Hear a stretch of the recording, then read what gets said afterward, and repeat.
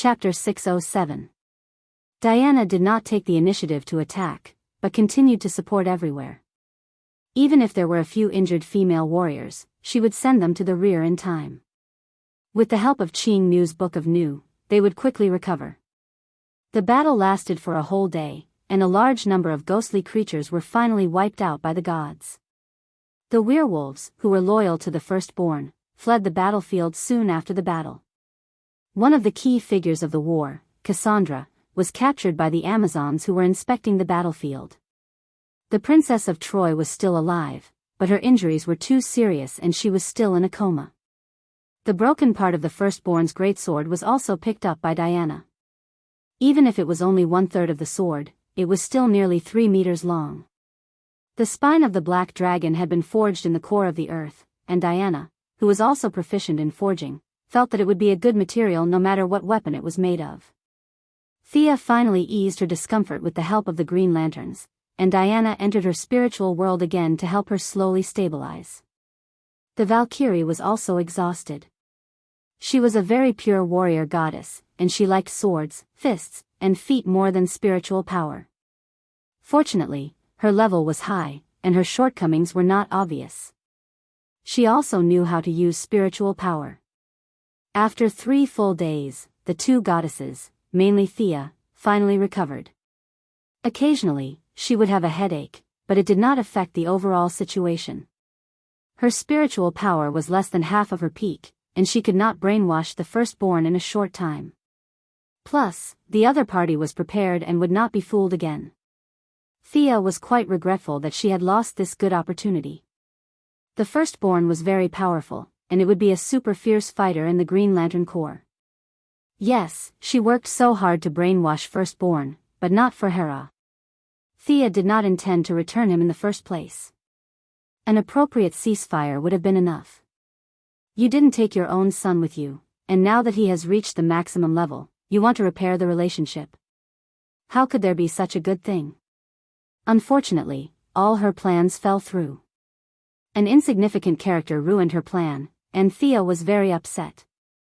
When she heard that Cassandra was captured, she took Diana to have a look. Miserable, really miserable.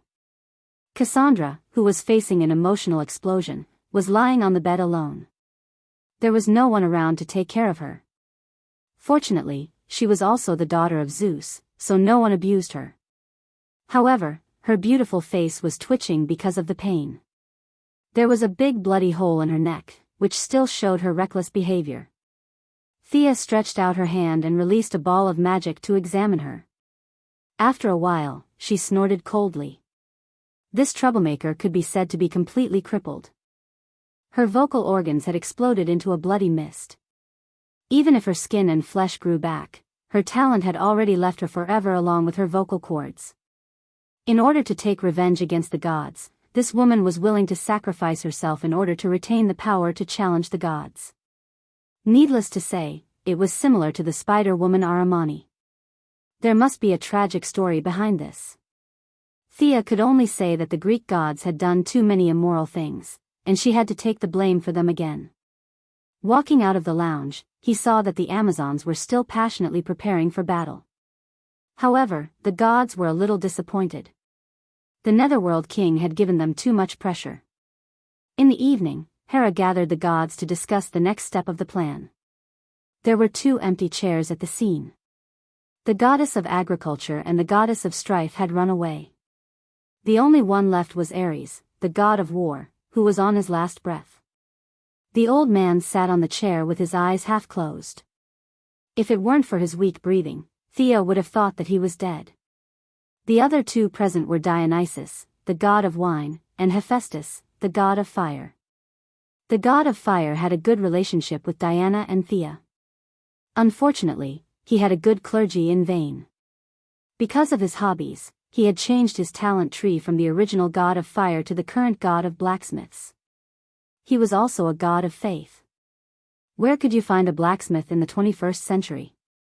He was supposed to be a fierce warrior in the front lines, but now he had completely become a support staff and was extremely weak.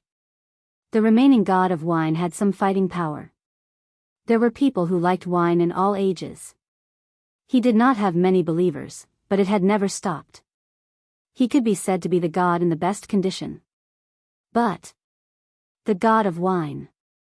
Just by hearing his name, one could tell that he was weak. It was impossible to expect him to defeat Hades. Hera was speechless as she looked at her subordinates.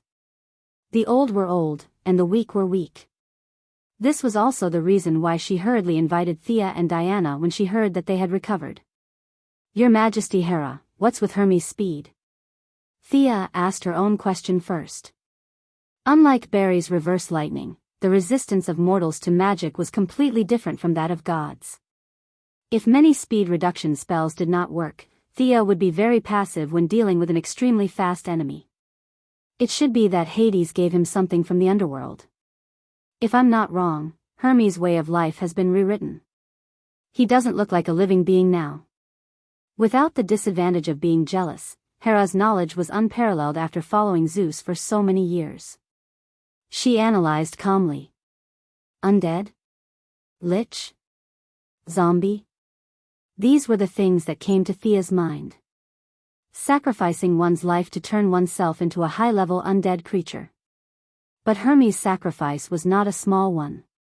Giving up the dignity of a god and becoming Hades' henchman was not a good decision. However, Hermes had recovered a lot of strength, which troubled Thea. Speed was really not something she was good at. Hera lowered her head and pondered. The army of the underworld was boundless. Even Zeus couldn't ignore it when he was still alive. Due to the rules, the number of dead in the underworld had to be maintained at a certain level. Hades couldn't mobilize all of his forces, but even 1/10 of them was a terrifying number. Judging from the fact that Hermes could control those ghost creatures, the firstborn and Hades must have some behind-the-scenes deals. The difficult situation gave Hera a headache. She looked at Thea. "The next time the firstborn comes, can you still stop him?" Thea thought for a moment. She did not want to give up the firstborn as an excellent fighter. Olivier was stubborn. In fact, she also had this trait in her character, but she thought it was called persistence. He must be prepared.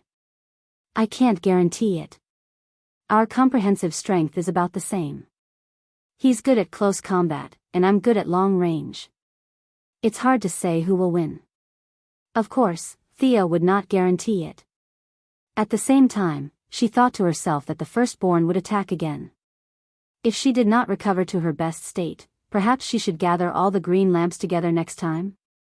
The meeting ended hastily, and no one could make any constructive suggestions. In order to encourage or comfort Thea, Hera directly opened Zeus's collection room and let her choose 3 treasures. This was a deal for Thea. Her friendship with Hera was far from the point where she would stand up for her. Getting paid for doing things was in line with the purpose of the goddess of wealth and trade. In the face of the wide-open treasury, she did not stand on ceremony. She pulled Diana and walked in. As a powerful and restless god-king, Zeus's treasury could be said to be the best in the world. Unlike the Heavenly Father who liked to stay at home and did not step out of the house, Zeus's old man was young at heart. He wandered around the world and found many little girls, and he did not let go of any treasures. He was powerful and had a good eye. Countless treasures were picked up by him and brought back to his home. The goddess of wealth had her own identification skill. Even if she could not name many treasures, Thea knew the general purpose, and that was enough for her to choose. Many treasures, even with Thea's current strength, were tempting. The dazzling brilliance made her little heart beat wildly. She was not a law-abiding person. She could not help but think, how nice it would be if these treasures were hers. Chapter 608. However, she also knew that this was just wishful thinking. After all, Boss Zeus was still alive. Making a deal with Hera was fair and just. No one would say anything if she took a few treasures, but if she took them away in the dark of the night, she would be in big trouble. The trouble with happiness was that there were too many choices. Back on Paradise Island, Thea was happy for a few nights with a fake godslayer. At that time, she thought that there were very few treasures in the world and that it was not easy to find them. Until today, Thea realized that it was not that there were few treasures in the world, but that Zeus had taken all the treasures back home in advance. Taking advantage of the fact that he had created his account early, this boss had probably ransacked the entire place, which was why the outside world was so clean. Even a piece of divine artifact could be used as a treasure, while the treasures in his own home were piled up like a mountain. Boss Zeus had fully demonstrated what it meant to walk the path of others and leave them with no way out. What should she choose? Thea stroked her chin and pondered. Diana was looking at these treasures with the intention of broadening her horizons. She could not give any constructive suggestions. Thea looked at Hera, who was standing outside the door of the treasury. This person was also very cunning. She seemed to be generous and let Thea choose whatever she wanted. In fact, there were definitely good and bad treasures in here. If she picked a good one, she would have profited. If she picked a bad one, she could only blame it on her bad luck. Hera was not responsible for explaining. Everything depended on her. Thea could only concentrate her divine power in her eyes. She wanted to use her position as the god of wealth to find the most valuable item in this treasury. Her eyes were full of radiance. Thea could not name many treasures, so she could only judge by the god of wealth. A nameless gauntlet, 1 meter of golden light. Thea picked it up and looked at it, then put it down. She turned her head and saw a black iron arrow, 1 meter of golden light. This is the hidden arrow that killed Achilles. Diana explained. Thea weighed the arrow in her hand. She did not like this kind of weapon that hurt people secretly, so she put the iron arrow back to its original position and continued to search. As she walked, she found a good item. It was a shiny golden cup. The Eye of Wealth determined that this cup was very valuable. Leto used the sunlight of the Aegean Sea to forge the Holy Grail for her son, Apollo. It shines like the sun even in the dark night. Legend has it that it can even eliminate negative emotions and all kinds of darkness. Diana looked at it for a long time this time and compared it with her memory. Thea felt that this thing was not bad, mainly because of its ability to eliminate negative emotions. It was very convenient for her to control anger. She ticked this holy grail in her heart and left it for last. After that, she saw many treasures. She wasn't lacking in weapons and armor at the moment, so her gaze was all on those treasures with miraculous effects.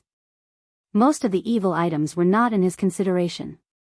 His main focus was on the legendary treasures, such as Odysseus' ruby, which was given to him by his wife, Penelope, on the eve of his expedition to Troy.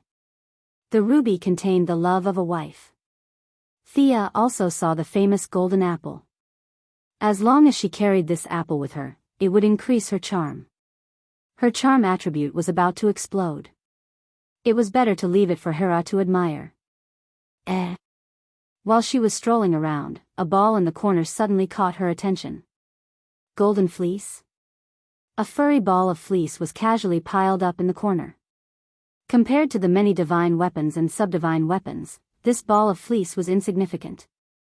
However, Thea's divine power of wealth told her that this thing was priceless. How could this be? Thea touched the fleece. Other than being a little soft, there didn't seem to be anything unusual. What was she going to do with this thing? Was she going to make a scarf? Thea's thoughts diverged as she pondered about its use. She shook her head and smiled secretly.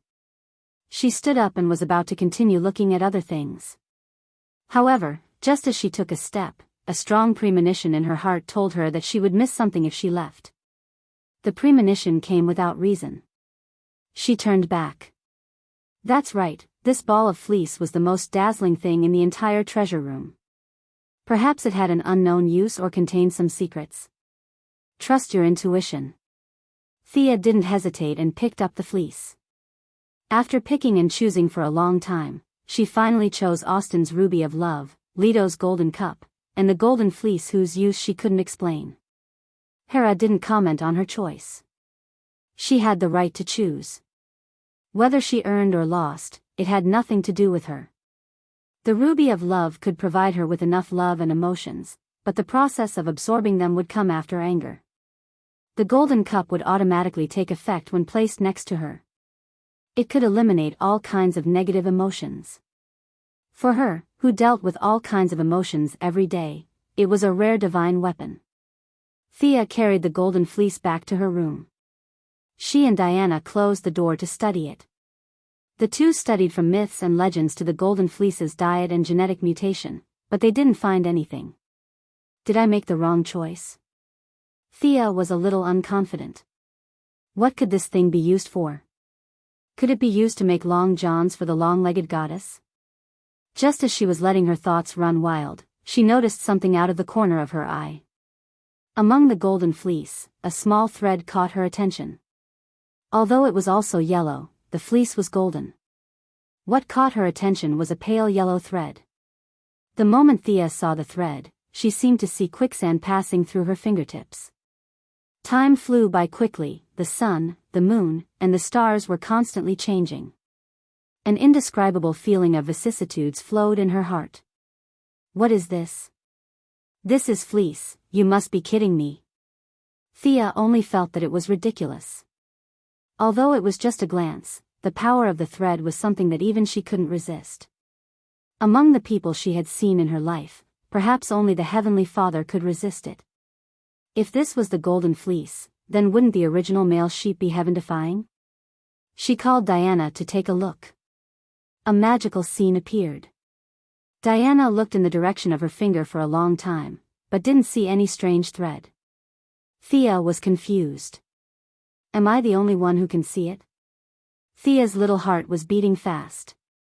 She asked Diana to keep a lookout for her and carefully studied it. It was too reckless to touch it directly. She separated a trace of her spiritual power and tried to communicate with the thread. At least she had to know what it was. As soon as the spiritual power touched it, it was shattered before any information could be transmitted. Thea thought that it was an offensive weapon. She carefully guarded for a long time, only to find that the thread was still hidden in the pile of fleece. There was no further movement at all. The eldest young miss was a little confused. There was no doubt that this thread was very magical. Thea calmed down and thought of several worst-case scenarios. In order to prevent accidents from happening, she prepared several instantaneous spells in advance and firmly locked onto her own coordinates. Unless it was an existence far more powerful than her, it was impossible to teleport her away. Only then did she try to touch the silk thread for the second time. Chapter 609. The second test also ended in failure. The golden thread stubbornly cut off the connection between the two sides and did not say anything. Diana could not help with this kind of mysterious thing. She carefully thought about various myths and legends, but could not remember anything special about this sheep. This thread should not be from the golden fleece. It's more like it was mixed in and was accidentally brought out by you. Diana carefully analyzed for her and could only come to this conclusion. Thea could also think of this. How could the golden sheep be so powerful just as a background? If even a hair of the golden sheep was so powerful, Hera would not have to worry about the firstborn and Hades. If the enemy came again, she could just close the door and let the sheep go. Then Thea began to persevere with the golden thread.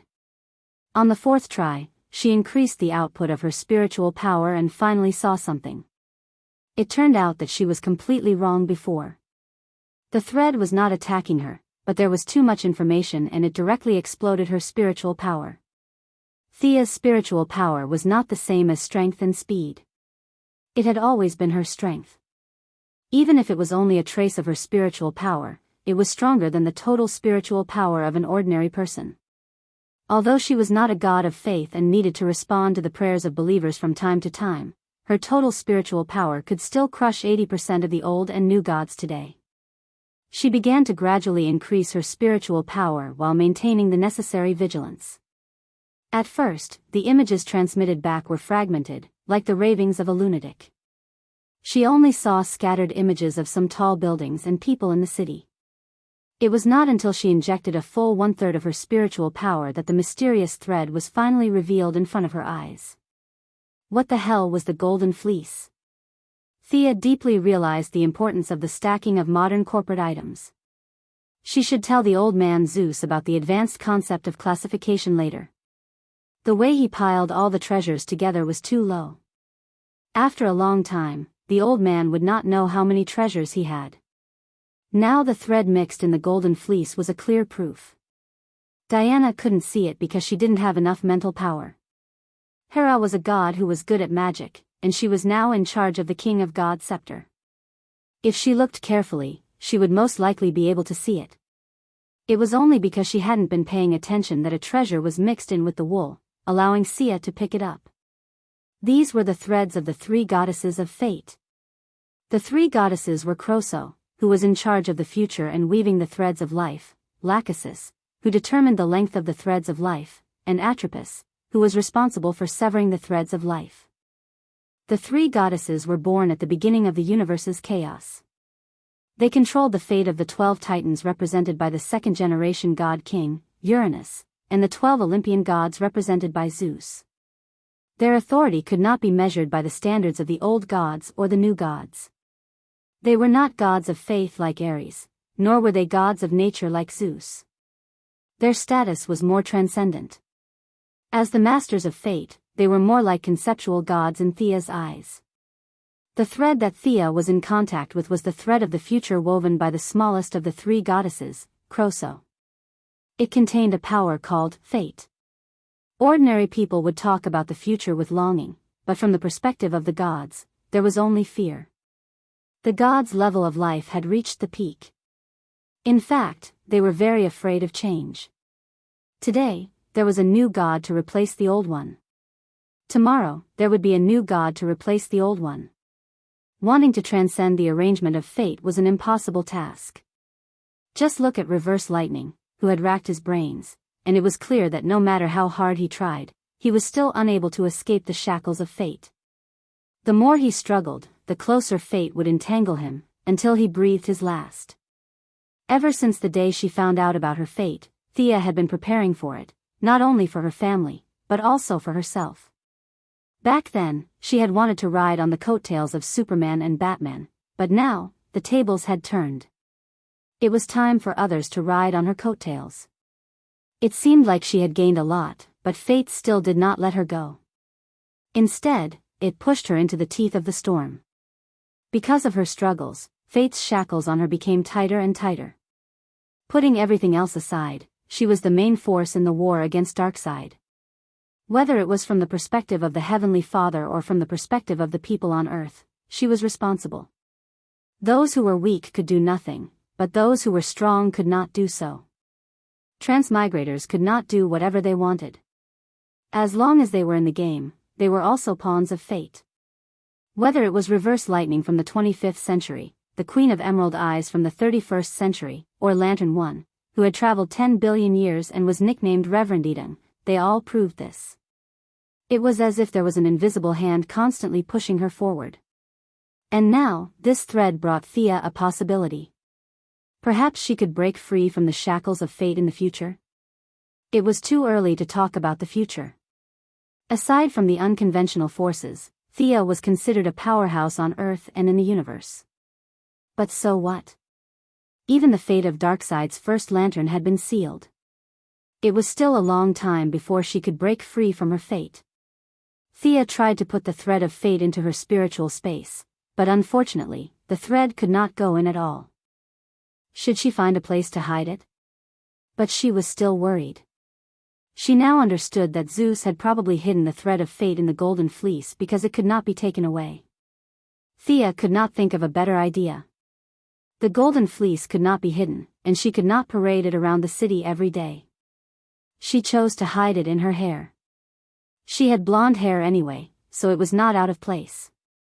The golden fleece was still shining after the thread of fate was taken away, but it no longer had the inestimable value in Thea's eyes. It was now just a decent decoration. Should I make a scarf for you?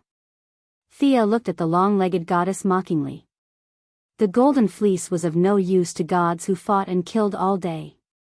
Diana knew her character, so she just laughed it off. The next day, Hera asked her about her thoughts on the underworld invasion in private. Although the main reason was that Thea did not have good taste, the second reason was that Thea did not tell the truth. As the subject of the transaction, the two sides had completed the transaction. Thea could take it with a clear conscience.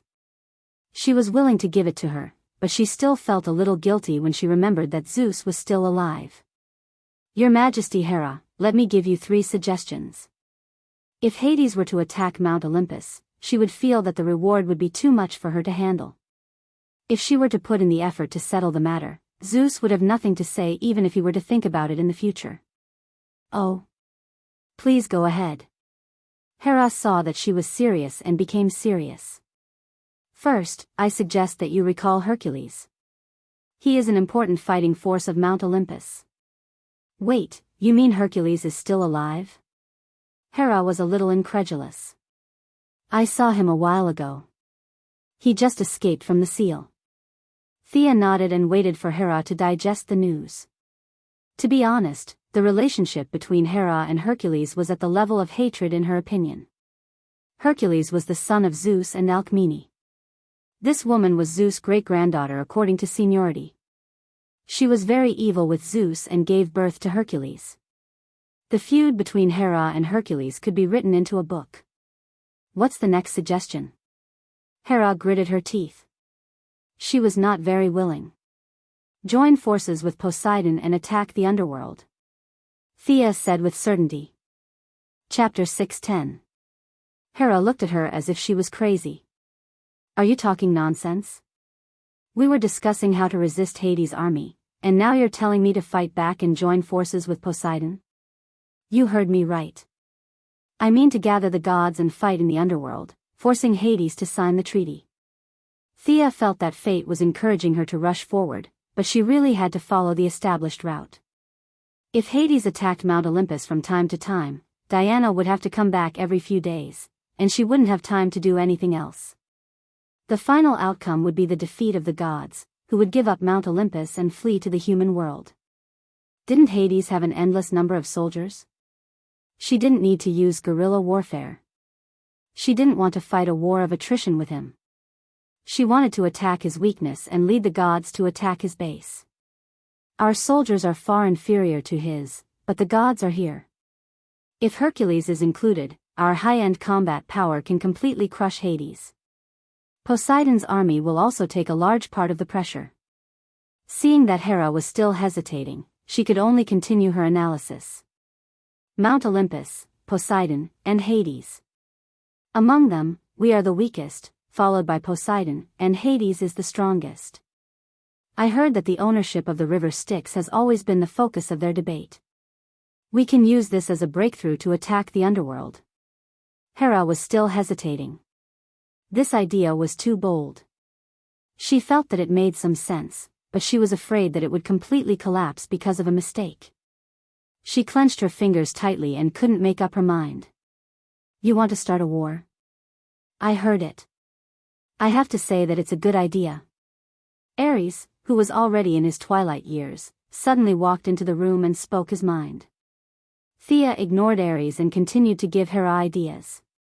Diana can go find Hercules, but you have to give up your past views and accept him again. I can also persuade Poseidon. Hera was a little surprised that Milady was going all out for the threat of fate. She didn't understand why Milady was so proactive. I'm still the God King. I'm not in a hurry.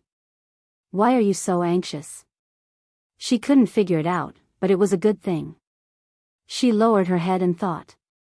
Hercules, as long as he doesn't object, I can accept him again on behalf of Mount Olympus. As for the personal grudge between us, if he is willing to take a step back, I can pretend that it never happened. Hera said through gritted teeth. The grudges between her and the Hercules were far too abundant. How could they be erased with a smile? How could that be? The only way was for both sides to take a step back at the same time. Otherwise, they would start fighting when they met. As for allying with the sea monarch, she had obviously spent a lot of time thinking about it. Once the alliance was complete, he would have to send out his troops. He couldn't possibly tell the Ocean Emperor that he was just teasing him and that he should just go back to where he came from. If that happened, the Ocean Emperor would have to attack Hera first before using the underworld. Not long after, she thought of a new question. Can you find Poseidon? I only know a general location, but I remember that he was very close to the Atlanteans. Of course, Thea knew about this. Otherwise, she would not have come up with this idea. Don't worry, I'm also friends with the Atlanteans. Poseidon had always been a god worshipped by the Atlanteans. It was said that he lived in the deepest part of the sea. Thea felt that it would not be difficult to find this god with the help of the sea monarch couple. As for how to persuade him after that, it could only be said to be improvisation. There was a 70% chance that she would use her fists. The nature of this world was that there was no need to show off. Whoever had the bigger fist would have the right to speak. The strength of the sea monarch was far inferior to Zeus. In Thea's opinion, he was most likely at the same level as the firstborn. Against an enemy of this level, she did not think that she would lose if she went all out. She even wanted to take a look at the sea monarch's treasury. What if there was a treasure like the thread of fate? Since you are so proactive. All right, I agree. Hera thought about it and finally made up her mind. Thea was really speechless. Hera was good at scheming, but when it came to serious matters, she was hesitant. Hera's personality flaw was too big. Also, you must conscript Apollo to join the battle. Also, order the two gods who escaped to come back. If they don't come back, they will be expelled. Thea was still a little afraid of Apollo. How could he just stand aside and watch? Forcing him to join the battle? The sun god naturally had some characteristics of light. Anyone could surrender to Hades, but not him, unless he wanted to become a dead sun. Hera was actually very dissatisfied with Apollo. He was the only god who did not come, but Hera did not have many ways to keep him in check. I'll call Kara Danvers. You can take her to threaten Apollo. Thea also knew that Hera was not the god king.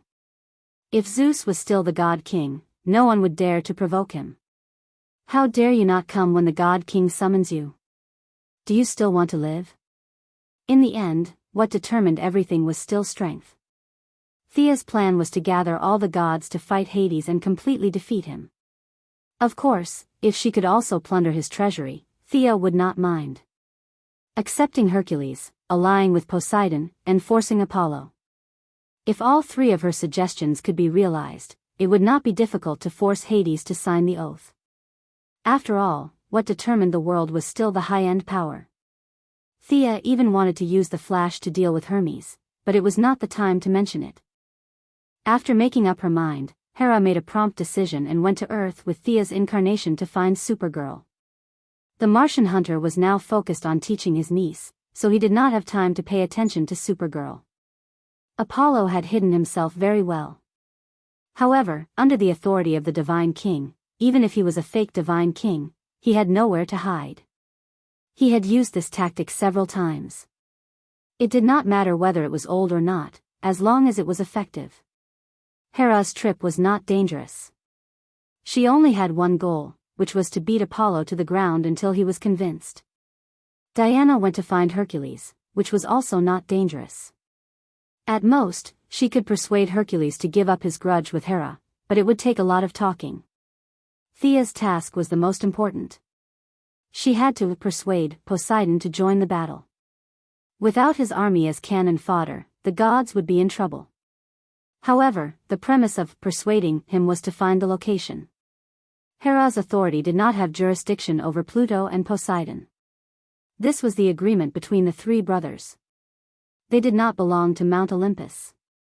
Hera only knew the approximate location, so Thea had to find it herself. Time was tight and the task was important. They split up. Thea left Mount Olympus and went to find the Neptune couple. She remembered that there were records of Atlantis, and they might even have some contact. Poseidon. The Neptune, who was spending time with Mela, was surprised by Thea's visit. He was especially surprised by the name she mentioned. Wasn't that a character from Myths and Legends? Chapter 6:11. You don't know? Thea was dumbfounded. Was there a problem with her plan from the beginning? You don't know? Mira asked at the same time. She looked at her husband in shock as well. What do I know? The Sea King, Arthur Curry, was dumbfounded by their questions. He was making oatmeal and quickly turned off the gas. With his sharp mind, he realized something. Thea was confused by the couple's questions and answers. Seeing the slight change in Mira's expression, she signaled for her to speak first. Poseidon has always been a god worshipped by Atlantis. Didn't the Elder Council mention it to you? The Sea King shook his head, indicating that he did not know. He had a strange expression. No one has ever mentioned it to me.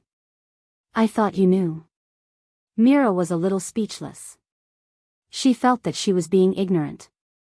At the same time, she was also a little annoyed. She should help her husband with his studies. He had lived in human society all his life and knew too little about many of the customs of Atlantis. Sia coughed softly when she saw the young couple's lovey-dovey look. Unlike a simple young couple, she felt a strong sense of rejection and conspiracy from it. She didn't need to think to know that it was the Elders' Council behind this. She was a political figure now, but she still didn't like politics. Unfortunately, she couldn't escape the influence of politics because she was in the middle of it. Even the evil Lord Darkseid, despite being so powerful, still had to make some compromises with politics and split up the power in his hands. For example, he let the Wasteland Wolf lead his army, and Desard managed all the affairs on the Apocalypse Star. Darkseid could kill these people instantly, but if he wanted them to work for him, he had to make some concessions. This had nothing to do with strength, but a deeper problem of order. The Elder Council that the Sea King was talking about was the product of a few parties' coordination.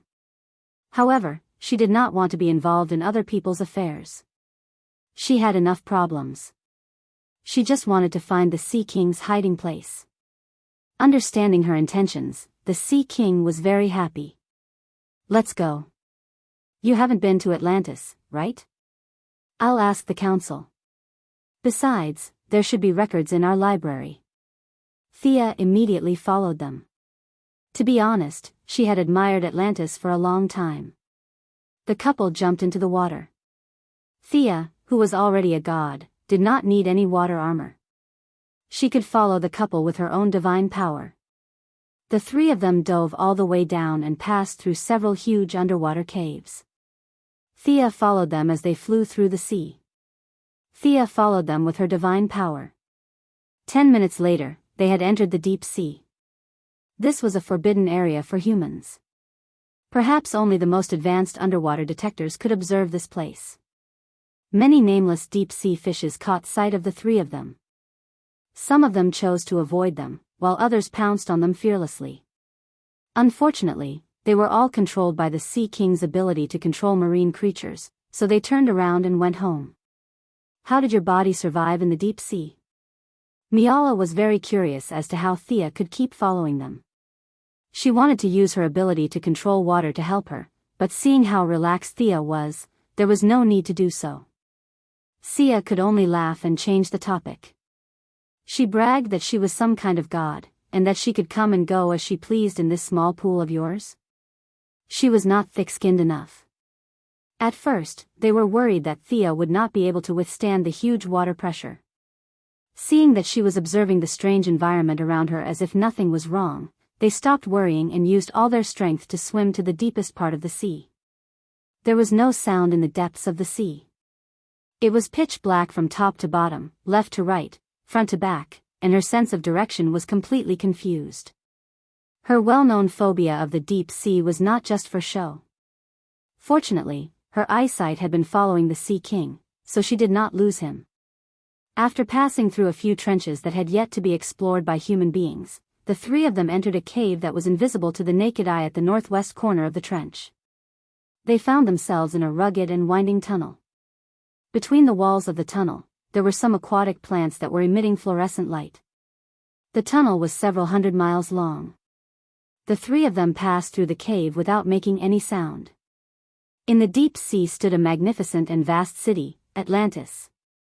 This city that had sunk into the deep sea still retained its former beauty.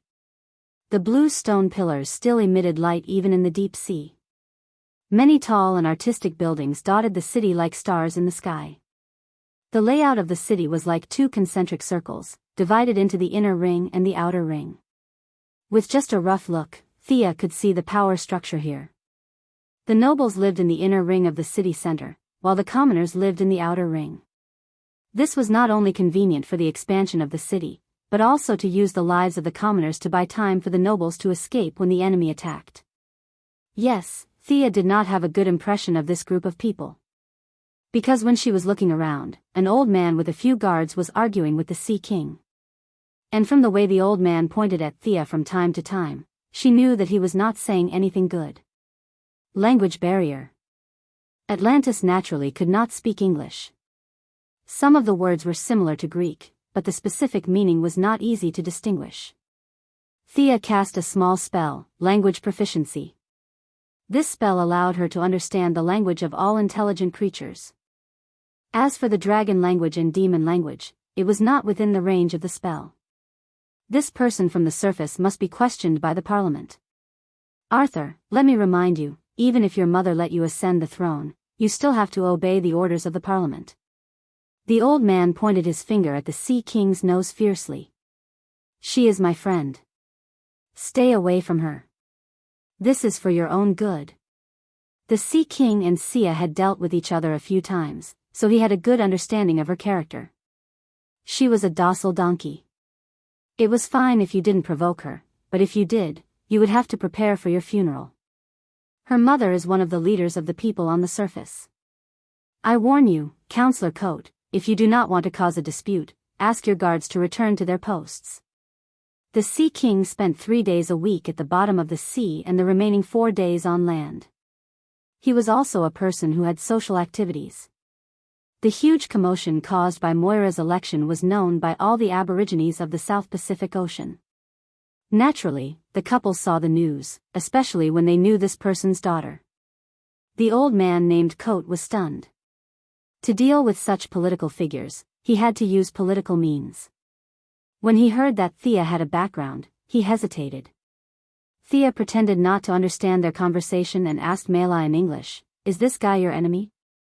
He looks disgusting. Do you need me to make him disappear?" In fact, she was hoping that Mela would nod her head. Then, she could use the eye of obliteration to make him disappear. It was too complicated to deal with gods, but it was effective against an ordinary person. Mela was shocked and hurriedly pulled her back. She gently waved her hand and pointed at the Sea King with her chin, indicating that her husband could solve this problem. Chapter 6:12. After learning about the special relationship between Thea and Diana, Mela became much friendlier towards the two girls. In her simple and honest view, as long as they did not steal her husband's woman, they were all good women. The old man's eyes flickered as he weighed the pros and cons. In the end, he gave up and a possible face-slapping scenario disappeared without a trace. Thea sneered. The Sea King couple probably did not know that the underwater world and the land were not as isolated as they thought. She, who had recently taken control of the underground world, knew that there was always a secret channel between the two sides. The only thing that could make both sides sit down and talk about benefits. The seabed was rich in pearls and items from sunken ships. These things could be sold at sky-high prices on the surface. Similarly, the surface world had a wide variety of medicines and chemical products, which were very popular among the underwater nobles. It was true that the seabed was vast. Unfortunately, there were many things that could not be found underwater, so they could only seek help from the land. Both sides took what they needed. Thea even knew that her medical cabin had been smuggled here, which showed how frequent the interactions between the two sides were. No one knew when this secret channel was built. The people in charge of this channel had changed countless times. Some people worked for their entire lives and still did not know that the people they were dealing with were the legendary Atlanteans. After chasing away the annoying flies, the Sea King couple led Thea to the city center. As you can see, their attitude towards me is definitely not friendly. Let's ask my mother directly. She definitely knows the whereabouts of Poseidon. Your mother? Thea was a little surprised. Of course, it was not because the Sea King had a mother.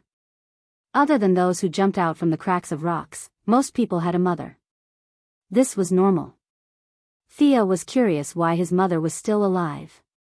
Feeling that the development of things here was a little different from what she remembered, Thea decided to listen more and see less.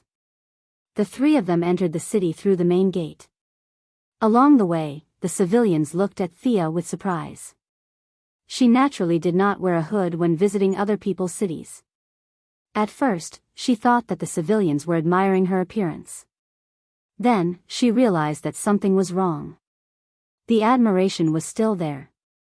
More of the civilians were shocked that a person from the surface could appear here so openly. How can they tell that I'm a mainlander? Is there such a big difference between me and you? Thea did not understand. She felt that she was no different from the Sea King and the others. Could it be that there were only so many people in Atlantis, and everyone knew each other? Haha. The Sea King laughed heartily. To you, it's an extremely small area. We have gills, but you don't. The Sea King pointed at his own neck as he spoke. Thea took a closer look and realized that there were indeed tiny air holes on both sides of his neck. However, the Sea King's hair was exuberant, so they were well hidden. If one didn't look carefully, they wouldn't be able to tell. After this brief interlude, Thea calmly accepted everyone's gazes and followed them into the inner circle of the noble district as if nothing had happened. My mother passed the trident and the throne to me. She has now retreated behind the scenes. She is very kind and wise. She must know the answer to your question. Along the way, the Sea King would occasionally introduce the current situation of the city. When he talked about his mother, his words were filled with pride. It was another old woman. This was the only thought that appeared in Thea's mind. There were many more old women in this world than expected, and they were all political figures. Her own Moira, Diana's biological mother Hippolyte, the Sea King's mother, Luther's mother. In the Sea King's impression of his mother, she was kind and considerate. Without looking, Thea knew that it was all an act because her own mother was the same. The three of them did not go to the palace. Instead, they went to a small courtyard not far from the palace. According to the Sea King, after he inherited the throne, his mother was still close to guide him. When they stepped into the courtyard, a person rushed out in a hurry. The person had black hair and a black vest. His gaze swept across the Sea King and the others, pausing for a moment on Thea's face for some reason. After that, he left without looking back. That bastard Amu doesn't respect Arthur at all. Mela said indignantly. The Sea King did not have much prejudice against this half-brother of his. In fact, he even fantasized about being respectful to his younger brother. When the three of them walked into the house, they were all stunned by the scene in front of them. A mature woman was lying in a pool of blood. There was a sharp blade in her back that pierced through her chest. Mother! The Sea King roared. Mela was stunned and hurriedly went to check the wound. Thea rolled her eyes speechlessly. In an instant, she thought of many things. Conspiracy, conspiracy, and conspiracy. Unlike the two naive children of the Sea King, she thought deeper and further. However, all the explanations could only be verified after the fact. The most important thing now was to save the mother. I'll save her. Thea asked Mela to stand aside. This girl had no experience in treating people. The Sea King's mother was about to die. How could she use water to freeze the wound? External injuries could be treated in this way. However, in this situation, the more her body temperature was lost, the faster she would die. She raised her hand and used 3 healing spells on the mother to keep her alive. Thea immediately took out her special medical cabin. Magic was not omnipotent. For fatal wounds like this, some surgical methods were more effective than magic. Thea scanned the woman's organs with her supervision. They were similar to those of modern earthlings. However, she did not dare to be careless. Coincidentally, there were many books in the study of the Sea King's mother. She found a medical book and started reading. With the help of the time acceleration enchantment, she finished reading all the medical books in Atlantis in just 30 seconds. Next, she started to work. She built an extracorporeal circulation system, cleaned the wound, and used magic to promote the self-growth of the cells. There's a poison in your mother's body that's resisting my magic. I need some time to study this poison. It's best that we go to the surface to treat her. Thea's treatment was extremely fast. Sometimes, she felt that she was about to become the god of medicine. We have all kinds of equipment in Atlantis. Why don't we treat her here? The Sea King was a little puzzled. He was relatively naive and did not smell the thick smell of conspiracy in the air. Thea smiled bitterly. If I'm not wrong, Atlantis will soon not belong to you, but to them. Huh? The couple did not understand such a strange sentence. Fortunately, someone revealed the answer for him. He, who had been paying attention to his mother, finally realized something. There was a hubbub of voices outside the courtyard. Many voices were inadvertently heard. That person from the surface killed the queen.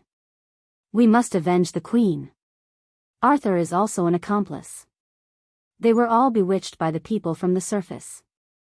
Let Sir Amu lead us to avenge the people from the surface. The sudden turn of the situation stunned the Sea King couple. They did not know how things turned out this way. The old man who blocked the way before did not seem to be afraid of my political identity. Instead, he used it. They want to start a war. Thea was speechless as she revealed the answer. Chapter 613. Seeing that the Sea King and his wife were still in a daze, she continued her analysis. I don't know if the real mastermind is your good brother, but to be able to come up with such a plan in such a short time, this person is very good at planning. First, she got rid of your greatest support, your mother, and then framed me. This was a very ingenious plan. Not only did she deprive you of your throne, but she also used my identity to turn the ordinary people's love for the queen into hatred for the people on the surface. Do you understand now? Thea finished and looked outside again. The ice wall made by Mela would not be able to hold them off for long. Moreover, the enemy had already assembled the advance troops.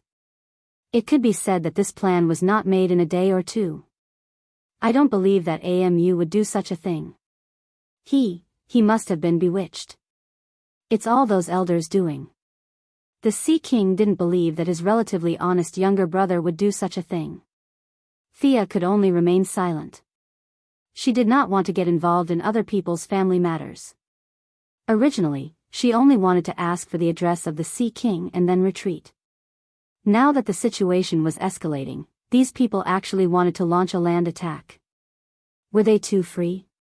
Wealth from war was indeed good, but the current Earth had to preserve every bit of vitality in order to face future enemies. Not only the people on land, but the Atlanteans at the bottom of the sea were also part of the Earth. Every sacrifice would be a great loss. Unfortunately, she was compassionate for the sake of the big picture, but some people treated her as a pushover. It's that woman. Kill her and avenge the queen. Someone in the crowd said. Judging from the voice, it was the counselor who blocked the way. Many of the civilians were bewitched. The mastermind knew these people's personalities very well. He chose those who were usually very impulsive. Seeing that they were holding all kinds of spears and sticks, Thea put on her hood again. She was afraid that her sneer would be seen. At the same time, she accumulated magic in her body. Even if she did not kill them, she should teach them an unforgettable lesson. Stop, all of you stop. Sea King Arthur waved his trident in front of her. In the past, the crowd would show a certain degree of respect when facing the trident, but today the queen was lying in a pool of blood, which made them burn with anger. Arthur, remember that you are our king, not some surface person. Hand over the woman behind you, and we will still respect you. The elder council will judge her fairly. A bunch of people were talking at once. Mela had been comforting Thea, afraid that she would go on a killing spree and cause a bloodbath. Listen to my explanation. Thea is not the murderer. She entered the courtyard with us. The real murderer is. He hesitated at the end. The crowd was in an uproar. It could be seen that the Sea King still had a certain amount of prestige, so they tried to give him a chance to explain himself. It's OM. We saw OM hurrying out of the room. The Sea King painfully told the truth. He thought that the crowd would calm down, but he had underestimated AMU's reputation in Atlantis. He had also overestimated the credibility of his words. He lied. OM is not that kind of person. Arthur, you traitor of Atlantis, how dare you frame your brother who has always respected you? The crowd finally exploded. Compared to Arthur, who had only been here for a few years, they trusted OM, who grew up in Atlantis, more. One grew up on the surface, and the other grew up beside them. Who would they trust? Subjectively, they believed and agreed with OM, which naturally caused them to be disgusted with Arthur. Perhaps OM was the most suitable king of Atlantis? This thought instantly appeared in everyone's mind. Thea was speechless when she saw this scene. The other party had accurately grasped Arthur's mentality and made him cut off all ties with his people. As long as he protected Thea, he would automatically give up the throne. If he did not protect her, a war against the surface would break out at any time. The situation took a turn for the worse. The angry civilians no longer had any concerns. They grabbed their weapons and rushed towards the three of them. The Sea King kept shouting, telling them to stop and listen to him. Unfortunately, these people thought that they had found the truth. The chaotic roars drowned out his explanation. What should they do? A serious problem appeared in the minds of the three of them. Thea did not have any scruples. She wanted to use her strength to defeat these ignorant civilians and then reveal the real culprit. With her supervision, she saw a large number of soldiers walking out of the barracks and starting to gather. Their target was this small courtyard. Atlantis lacked a lot of medicine. This was not because of their lack of technology, but because they lacked some necessary materials. Their technology was very advanced, and they were all equipped with energy weapons. Thea did not know how big their army was, but as far as she could see, there were tens of thousands of soldiers with advanced weapons marching towards this place. Unfortunately, she looked at the unconscious former queen. If she was not poisoned and unconscious, she could easily suppress the rebellion with her prestige. Now, she could only choose to avoid it. Arthur, the enemy's army is very close. Let's save your mother first. Thea stopped the Sea King, who was still arguing with the civilians.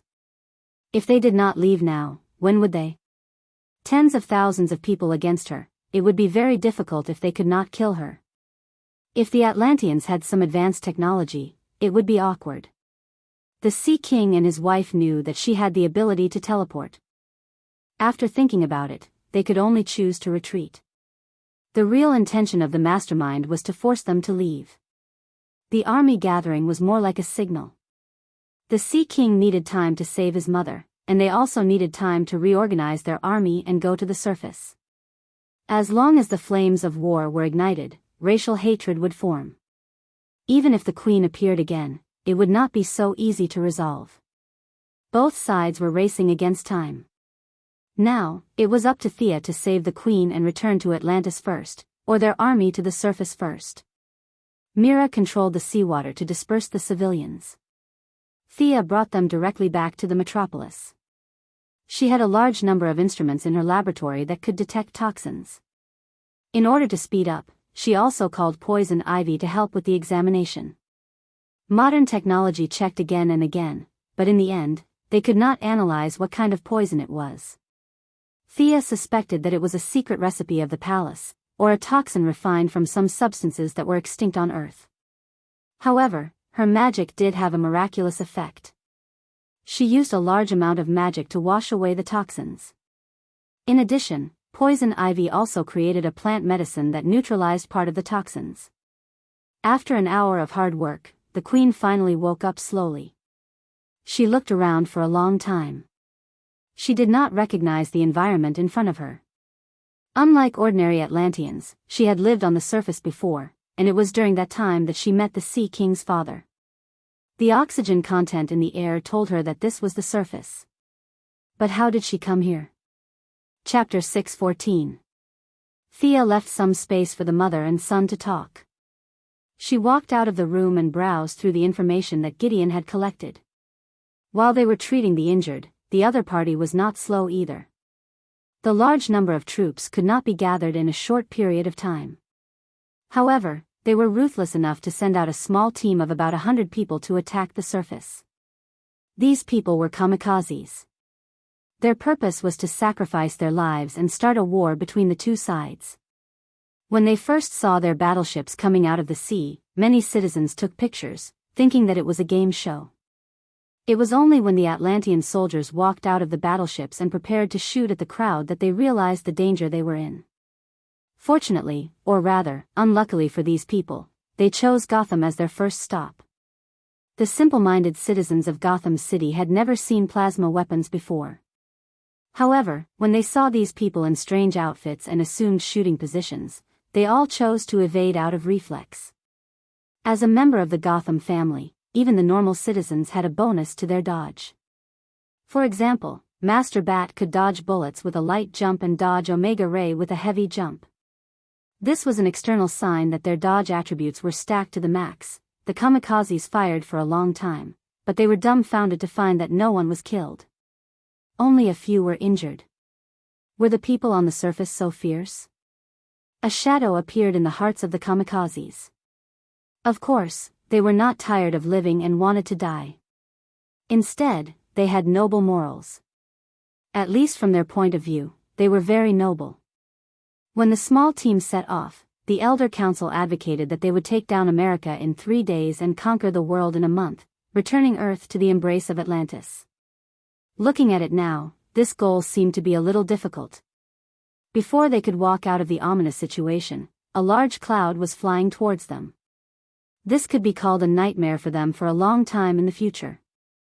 As a person who only slept for an hour a day, Batman saw an unfamiliar force enter his city and open fire without saying anything. He immediately rushed to the scene in the Batfighter. He met up with Batgirl and Third Robin, and the three of them beat up more than 100 people. They did not die, but severe injuries were unavoidable. Thea was secretly glad when she saw this. Batman's principle of not killing was sometimes troublesome, but sometimes it was useful. Arthur, a small team from Atlantis, landed 10 minutes ago and was wiped out. She hurriedly told the Sea King's family the good news. The Sea King was a little dumbfounded. On the one hand, he was surprised by the opponent's speed. On the other hand, he shared the same thoughts as the more than 100 of his injured clansmen. Were the people on the ground really that fierce? No one died. You probably know that it was Batman who stopped them. Thea thought to herself.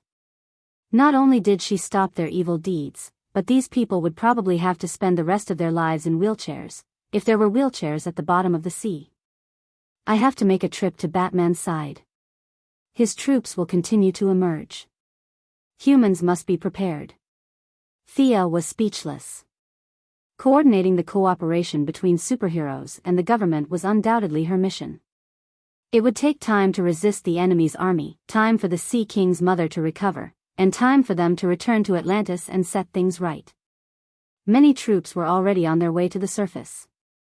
Even if the order was changed at the last minute, there would be those who refused to obey the order.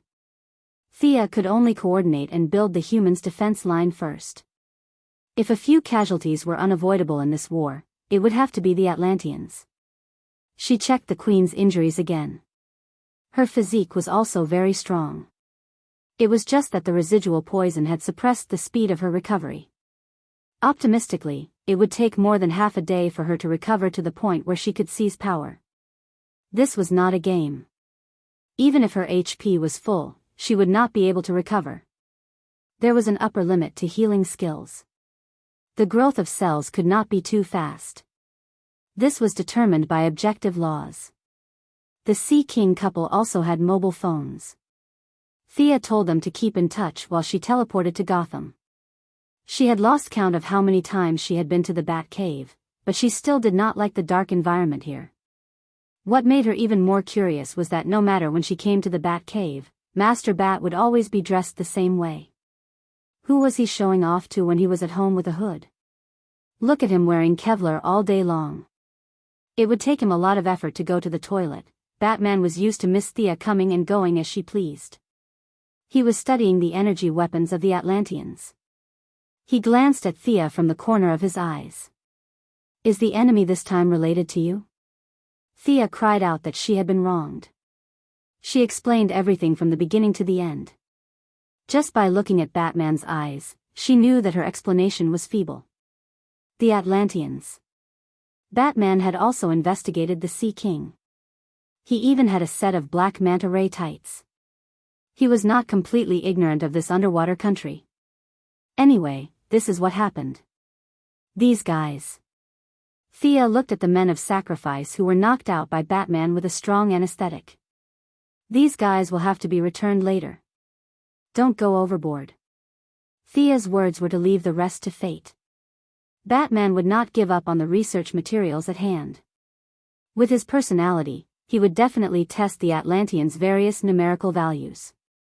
How much heat they could withstand, how much pressure they could withstand, how long they could survive in a vacuum environment, and lastly, their magnetic field and resonance frequency. After leaving the Bat Cave, they went to the Kansas farm. Superman was at home accompanying his wife who was about to give birth. After hearing Thea's description of the current situation, Superman immediately said that there was no problem. He would not hurt the Earthlings and could not kill the Atlanteans. He had no pressure in doing this. After that, Thea greeted the various superheroes and leaders of various countries. 3 motherships, 10 giant mechs, and 80 small mechs were all ready for battle. The vanguard of the Atlanteans had already set off from the deep sea. 2 submarines cruising in the Atlantic Ocean were attacked by them.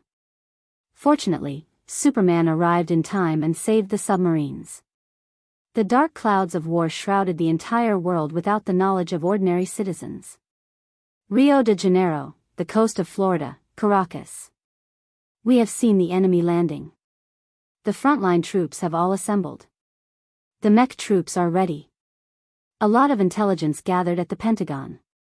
General Swanwick had a bitter face as he deployed the defense. He was originally a black man, but now his face was even darker.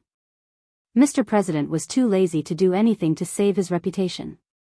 When he heard that the Atlanteans were invading, he did not ask about the details at all. He hid in the basement without saying anything and pushed everything to the Department of Defense.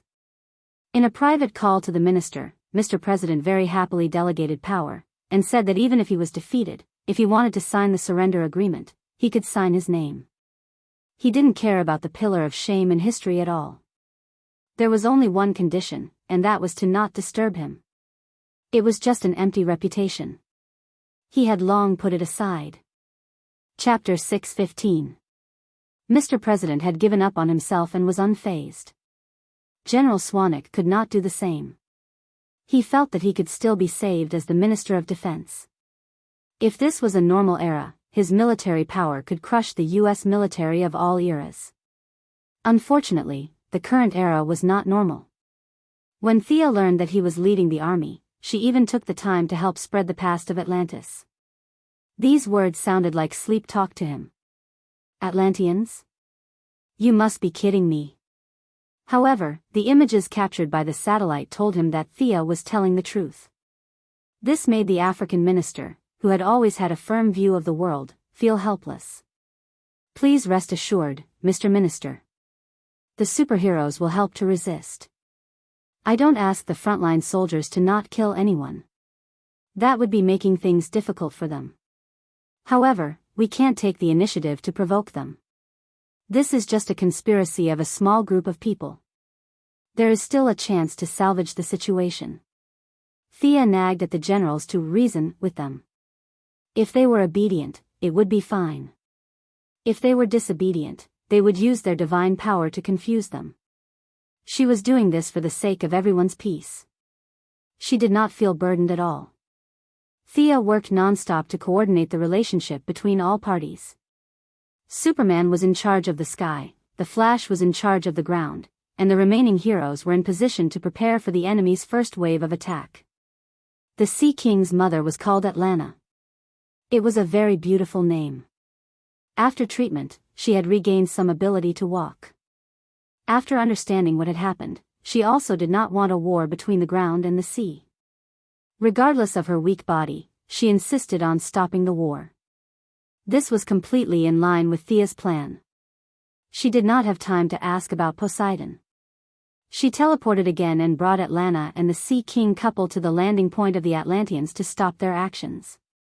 The first 2 landing points were considered successful. Neither the generals nor the soldiers expected the respected queen to still be alive. They were here for revenge. This made them feel dissatisfied that they were fooled by the elder council. The 2 dangerous situations were eliminated. The generals on both sides were ordered not to fire. Unfortunately, they encountered a huge obstacle at the 3rd landing point. The Sea Lord Amu, who was wearing a fish-scale armor and holding a magic halberd, walked out with a crowd.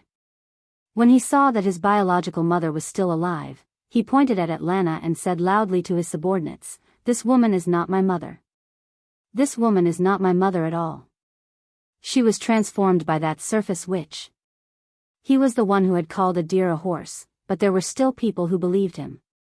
There were 3 old men behind him. From Thea's point of view, their clothes were absolutely gorgeous. The 3 of them didn't wait for Amu's words to finish before they immediately voiced their support.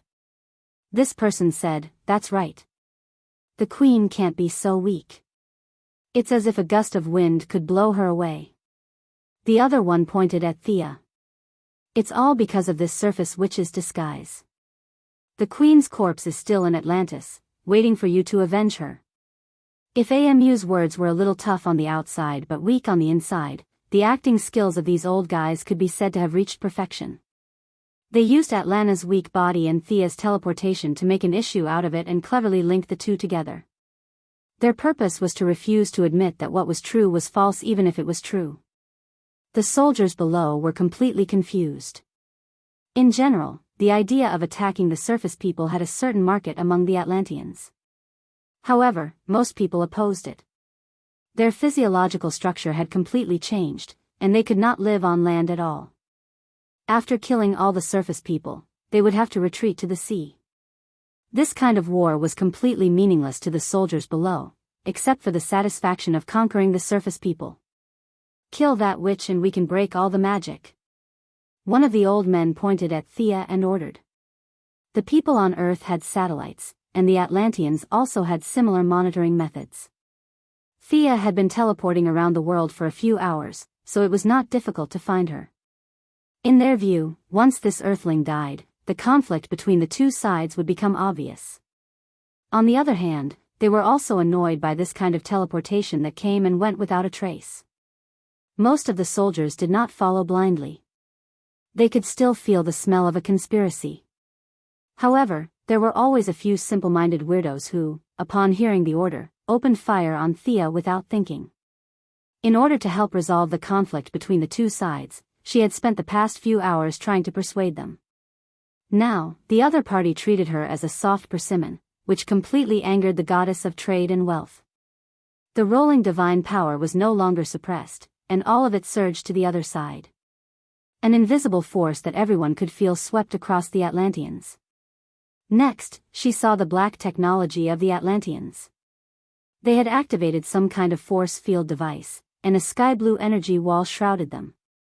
Thea was a little surprised because she found that this device was operated by water. The other party's water controllers, the people of Mira, were constantly pouring seawater into the device to maintain the energy shield. The few old men who were scared *+ before became complacent again when they saw that their safety was guaranteed. One of them even gave Sia a provocative look, as if to say, "Aren't you awesome? I'm standing right here. What can you do to me?" Thea's temper also rose. The brainwashing of the firstborn was disrupted and came out to find trouble. These days, it had not been smooth sailing. Now, even a nameless cameo dared to provoke her. She was ready to give these guys a hard time. The abundant divine power began to hit their shield like a giant hammer. The faces of several people operating the shield changed drastically. They directly turned a certain switch of the device to the maximum. At the same time, the water controllers were desperately pouring seawater into the shield to convert it into energy to resist the suppression of the divine power. It had to be said that their utilization of energy was much higher than that of the Earthlings. The energy contained in the seawater was almost 1-to-1 added to the shield. Seeing that the shield was constantly changing colors, from dark blue to light blue, the few old men looked at each other and did not look too good. They did not know what kind of invisible energy Thea was controlling. The scientists stayed in Atlantis and did not follow the army, but they knew that the other party must not have good intentions by hitting the shield so hard. The seawater was being consumed violently. The people were busy, but quantity was still not as good as quality. Relying on the black technology and the efforts of countless mortals, they could not stop the true god. Thea was confident that with 3 more hits, she could break the turtle shell. Just as she was about to break the shield in one go, a huge whirlpool appeared at the end of her sight. At the same time, a sharp and majestic divine power slowly rose from it. Damn it! She, who had always thought of herself as a lady, could not help but curse. What a coincidence! Thea stopped attacking and looked a little speechlessly into the distance. She laughed self-deprecatingly. This saved her a lot of trouble. She did not have to ask about the whereabouts of Poseidon because Poseidon had come to find her. Chapter 6:16. As the Atlanteans who had worshipped Poseidon for countless years, they sensed Poseidon's appearance only a little later than Thea. A few guys who looked like clerics were bowing in the distance. Poseidon did not show himself directly, but he sent out his voice. Why are mortals consuming so much seawater? Are you ignoring the majesty of the sea? Poseidon's voice was very dull, as if he was talking with a quilt. In Poseidon's opinion, it was most likely that the humans had nothing better to do, so they were reclaiming the sea. Every drop of seawater corresponded to his divine power, which was his capital to fight against Zeus and Hades. If they took advantage of his long sleep to reclaim the sea, he could not do anything. Now that he was awake, he naturally could not let the humans do as they pleased. Poseidon's body was still deep in the sea, maintaining a state of sleep. This time, it was only his avatar. He did not expect there to be a god on the surface, so he did not use any divine power to detect. Just like how Hades ignored Thea, Poseidon did not have the habit of casting detection spells on others anytime, anywhere. He did not know that there was a god at the scene who was about to reason with him. His original plan was very good.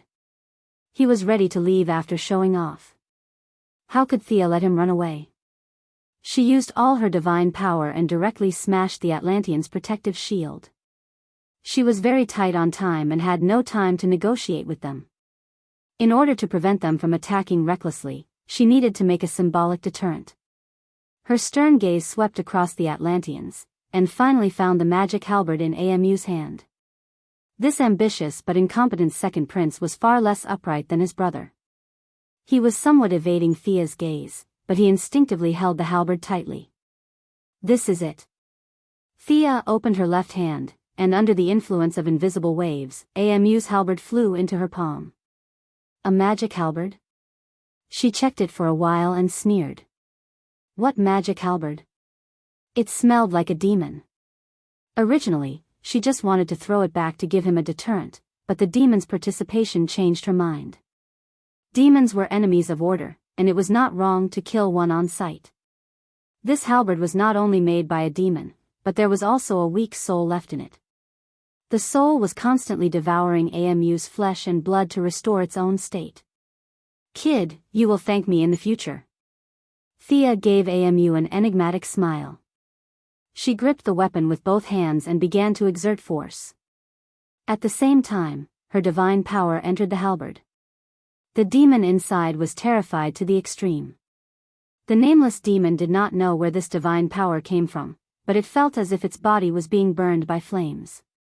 In the face of a disaster, it no longer hid. A shadow appeared above the halberd and tried several times to leave Thea's hand. At the same time, with the help of the soul connection, he began to absorb Amu's life force. The poor second-generation king screamed and fell to the ground. If it was a long, drawn-out battle, it would definitely cause irreversible damage to Amu. Unfortunately, there was an insurmountable gap between Thea and the nameless demon. This demon was similar to the one in Chatter Santana's body. Thea's divine power was like a millstone, and as soon as the two sides collided, the demon was crushed into fine powder. The demon was destroyed, and the halberd in Thea's hand was not much harder than chopsticks.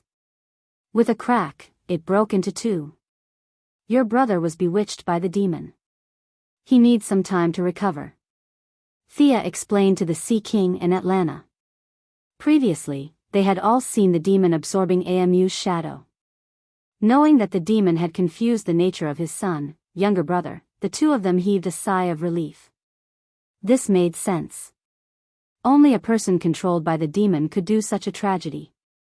As for the truth, it was up to them to deal with it. Amu was seriously injured. A few old guys were a little shocked by Thea and hurriedly carried Amu back for treatment. The humans had no intention of attacking.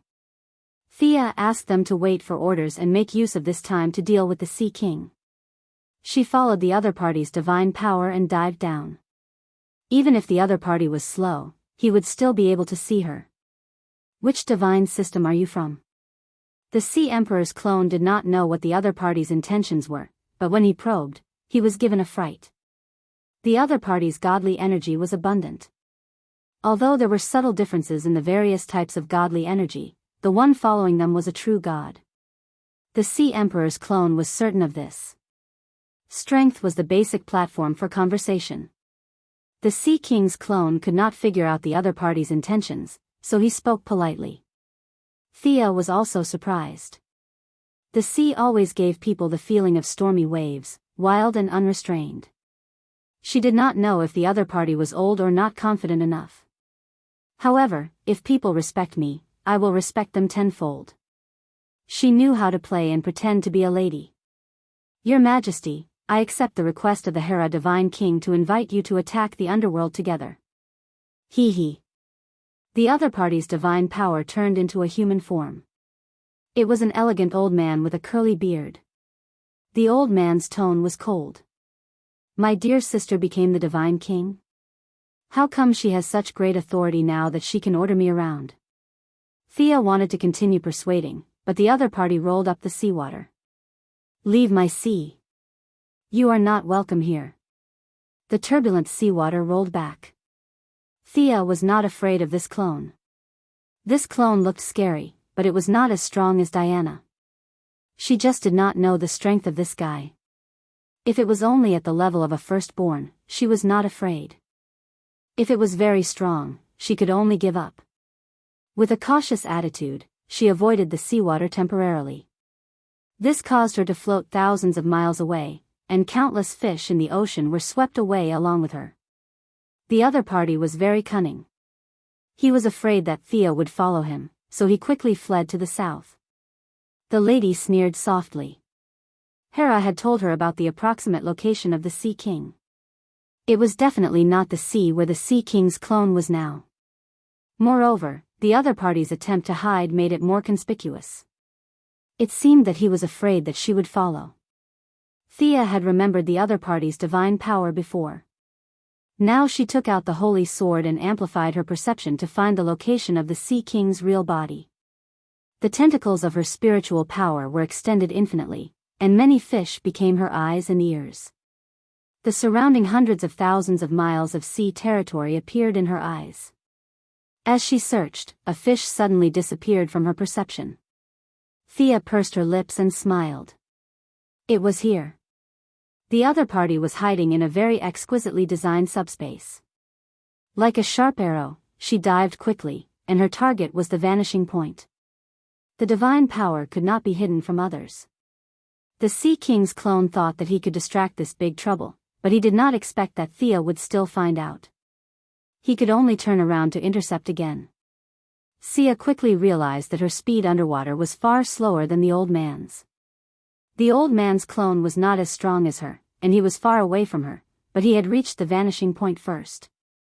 When Thea got close, she found that the old man had stopped and was staring at her angrily. Chapter 6:17. What a coincidence. Thea greeted the old man cheerfully. At first, the old man's eyes were as big as copper bells. Then, he thought of something and his anger slowly subsided. Looking at the textbook changes in his facial expression, Thea wanted to take out her phone and create an emoji of him gradually stabilizing his expression. What are you trying to do? The old man said angrily. Unfortunately, Thea had already seen through his act of seduction. To put it nicely, these gods were willful, but to put it bluntly, they were unscrupulous. This kind of character also determined that they would not play tricks. Just like how Athena dealt with Aramani by turning people into spiders, they did such a heinous thing openly. They had no intention of hiding it. The only good thing about being unscrupulous was that they were used to being arrogant and rarely lied. Their acting skills were not up to standard. I can't reason with you. I want to talk to your main body, Thea said fearlessly. At the same time, she was testing his bottom line. Bullsh *T. The Poseidon clone was so angry that he wanted to curse. The clone and the main body were naturally connected. He had never heard of the main body agreeing when the clone disagreed. Seeing Thea acting shamelessly, he really did not know what to say. After thinking for a while, he finally decided to take a small step back.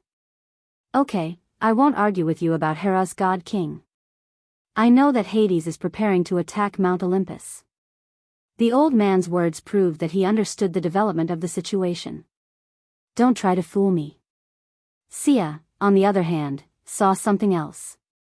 If this guy was content with the status quo, there was no need for him to spend so much effort to gather information. The human world had the internet, but the Greek gods didn't. Especially the Emperor of the Sea, Pluto, and Zeus, it could be said that they basically didn't have any contact with each other. Now, he knew that Hades was about to attack Mount Olympus. Either Hades had contacted him, or he had secretly observed it. She was not afraid of his concern. She was afraid that he did not care and had the intention to interfere. That would make it easier to make a fuss. Thea cleared her thoughts. Your Majesty, Mount Olympus is now the weakest, you are in the middle, and Hades is the strongest. You don't deny this, do you? The old man snorted proudly. Mount Olympus has been breached, and the gods have fled to the human world. Who is Hades' next target? He can't suppress me.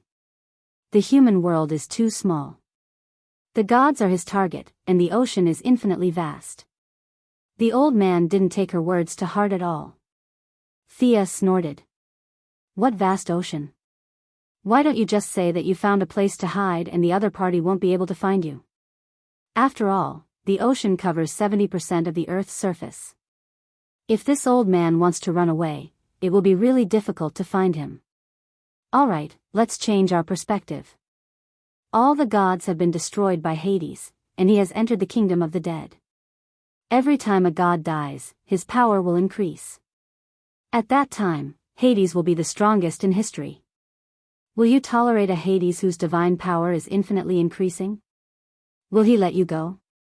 Thea was taking things for granted. The gods were not fools.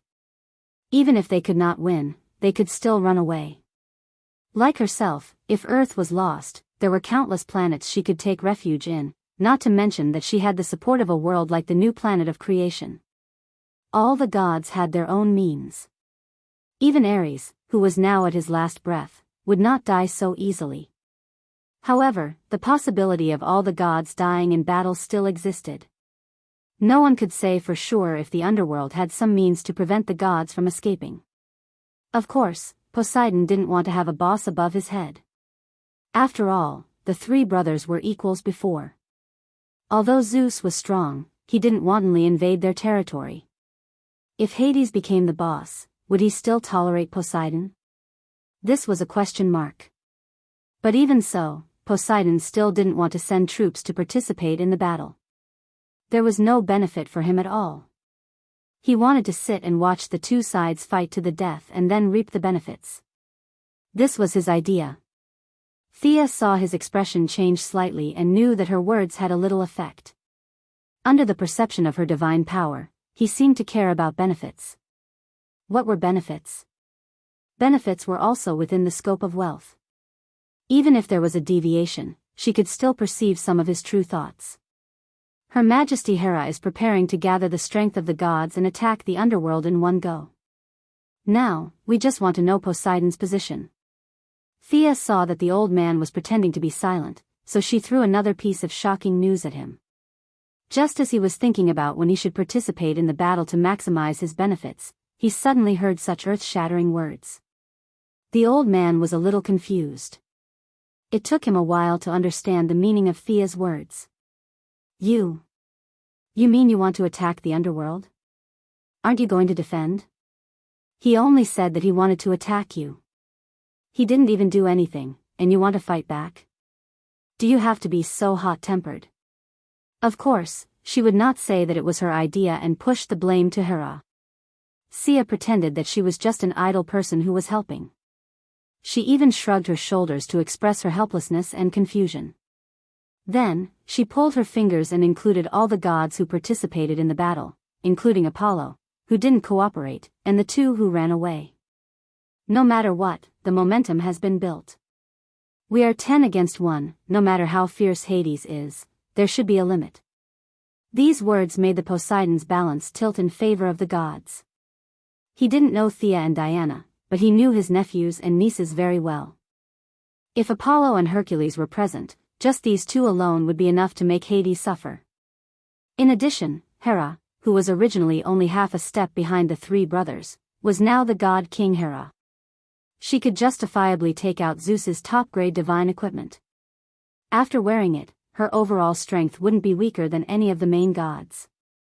The Poseidon thought to himself. She's very strong. Thinking about Hera's strength, it wouldn't be a problem to take the initiative to attack. What should he do? What will I get if I participate in the battle? Peace in the divine world. Thea finished and looked at the old man's disdainful smile. And jurisdiction over the river Styx. Oh. Hera is willing to let me control the river Styx. Wrong, not Hera, but Hades. We are fighting for peace and forcing Hades to sign the peace agreement so that the divine world can have a smooth transition after the Zeus era. These words really moved the Poseidon. This is all Hera's idea. Her personality has changed a bit. One had to know that in Poseidon's eyes, Hera was a narrow-minded woman who fussed over small things every day. This was also the main reason why he disliked Hera as the god king. Now, he couldn't stand it anymore. Foresight was important. His sister and sister-in-law seemed to be showing signs of being reborn. Originally, Thea only wanted him to send troops to help in the battle. Now that he was a little moved, she thought that she might as well pull him over in person. The 3 of you are all pillars of the divine world. You've put aside your differences and are working together to overcome the current crisis. If you sign the peace agreement, it's best that you be present in person. Where is your original body now? Thea was still thinking about the Poseidon's treasury. Of course, she wanted to go in and take a look if she had the chance. Chapter 618. At the mention of the main body, the Sea King's avatar scratched his head.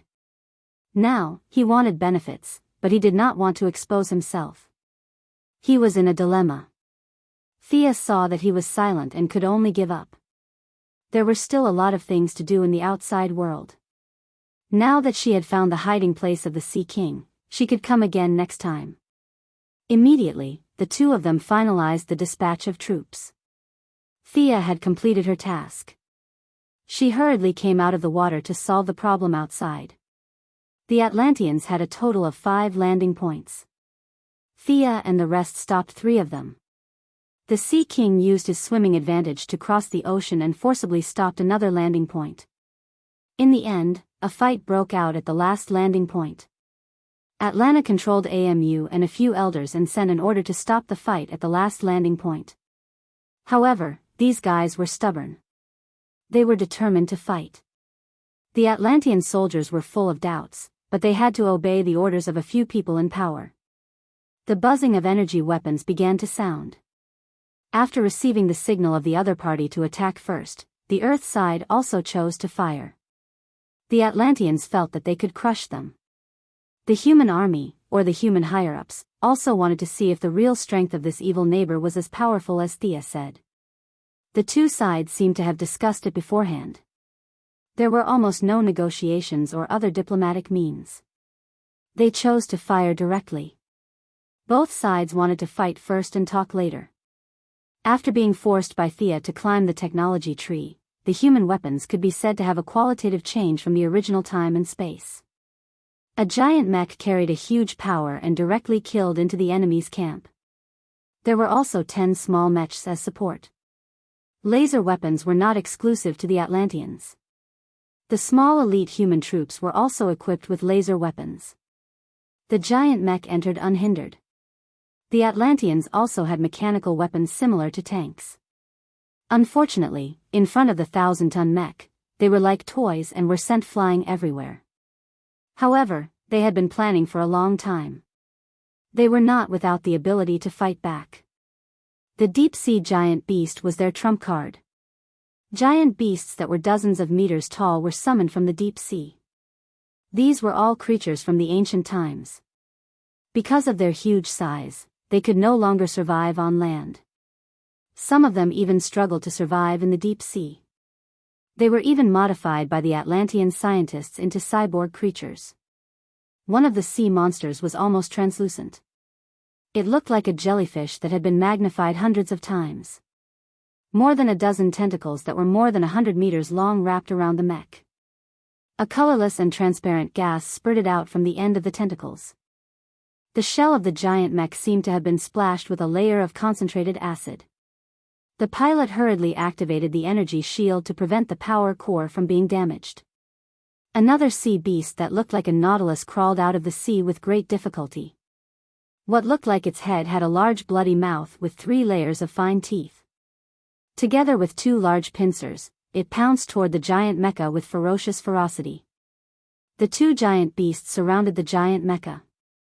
The pilot of the mecha kept activating all kinds of shields and switching weapons. He fought with all his might, but he was still suppressed.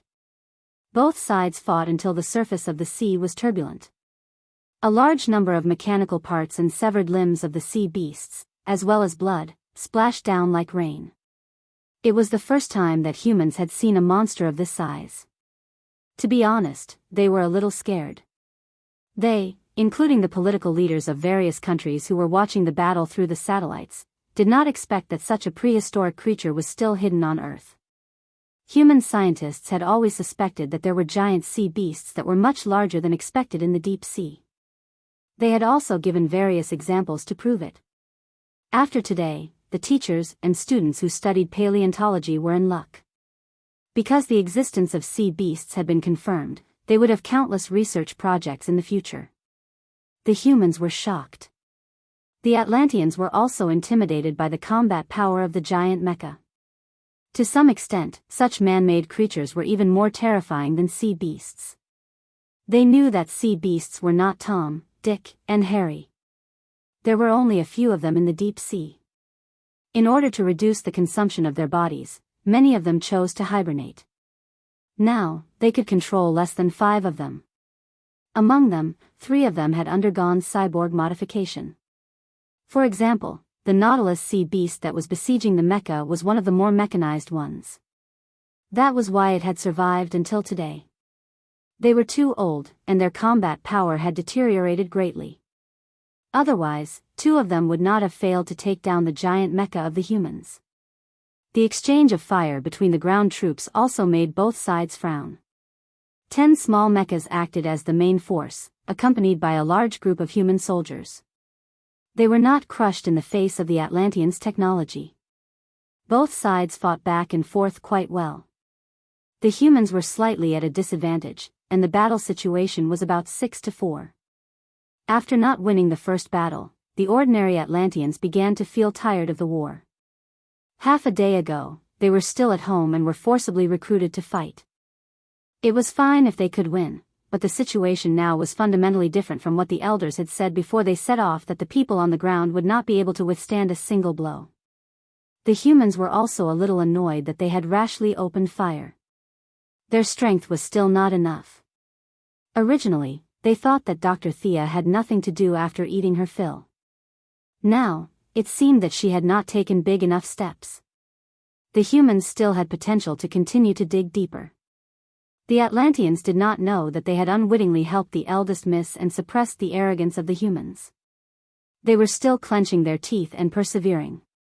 Conquering the continent by force seemed a little far-fetched now, but if they won the battle, they would get some benefits.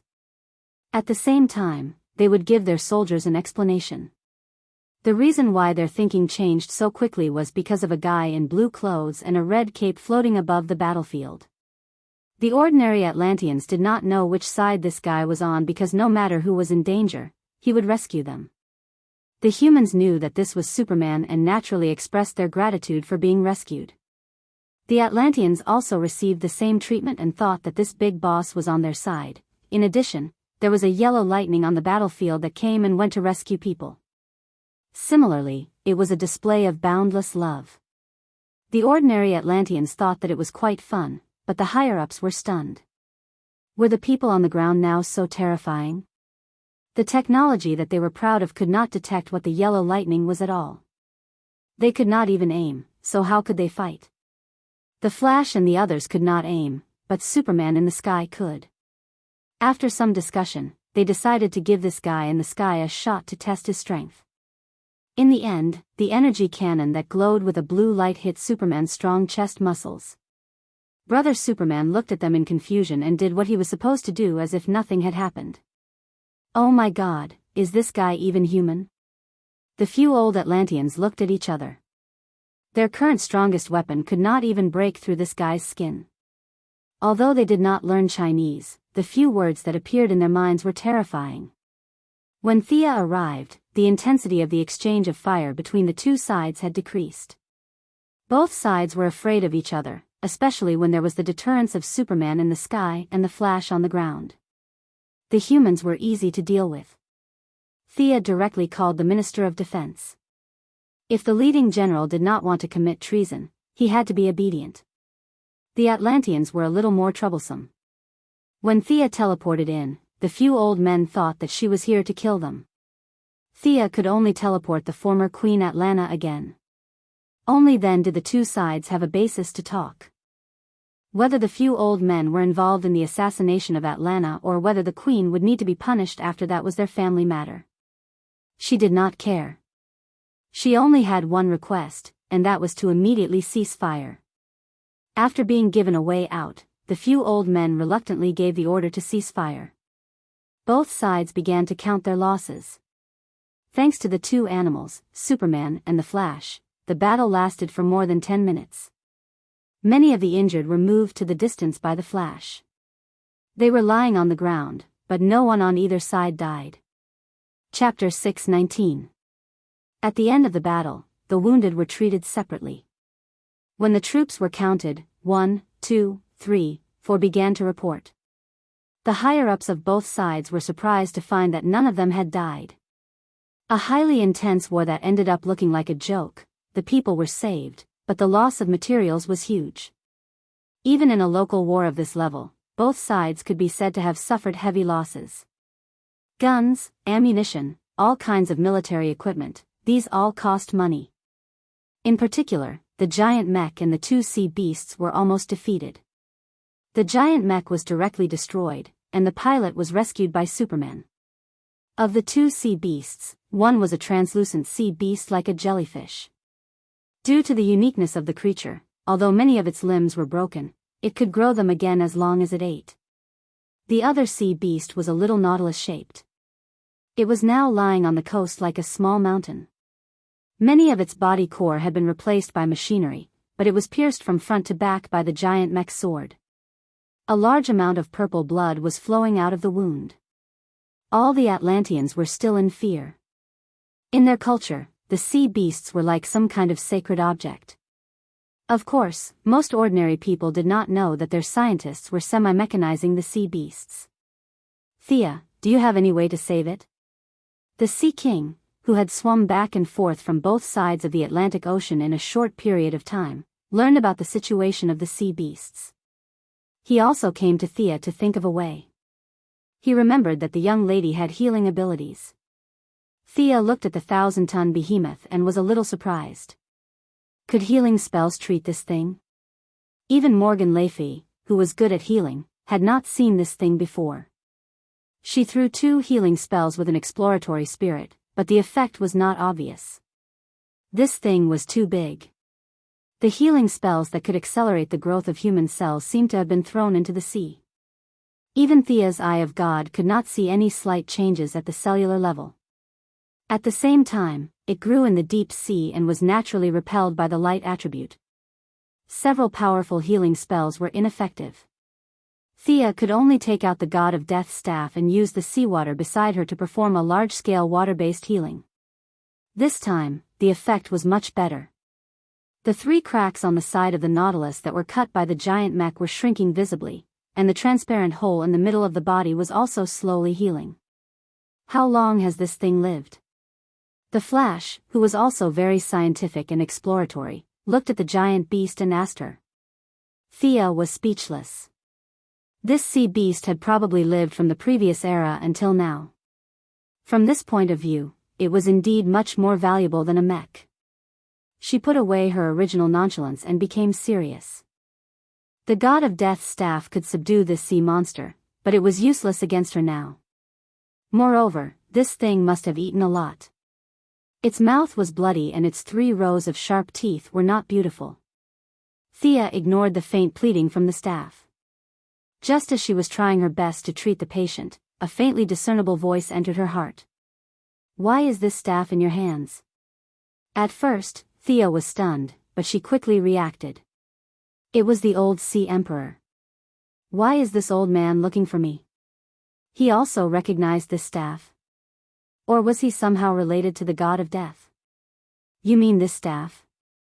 It has been in my hands for many years. What's wrong? The other party did not respond for a long time.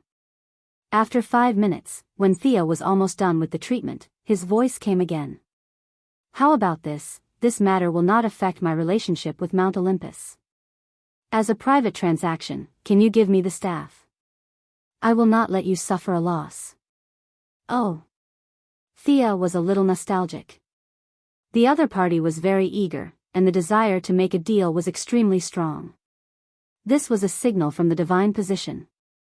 The staff was now dispensable to Thea, but it must be very important to him. If she did not ruthlessly skin him, she would not live up to the name of the goddess of trade and wealth. The staff was of great benefit to Poseidon, this was certain. If she gave it to him now, there would be 2 results. 1, his strength would increase greatly, and he would fulfill his promise, which would be an additional help to the crusade against Hades. The other was that he would violate his promise and turn against the gods. Thea naturally chose the former. She would let him stay half dead for the time being. At present, she was not lacking in high-end combat power. She replied to Poseidon that she would consider, but only after the battle of the underworld. Both sides needed a platform to improve their understanding of each other. Thea was afraid that Thea would break his promise, and Poseidon was also afraid that Thea would do something to the staff.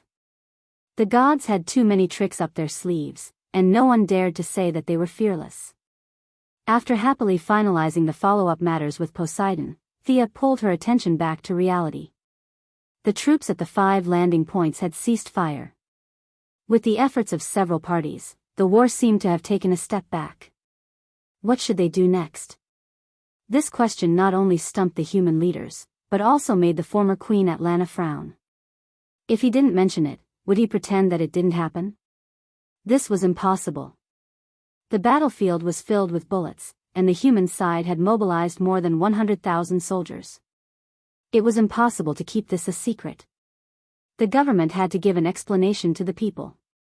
It was impossible to make up lies. They could only selectively tell part of the truth. When the time came, the people would ask, "We paid so much tax to help the army upgrade their equipment. Did you win the war?" The military and the government would be dumbfounded.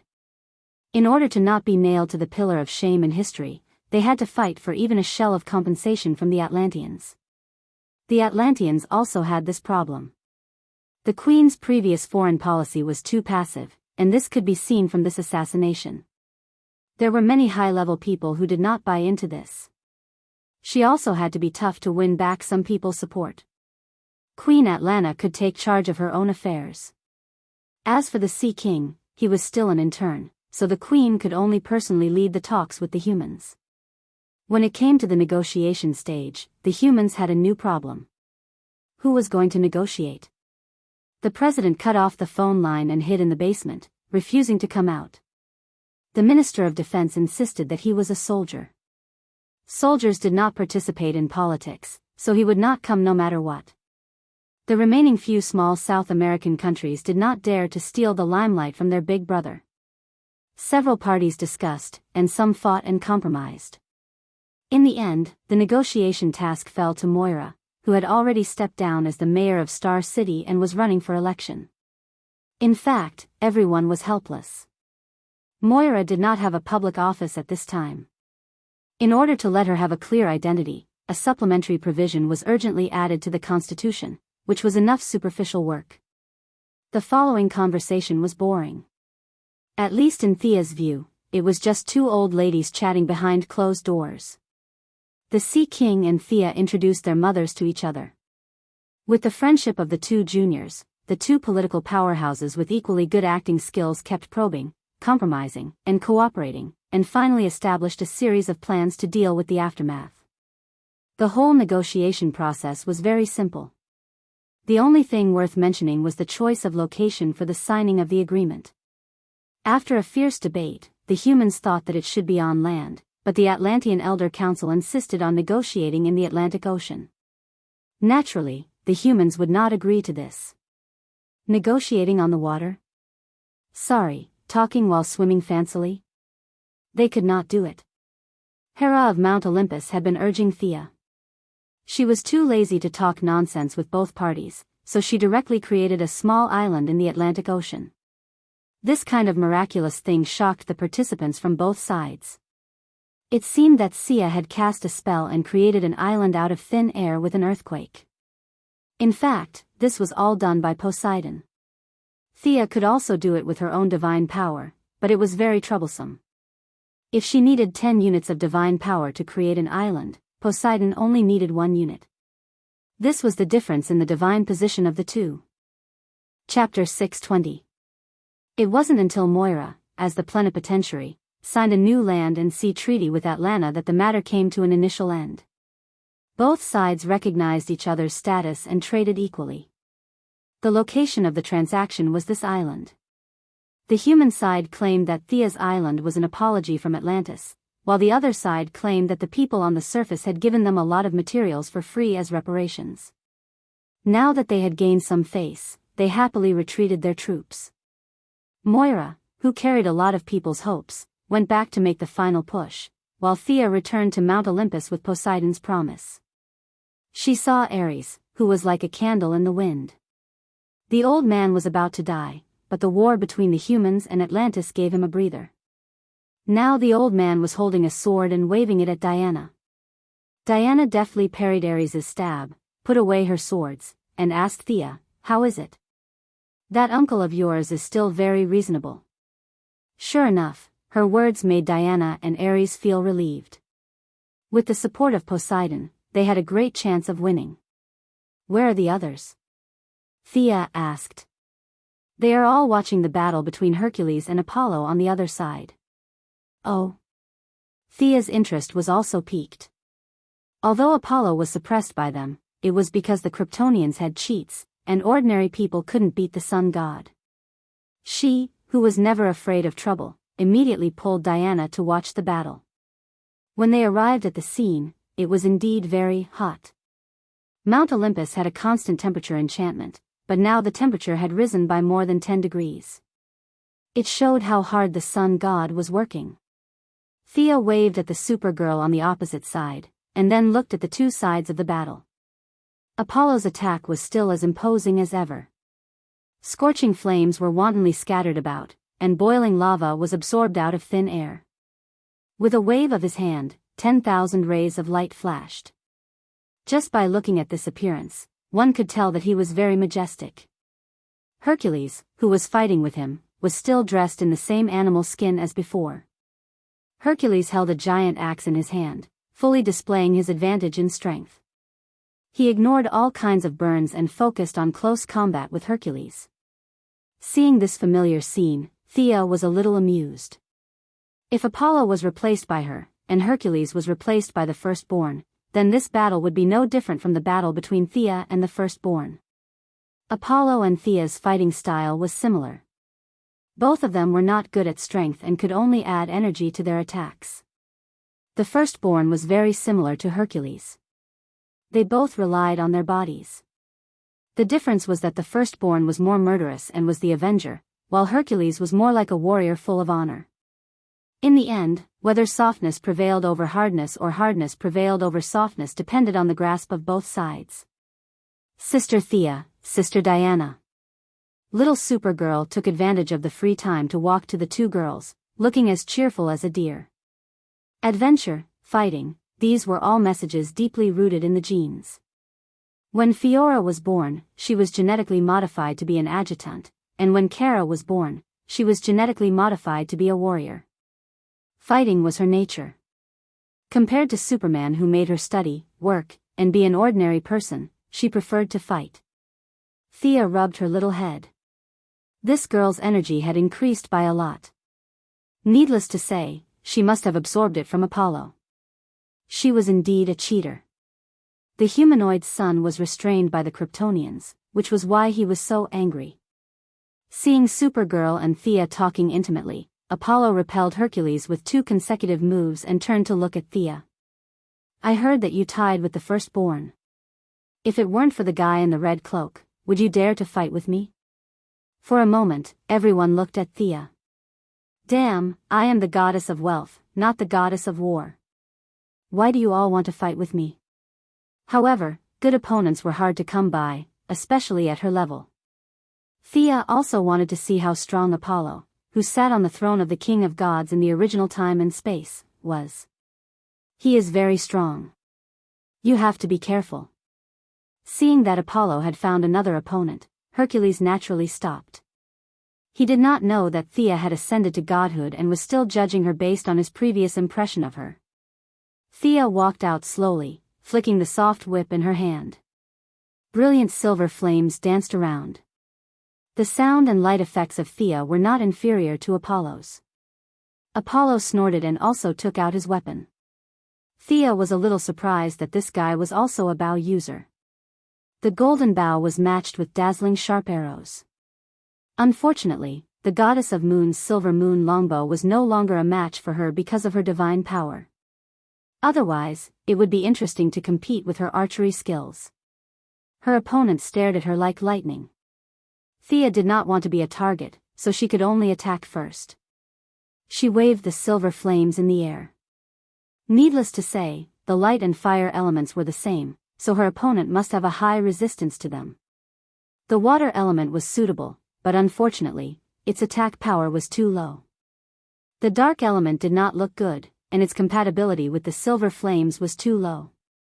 Thea could only inject the wind element into the non-elemental silver flames. The silver flames turned into a sky blue color and danced in the air to interfere with Apollo's vision. She hid herself in the flames and used the dazzling light effects to close the distance between them. Under the sun, no one can escape. Apollo spoke like he was singing, and there was even a bit of an aria. Unfortunately, Thea did not have time to sneer, because the opponent's arrow had already left the bow, and the target was her body. Can you see through my invisibility?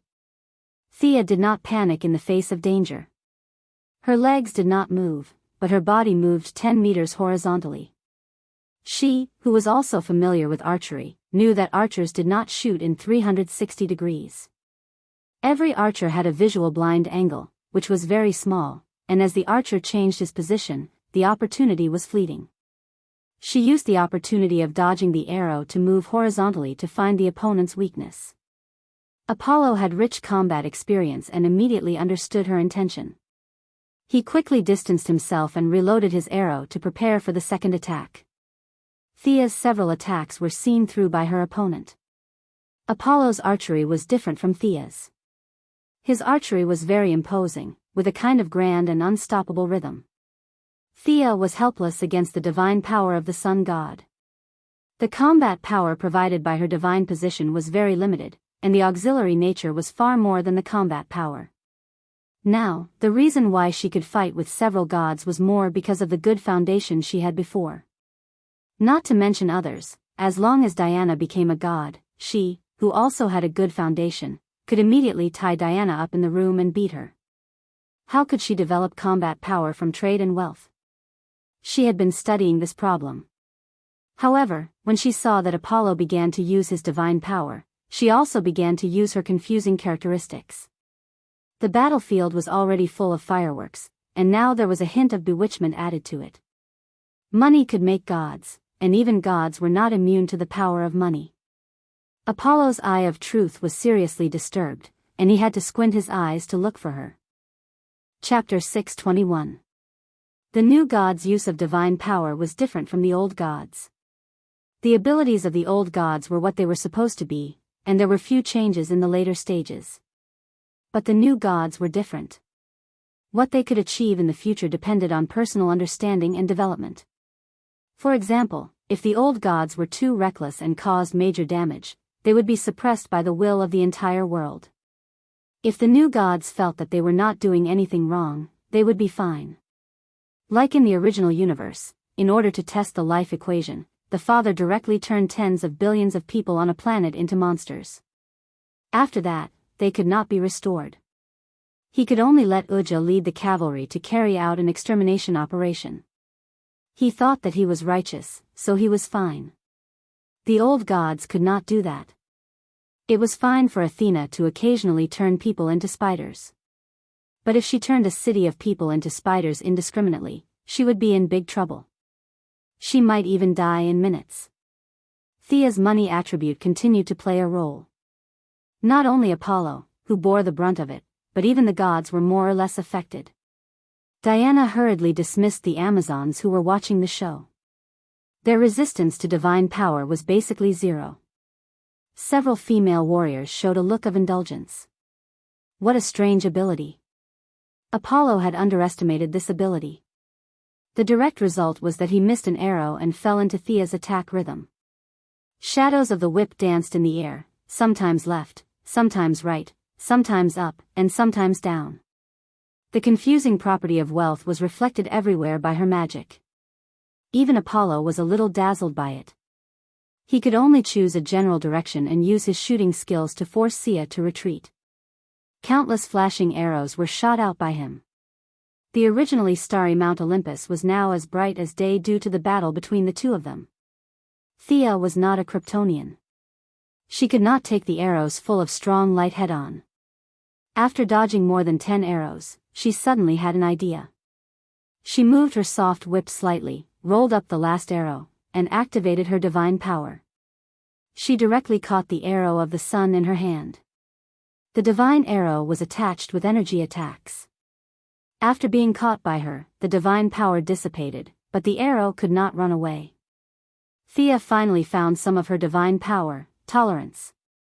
Wealth included all tangible things and measured the characteristics of all things.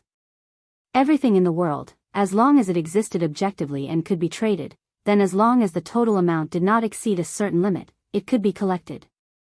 So theoretically speaking, she could also create a magical version of the treasure fall coin. This was the first time Thea had thought of creating her own divine artifact. She then began to use her divine power to attack Apollo. Her previous conjecture was not far from the truth. Apollo's divine arrows could be taken, but Thea would also have to pay with her own divine power. In her opinion, this was more like a forced transaction. The transaction process could be unequal, but both parties had to pay something at the same time to complete the transaction. If the other party's physical body exceeded a certain energy limit, even wealth and divine power would not be able to do anything. After she took away 3 arrows in a row, Apollo put away his longbow and began to fight her in close combat with fire all over his body. Thea could not absorb this energy, so she could only use the old method to practice with him. The two of them fought for 10 minutes and stopped at the same time. Neither of them could defeat the other. Apollo had fought 2 gods in a row and was now a little tired, so he left the scene in a huff. Now that he was not an enemy but an ally, Thea did not provoke him. She weighed the 3 arrows in her hand. They were all made of high-quality materials and were quenched in the sun. She handed them over to the royal blacksmith master Diana. The war goddess had an unusual love for all kinds of rare materials. After Thea secretly took control of Ibn trade, she would occasionally go to the trade union to look for rare materials. After that, she would buy. She did not like to wear makeup, but she liked to wear weapons. Thea then went to find Hera and told her about Poseidon's intentions. She considered it as completing the mission, but unfortunately, the mission reward had already been paid. After chatting with Hera for a while, she came out to see Diana talking to Ares and Hercules about the way of the warrior. The four of them were having a lively discussion. The damned way of the warrior was not something that Missy had. She did not have it in the past, and she would not have it in the future. Why would she not run when she knew that the enemy was especially fierce? Wouldn't that be courting death? However, in Hercules' opinion, a warrior should strictly have no fear. He should go all out in the face of every opponent. The weak should be given the respect they deserved, and the strong should not retreat. Ares, Supergirl, and Diana all agreed. Missy seemed to agree, but in fact, she was criticizing him in her heart. Perhaps for someone like Hercules, even if a ferocious beast were to descend, he would still dare to cleave it with his axe. To be honest, he was indeed worthy of respect. Unfortunately, she did not have such noble morals. However, this was very useful to Diana, so she did not stop them. She discussed with them for a while and went back alone to study the characteristics of her divine power. Tangible things could be sold and traded. Then, did that mean intangible things could not be traded? It was not absolute. The demons had provided her with a new idea. The trade of souls was the demon's favorite. Then, for the goddess of trade and wealth, were souls on the trade list? Thea thought about it carefully, and the answer was yes. Souls were fine, and so was knowledge and memory. Combined with Morgan Le Fay's magic book and the many necromancy spells in it, she had a new research direction. In the evening, when Diana returned to her room, Thea realized that she was indeed not a righteous person. She had gone to the evil path after just a few random studies. In the next few days, the gods entered a state of combat readiness. Even the 120 unwilling Apollos who were forcefully conscripted became serious. No one would joke around with their lives. Midway, Thea returned to Earth and called the Flash over to prepare to deal with Hermes, who was rapidly increasing in speed. She also introduced him to Supergirl with bad intentions. The first time the two met, they had a good impression of each other. Supergirl's sincerity and Barry's sunshine touched each other. To be honest, Thea did not think that Ares was that good. Supergirl paired with the Flash. Just thinking about it made her feel good. Compared to Ares, that black girl, Supergirl was her daughter-in-law. Surely, the mother of the god of speed would not object? Although she thought highly of the two of them, Thea still had her morals. She did not do anything unnecessary and let nature take its course. 3 days later, the gods had gathered. The two gods who had escaped were also forced to return.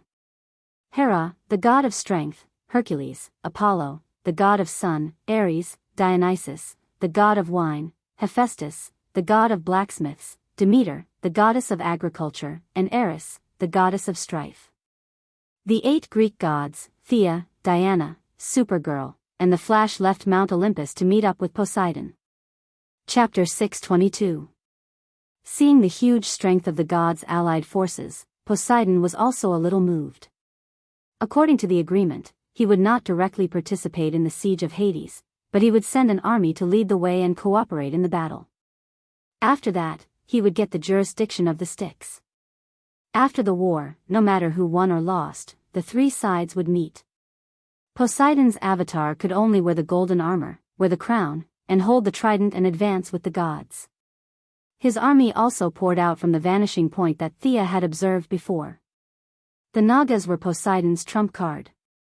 Their upper body was human, and their lower body was like a sea snake. The male Nagas were brave warriors, and the female Nagas were magicians. Poseidon, who had always looked up to Zeus, also had the dream of spreading the world. However, compared to Zeus's powerful genes, his illegitimate children were a little less presentable. He had more sons than daughters, and most of them were giants and rough men. Now, the one leading the sea race army was one of his sons, the Cyclops Polyphemus, who was famous for eating people. He was the son of Poseidon and the sea fairy Tusa. After the two sides met, they simply reiterated their responsibilities and obligations, and the army began to go along the waterway to the underworld. The death gas of the underworld was fatal to ordinary people. Except for the gods, ordinary Amazons, the sea race army, and the Flash and Supergirl might not be able to resist. The gods' response was to consolidate at every step, gather the power of the gods to transform the underworld in a short time, and force Hades to jump out to fight. Otherwise, the underworld was vast, and no one could find him. If he refused to fight, then they would transform the underworld directly. Every inch of land lost in the underworld would weaken Hades' divine power. In the long run, it was good news for the gods that he did not fight. The Greek gods were used to being lazy and casual. Even such a serious battle was like an outing. The Flash was a little nervous at first. When he saw so many people and gods and myths, he was shocked and felt like he was in a dream. Fortunately, there was a cute little girl beside him to relieve his tiredness. Are these guys really as described in the legends? Barry asked Supergirl as he pointed at the giants in the group. The little girl shook her head. I don't know much about the myths of their Earth. This was a lot of information. Barry was stunned. You are not from Earth? Kara's face changed again and again, and finally asked in surprise, Huh? Are you? But why are you so fast? After saying that, Supergirl walked quickly to Thea and said bitterly, Sister Thea, I seem to have been exposed. Sigh, such a naive child. Sia had known Kara for several years. Sometimes, she did not know whether to laugh or cry at this naive child. No wonder the Martian Manhunter had been protecting her. Compared to Superman, Kara was too naive. It's okay, it's okay. Barry is not an outsider. He's a very kind person. Hearing that he was a good person, Carla happily accepted the answer and went back to chat with her new friend. Poor Barry looked at the front of the team and then at the back. He was depressed to find that he was the only normal person. Thea did not pay much attention to their conversation. She was whispering to Diana. With so many gods fighting against Hades, she felt that she could do nothing. If the battle was intense, she might even go to Hades's treasury to take a look. The Greek gods were interesting. The god of wealth was none other than Hades. All the gold and treasures buried deep in the earth belonged to Hades. It was precisely because this guy was also the Greek god of wealth that Sia had been inciting several parties to fight against this grandson. There were both old and new grudges, as well as the messy struggle for divine power and divine position. It could be said that it was extremely complicated.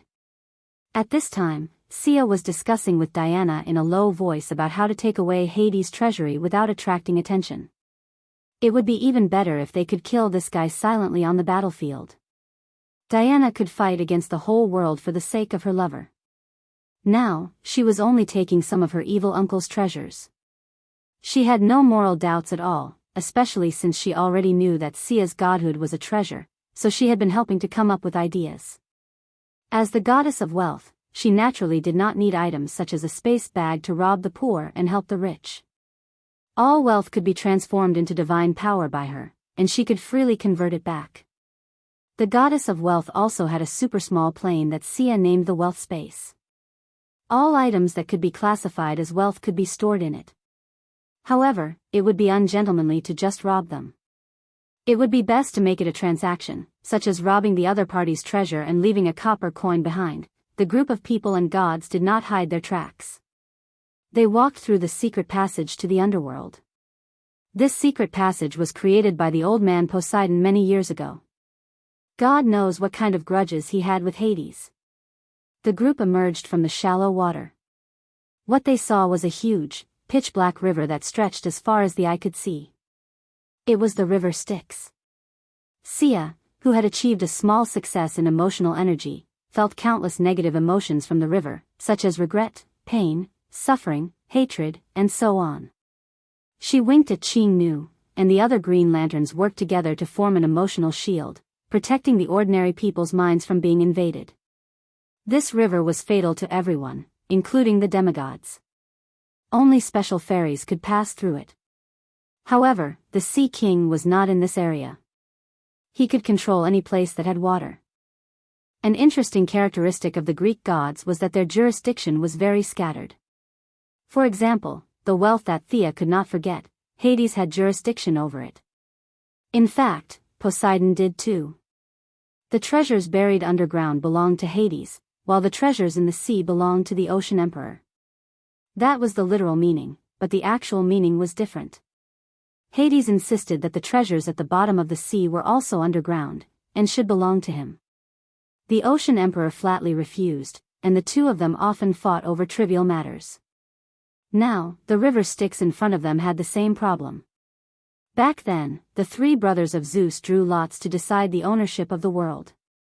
Hades was in charge of the underworld, and Poseidon was in charge of the rivers, lakes, and seas. Here came the problem. The river Styx was also a river. Theoretically, it was also under the jurisdiction of the Sea King. However, Hades believed that the river Styx was an inseparable part of the underworld. Since ancient times, the river Styx was a member of the underworld family. The two of them had often argued over this river. However, because Poseidon was slightly weaker than Hades, the scale of the argument had not been expanded. Now, with the help of the gods, he was also energized. Today, he was determined to take back the ownership of the river Styx. This was the entrance to the underworld, and all living beings had to pass through here. If Poseidon were to interfere here, it would mean that all living beings would be related to him. The Atlanteans who believed in him would receive preferential treatment after death, and the believers on the surface would also receive a large portion of the benefits. This was a clear battle of interests, a battle of divine power. Poseidon waved his hand. His ugly sons began to take out the materials they had prepared in advance. They built a giant ship and prepared to cross the river Styx. Chapter 623. In theory, only the ferryman could bring people across the river. However, there were no absolutes in the world. Everything had two sides. Absolutes did not exist. Poseidon had been holding back for so many years. Now was the time for him to shine. His subordinates quickly built a huge boat that was 1,000 meters long and 100 meters wide. He was ready to bring everyone across. Thea pulled everyone onto the boat. The Flash, who was full of scientific exploration, wanted to study the composition of the Styx's water. Fortunately, Thea was quick enough to drag him onto the boat. Everyone started to board the boat. At this moment, the gods noticed a small boat rowing towards them from afar. Thea was overjoyed. The gods and demigods who knew the inside story of the Styx were all gloating. The one rowing the small boat was naturally the ferryman of the Styx, Charon. Hades had already contracted this river to him. He paid a certain amount every year and was responsible for his daily expenses.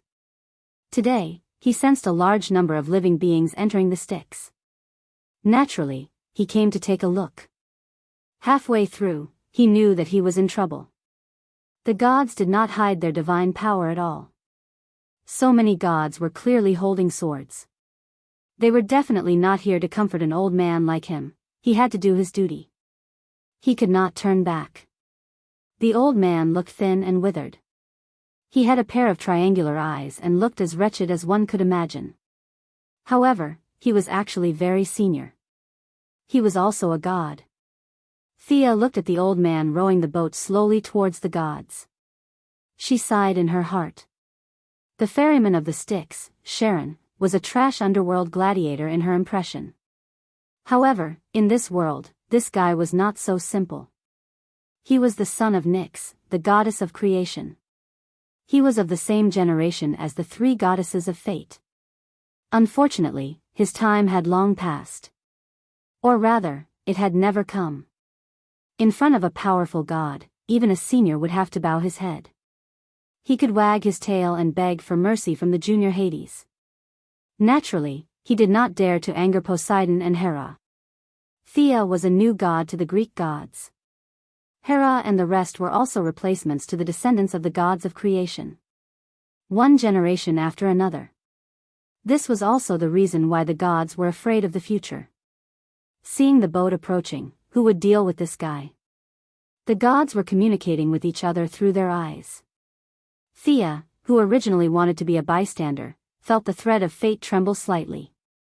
She had done many experiments in private, and now she could barely make use of the function of this thread. If she followed the arrangement of fate, then the thread would be tightly attached to her hair. If she wanted to do something that fate didn't plan for, then the fate thread would suddenly protrude, a classic example of reverse growth. Fortunately, the fate thread was now somewhat connected to her and was slowly accepting her. Even big bosses who were far more powerful than her wouldn't be able to see this strand of hair that suddenly protruded. With regards to Karen, fate had given her two choices. One was to let nature take its course, and the other was to participate. The veins of the world had their own inertia. It was too difficult to go against the flow of fate. However, to break free from the shackles of fate and reach a position higher than the Heavenly Father and dark side, one could not follow the path set by fate. She had to work on the small details and break free from fate bit by bit. The general trend would not change, but the small details would change. This was Thea's current plan. I'll deal with this guy. She volunteered to negotiate with Karen, who was rowing the boat over. Seeing that someone was willing to take the lead, the gods naturally wouldn't object. Thea jumped onto the boat. How wretched. She looked at the skinny old man in front of her. He had a pair of yellow triangular eyes and a sneaky gaze. This guy collected money from everyone who crossed the river. He could be considered one of the few tycoons in the three realms. However, he was dressed in rags, like a scavenger. She looked at him, and Karen was also sizing her up. Today, Thea was going to participate in the Greek War of Gods. She changed into the silver-blue battle armor that Zeus had made for her. In order to match Diana's red cloak, she asked Aramani to sew a thick blue cloak. She didn't waste the golden fleece that she had obtained earlier. She sewed it around the collar of the cloak. Wrapped in the thick cloak and holding a holy sword, she looked majestic.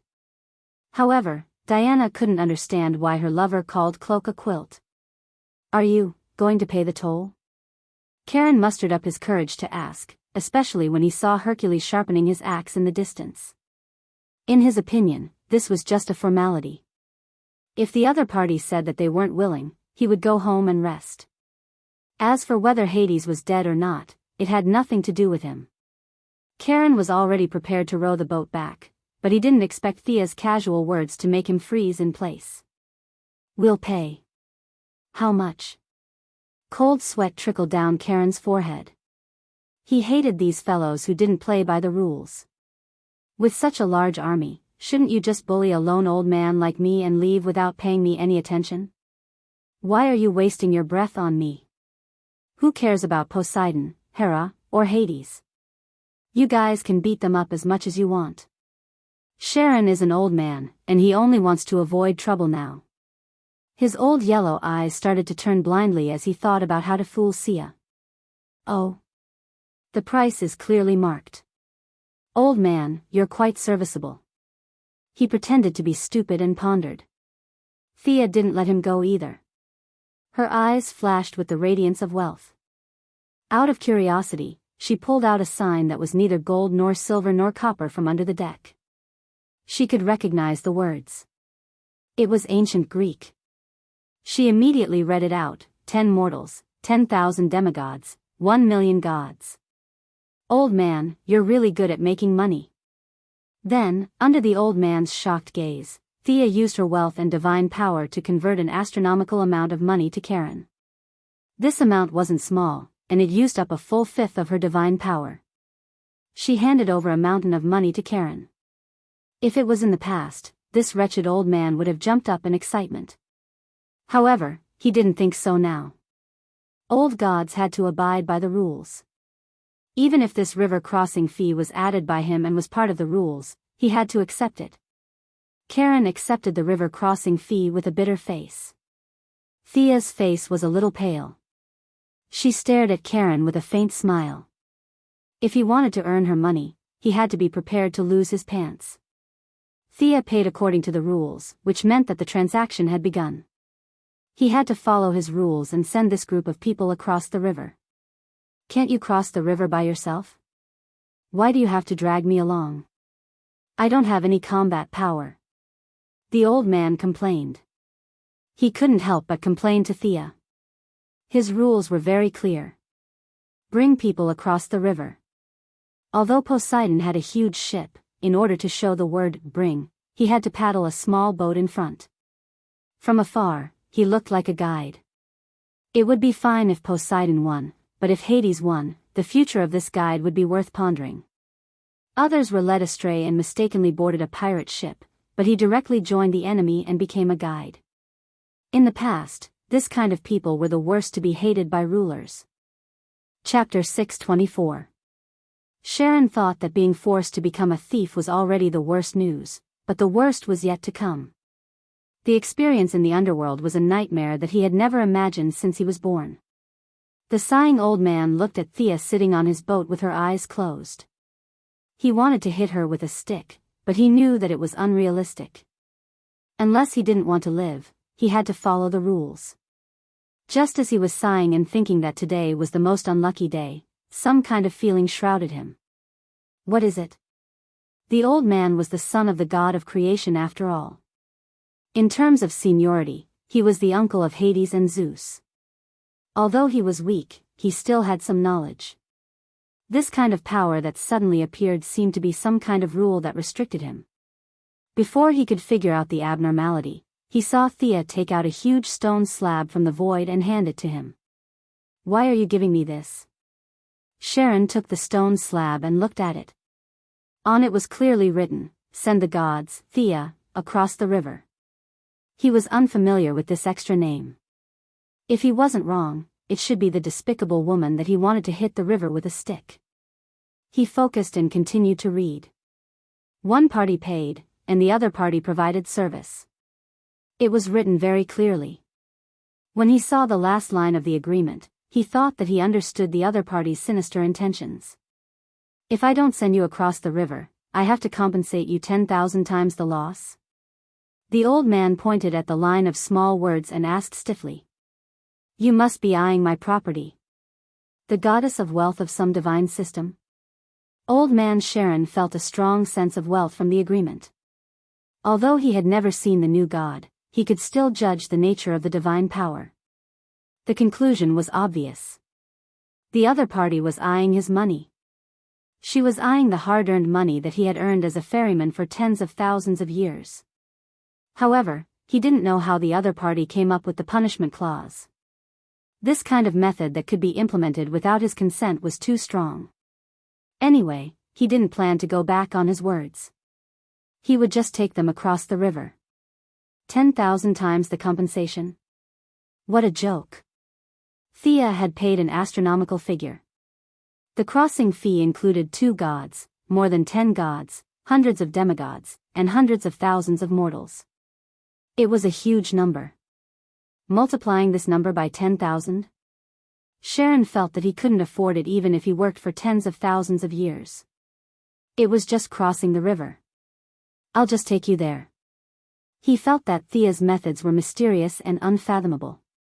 In fact, this was a new application of the Genesis. The subject of the transaction did not change, and the transaction item did not change, but it could add a note without the other party knowing. Originally, Thea couldn't have added it directly since she was also a party to the transaction. However, she was able to borrow her own talent, the power of will within the order scale. This mysterious power was capable of drawing out the origins. Now that she had faked an outsider to the transaction and proposed changes, the main body immediately agreed, resulting in the final version in Karen's hands. The other party thought that Thea was interested in his small amount of money, which was an insult to her taste. This document was only a restriction, there was nothing above the river Styx. From time to time, there would be spirits of the dead swimming around in the water. The small boat was in front, and the huge ship was behind. They slowly moved to the other side of the river. The mortals were resting with their eyes closed, and the gods were also making their own preparations. The water of the river Styx affected them somewhat. Among them, Apollo was the most irritable. This environment was the complete opposite of his job, and he couldn't wait to purify the entire river. The group leisurely reached the other side of the river. The journey was extremely smooth. Although the gods were not afraid of falling, it was still troublesome. If the mortals fell, they would basically die. The large group began to disembark. Hera was discussing with Poseidon about the plan of attack. Sharon looked at Thea in horror, only to see her sitting calmly on the boat, with no intention of getting off. Sharon had a bad premonition. He pointed to the shore, meaning that she should get off. Thea stretched out a finger and shook it lightly. Your ability to understand is worrying. You still have to carry me. Our transaction isn't complete. Huh? The old ferryman was confused. Weren't you here to crusade against Hades? Are you not on the same side as them? Do I have to send you back? He couldn't be blamed for being surprised. Sharon couldn't understand Thea's goal at all. He was still using his own logic to weigh everything. I heard that the river Styx is formed by the convergence of 5 rivers in the underworld. Is that true? Thea asked a question that had nothing to do with the current situation. The old ferryman stared at her, his molars creaking. He nodded with a muffled voice. Yes. What are you trying to say? The river of pain, Acheron, the river of sighs, Kokutos, the river of flames, the river of Lethi, the river of forgetfulness, and the river of hatred, the river of Styx, right? These 5 rivers are also part of the river Styx, right? Sharon wanted to say that they weren't, but he couldn't blindly say things that were publicly known. A trace of fear appeared on his wretched old face. Even gods could feel fear. Thea's understanding of fear was unparalleled in this world. She had a clear grasp of the other party's mentality, and in an instant, she caught the gap in his heart. Her voice automatically carried a trace of bewitchment. I heard that the river of sighs, Kokutos, flows through Pluto's treasury. Am I right? You want to go to Pluto's place. Sharon was a little shocked by Thea's audacity. So what you want isn't my treasure, but Pluto's? In an instant, he thought of many things. Should he go against the agreement and sacrifice his life's earnings to send this woman away? Or should he bring her to rob Pluto's treasury? He didn't know that Thea had pried open a crack in his heart. This thought suddenly appeared in Karen's mind. If it was in the past, he would have carefully considered it. But now, he decided to sacrifice Pluto's treasury to protect himself. He, who was originally greedy and loved money as much as his life, even thought that he should take some of it. After all, there were gods to take the blame. Once this thought formed, it immediately escaped the control of reason. Thinking of Hades's mountain of wealth, Karen's heart was like grass growing. His greed couldn't be controlled. All of this was naturally instigated by Thea's divine power. In addition, this old fellow wasn't a good person. He was the son of the god of creation. He was so miserable that he even accepted money from mortals crossing the river. Thea didn't have any psychological burden in tricking him. Sharon didn't know that there was an even bigger pot waiting for him to take the blame. He anxiously looked at the gods discussing. He couldn't wait to lead the way himself. You guys hurry up and fight. I'll go take Hades's treasury. Thea wouldn't be blinded by wealth. She was very calm and called Diana over. The two of them used the old man's boat as a cover. The interior of the boat was also a subspace. Each of them left an incarnation to follow the main group while their main bodies hid in the boat. While the gods were discussing, they leisurely sailed towards the distant tributary of the river Styx. Chapter 625. Under the leadership of Hercules, the gods began to push into the depths of the underworld. Hercules was one of the few gods who had come to the underworld and returned unscathed. Now, this fierce general who had entered the underworld for the second time was holding a thirsty axe to clear out the miscellaneous soldiers who came to stop the enemy. Later, the gods began to purify the underworld. Among them, Apollo contributed the most. When his scorching light swept across, the unconscious dead would be turned into ashes. Those who still retained their consciousness would join the alliance of the gods. Not long after the gods began to move, Hades could no longer sit still. The underworld was the source of his power. With every bit of it gone, his power would weaken. He had no choice but to fight. Hera, Poseidon. I didn't find trouble with you, but you came to me on your own accord. It's been a long time since we brothers and sisters gathered together. I really miss those days. Just like how Sia and Hera had wreaked havoc in the underworld, a huge face made of blood appeared in the sky. Facing the alliance of the gods, he was not afraid at all. Hades, the gods ask you to surrender. We can give you the respect you deserve. Hera held Zeus's lightning spear in her hand and assumed the posture of a divine king. She really did look like one. The bloody face laughed silently. It had an aura of, fight if you want. It didn't talk nonsense with the gods at all and disappeared in midair. Hercules identified the direction. The first prison of the underworld tribunal should be in front. The enemy's army has gathered there. Hades must want to fight us there. The gods didn't rush forward. They kept purifying the underworld. Apollo had to work hard to create a small sun and hung it in the dark sky. Although the sun was small and didn't last long, it was a strong signal to many creatures that light could defeat darkness.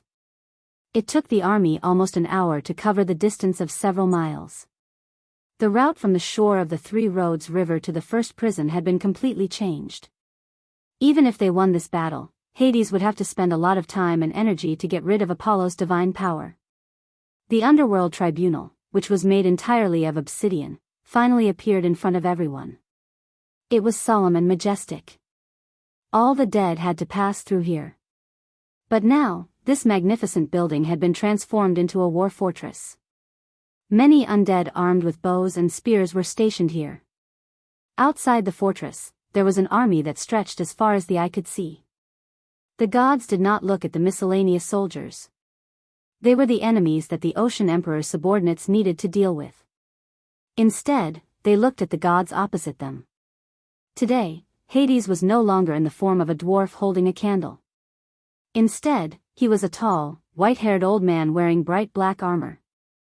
At this moment, he was holding two halberds and looking at the gods with disdain. This old man seemed unconcerned, but in fact, he had sent out his main body. Thea's incarnation thought to herself. This was good news for her to infiltrate the depths of the underworld. Standing on the right side of Hades was his old acquaintance, the firstborn. Thea was an expert in psychic power and healing. She had used a lot of methods and had barely recovered from the trauma of that day. However, the firstborn did not have these methods. He chose to take it head-on. In the eyes of Thea's incarnation, the firstborn looked ferocious, but in fact, his injuries had not fully recovered. At most, he could only use 70% of his strength. The firstborn and Hades were somewhat in an alliance. The two of them were barely standing side by side. Hades did not make things difficult for his nephew. He stood slightly ahead of him. There were also a few gods behind Hades. The first one that came into sight was Hermes. This despicable man, not only was he not dead, but he seemed to be getting more and more energetic. On the left side of Hades was the underworld queen Persephone. This was the first time Thea saw this goddess who wore many accessories and gorgeous clothes. She was the daughter of Zeus and the goddess of agriculture, Demeter. She was taken to the underworld by force. Although the beginning of the story was bad, it was said that the two of them had a good life. Her mother, Demeter, was in Hera's camp at this time. However, the mother and daughter acted as if they did not know each other. They looked at each other coldly. The other two gods standing behind Hades were equally famous. They were Thanatos, the god of death, who was wearing a gray robe and holding a long sword, and Hypnos, the god of sleep, who was wearing a black robe and holding a staff, and had a head full of gray hair. The god of death's eyes glowed as he kept looking at the gods.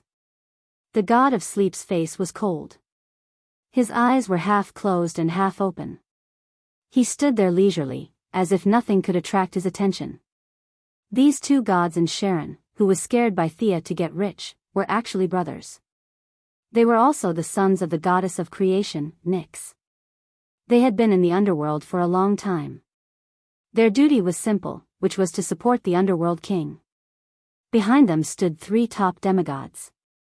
They were the 3 judges of the underworld, Rhadamanthus, Minos, and Iagos. The 3 of them were equally powerful. In the eyes of Thea, their strength was only a little lower than Diana's. They could even crush the gods of art on her side. Both sides had come to this point. All words had lost their effect. There was only one choice, which was to fight. Let's talk with our fists. Zeus was missing, but his equipment was still there. As his wife, the current king of gods, Hera was wearing Zeus's top godly equipment. She stood at the forefront majestically, waving a lightning spear in her hand. She rushed toward Hades in a flash of lightning. Hades was facing his sister and sister-in-law. Yes, Hades was the eldest of the 3 brothers. The 3rd sister in front of him was Hera, and the 2 younger brothers were Poseidon and Zeus. This time, he was not afraid of fighting with his original body. He swung the halberds in his hands toward Hera. Hercules, who had a good view of the overall situation, knew that Hera could not defeat Hades. He put aside his personal grudges for the time being. He roared and joined the group with a sharp axe in his hand. He and Hera cooperated, one in close combat and one in long range. They fought with Hades back and forth. Apollo, who had always been bad-tempered, saw that the strongest Hades was being held back. He flashed into the enemy's camp and purified the army of the underworld. Many of the dead were burned into charcoal by the light. The few demigods also chose to avoid the attack temporarily. Apollo, you are too presumptuous. Thanatos, the god of death, found the dazzling sunlight very uncomfortable. He raised his long sword, which carried a dark green energy, and attacked Apollo. Old man. If you want to die, I will fulfill your wish. Apollo's anger was about to break through the sky. He turned around and attacked Thanatos violently without hesitation. Impudent Junior. Thanatos felt insulted. After all, he was the son of the goddess of creation. Even Hades was Thanatos's nephew, not to mention the juniors under Apollo. Thanatos's body was full of death aura. He faced Apollo's scorching flames head-on.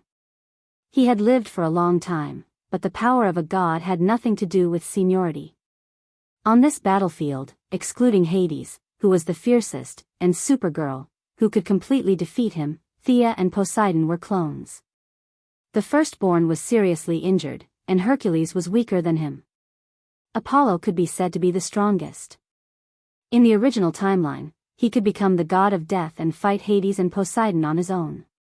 As long as Apollo did not encounter any Kryptonians, he had enough confidence. His attributes were superior, and his divine power was more powerful. After a dozen moves, he had beaten the god of death, Thanatos, to a pulp. As his twin brother, Hypnos, the god of sleep, saw that the god of death was no match for him. He also joined the battle and fought Apollo together. Only then did they manage to maintain a stalemate. As the few big shots began to fight, the battle slowly began. Thea and Diana's clones looked at each other and understood each other's intentions. Together with the other Green Lanterns, they went to fight their old enemy, the Firstborn. Chapter 626. In order not to let the gods find any clues, their real bodies had been hiding on the boat with the divinity of confusion. Sia left the holy sword and quilt with her doppelganger. Relying on their numbers and the fact that the Firstborn was injured, the prideful Firstborn did not want to risk his life for Hades. Both sides were holding back. They seemed to be fighting fiercely, but in fact, they were very conservative. The gloomy Hermes noticed Sia's weakness. His eyes flashed and he wanted to sneak up on her.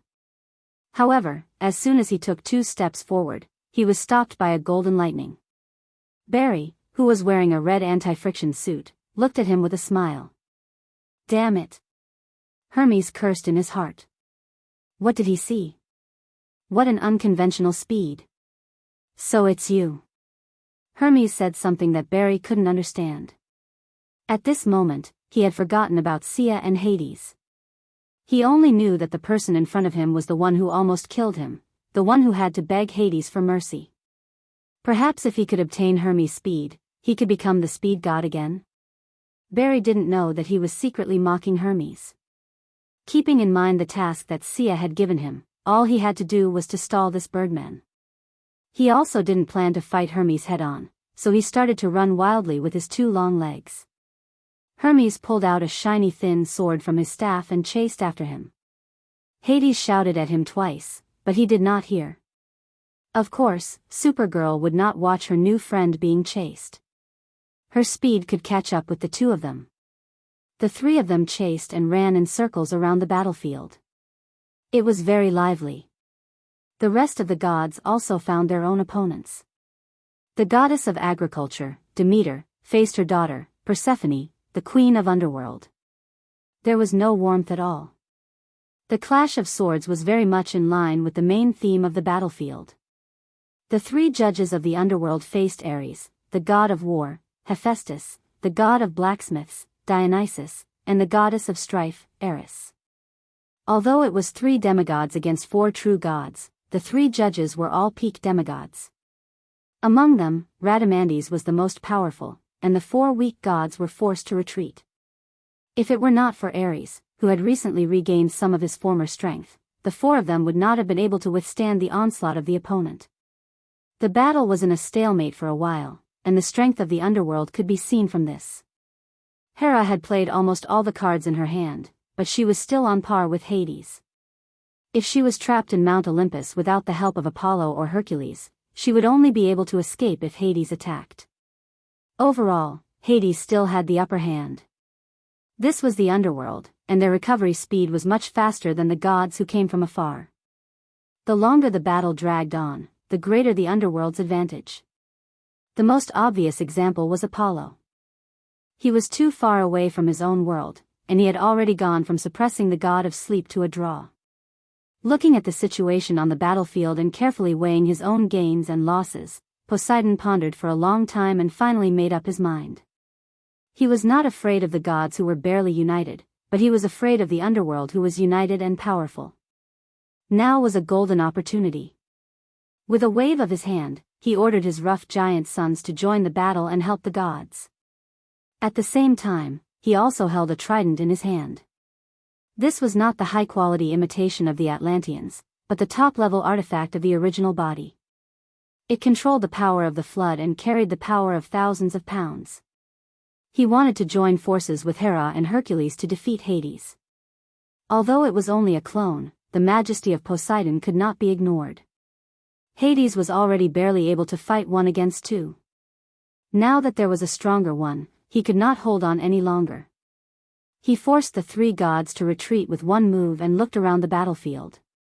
The army of the Amazons and Poseidon were attacking the army of the dead, so this battlefield did not attract his attention. He focused on the battle of the gods. The 3 giant sons of Poseidon blocked the god of sleep, Hypnos, with their strong magic resistance, and created an opportunity for Apollo to fight the god of death, Thanatos. The leading general of Poseidon, the Cyclops Polyphemus, roared and blocked Rhadamanthus with a stone pillar. 4 weak gods against 2 judges, and the situation suddenly became better.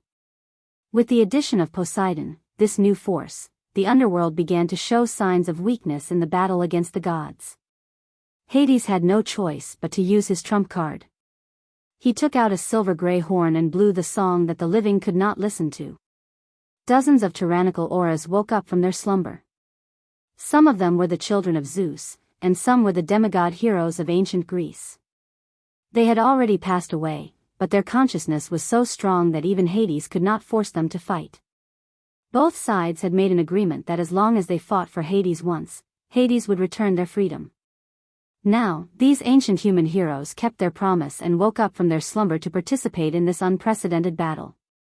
Achilles, who was invulnerable, Dagus, who killed the Minotaur, Austin, who used the wooden horse to break through Troy, and Perseus, who killed Medusa. Many of the elites of the human race returned to the battlefield. In the past, as the children of the gods, they fought for their people and honor. Today, they once again picked up their swords, only for themselves. Hades was not satisfied with waking up the slumbering heroes. He then used the authority of the underworld to summon all the gods living in the underworld to participate in the battle. Even a rotten ship had 3 nails, not to mention that the underworld had existed for countless years. Many ancient gods had chosen to settle down here, and Hades usually did not provoke them. Now that the underworld was about to face a disaster, he had come to invite them personally. They should at least give him some face, right? Hades's face fruit was quite effective. The goddess of uneasiness, Alecto of the 3 goddesses of vengeance, hesitated to participate in the battle. The son of Gaia and the second god King Uranus, the 100-armed giant, also responded to the summons and joined the battle. There were those who supported him, but there were also those who did not. Even Hades did not dare to reprimand these big shots. He could only endure it. Just as he was about to take out a small black book and remember those who did not give him face, he realized that there was a god's name that stood out among those who rejected his summons.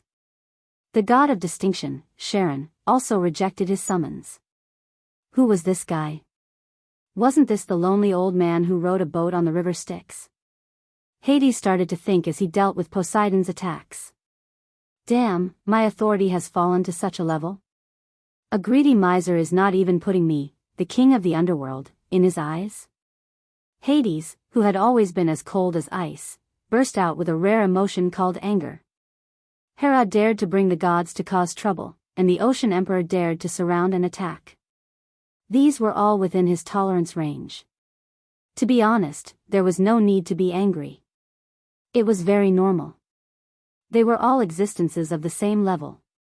What kind of person was Charon? How dare he look down on me, the king of the underworld, Hades? The more he thought about it, the angrier he got. Divine power was flying everywhere on the battlefield, obstructing his vision. Hades had to deal with the enemy's attacks and did not have time to search for Charon. But to make an example of him, he was prepared to make an example of Charon.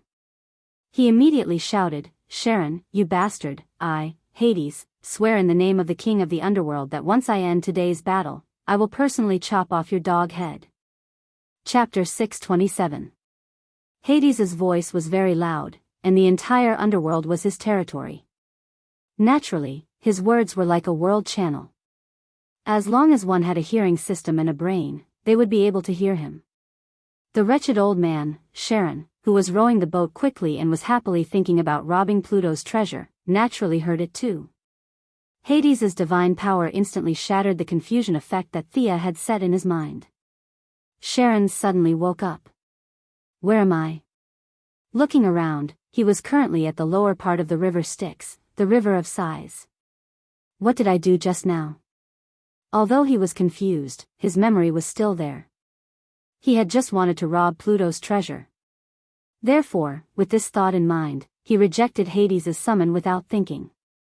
Now that he was going to find Hades and tell him that he had repented and become a god again, was it too late? It was definitely too late. Charon's old face was crying. Hades had already sworn in the name of Pluto. If he went back on his promise, the entire underworld would abandon him. He would lose all his face.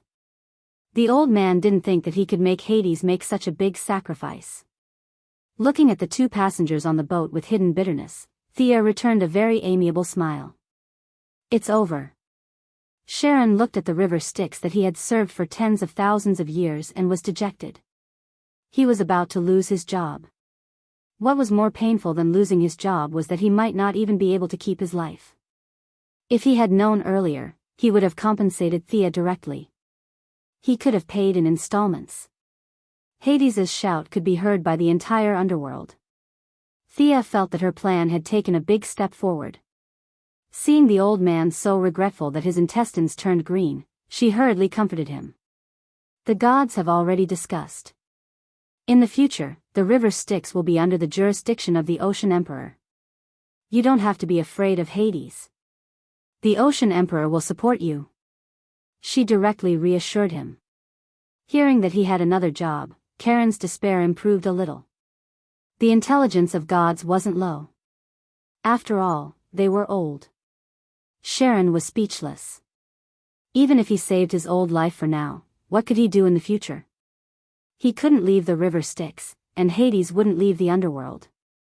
When the time came, he would be under Hades's nose every day. How could he expect Pluto to forget about the enmity with a smile? What a joke! At that time, the river Styx and the first prison would become the front lines of the battle between the Ocean Emperor and the Netherworld King. As the owner of the river Styx, he would have to face the Netherworld army head-on. Thinking about his future, or rather, his fate in the next few days, the old man had inexplicably become the vanguard of the anti-Hades movement. How could the word tragic describe this? But no matter how hard he thought about it, he couldn't think of a good way to get out of this predicament. He was like a flying insect trapped in a spider's web, surrounded by hunters sharpening their knives. The choice that fate gave him was to happily spend the last few days of his life. As for what happened after that, it was up to fate, as the saying goes, since you can't resist, you should enjoy it. What was the happiest thing for the old man? That was money. Was there any place in the land that could tempt him more than Hades' treasury? Anger rose in his heart, and evil grew in his guts. He might as well not rest until he was dead. He might as well go and snatch it himself. If he was bewitched by Thea's divine power before, then now he was wholeheartedly doing this. He pushed the boat quickly, and like an arrow leaving the bow, he rowed towards the depths of the netherworld. Thea saw his actions and secretly laughed. He was the son of the goddess of creation and had such a good background, but he ended up like this because of greed. She and Diana continued to close their eyes and rest, their minds focused on the battlefield in the distance. With the help of many heroes and gods, Hades' decline was finally reversed. However, he had a trump card. Hera had inherited all of Zeus's treasury, so she wasn't just for show. She pulled out a sword from her waist and chanted an incantation loudly. In an instant, wind and thunder roared, and a large patch of dark clouds appeared out of thin air, covering tens of thousands of miles of the sky in the battlefield of the gods. Lightning flashed and thunder roared, and large balls of lightning raged between the clouds, occasionally attacking the creatures on the ground. However, due to the negative energy of the dead on the ground, the chances of them being struck by lightning were much higher than ordinary people. Zeus. All the creatures of the underworld, including Hades, were the focus of attention. The divine power contained in the clouds was no stranger to the brothers and sisters. It was left by Zeus. In the brilliant divine power, they seemed to see the mighty god king again. Needless to say, this was left to guard against Hades. Apart from being too fickle in love, Zeus was actually very good to Hera. If he didn't have many backup plans, Hera wouldn't have come to confront Hades no matter what Thea said.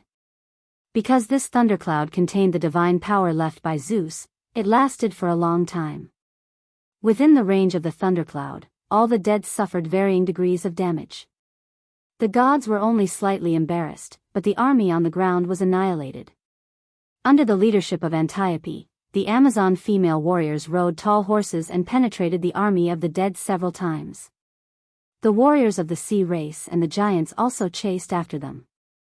The dead were like wheat being reaped, and a large number of them fell. Although they could still be resurrected, it would be a matter of a day later. It was difficult to determine the outcome of the battle between the gods for a while. What surprised them was that the first to break the stalemate was the mortals who they didn't pay attention to before. The pair of Supergirl and the Flash developed a tacit understanding during the chase with Hermes. Barry's speed was faster than Hermes. After grasping the opponent's maximum speed, he suddenly accelerated and threw a lightning bolt at Hermes who was chasing after him. This kind of attack didn't cause much damage to Hermes, but Supergirl, who caught up later, hit Hermes with all her strength. After fighting with Apollo many times, Supergirl's attacks naturally carried a lot of divine power that belonged to the sun god. She didn't know how to use divine power. If she didn't know how to use it, it might slowly dissipate. But once she went all out, Apollo's divine power and the energy absorbed from the stars surged out in an instant. Her attributes were restrained, and her strength crushed Hermes, who was already a half-dead creature, causing heavy damage. A punch with a sonic boom directly hit Hermes' chest. Pfft! The former god of speed directly burst into a cloud of blood mist, and the light attribute began to attack his body. Hermes opened his eyes and glared at Supergirl. You! Seeing that he could still speak, Supergirl, who was afraid that she had hit him too hard, was quite happy. Sister Thea didn't lie, these guys' bodies are really strong. It was a very depressing thing to live by suppressing one's strength every day. Seeing that Hermes could still speak, this guy was obviously fine.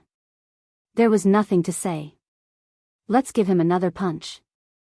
After one punch, Hermes, who was pretending to be a tough guy, lay in the mud and completely fainted. Chapter 628. After dealing with Hermes, Supergirl and the Flash split up.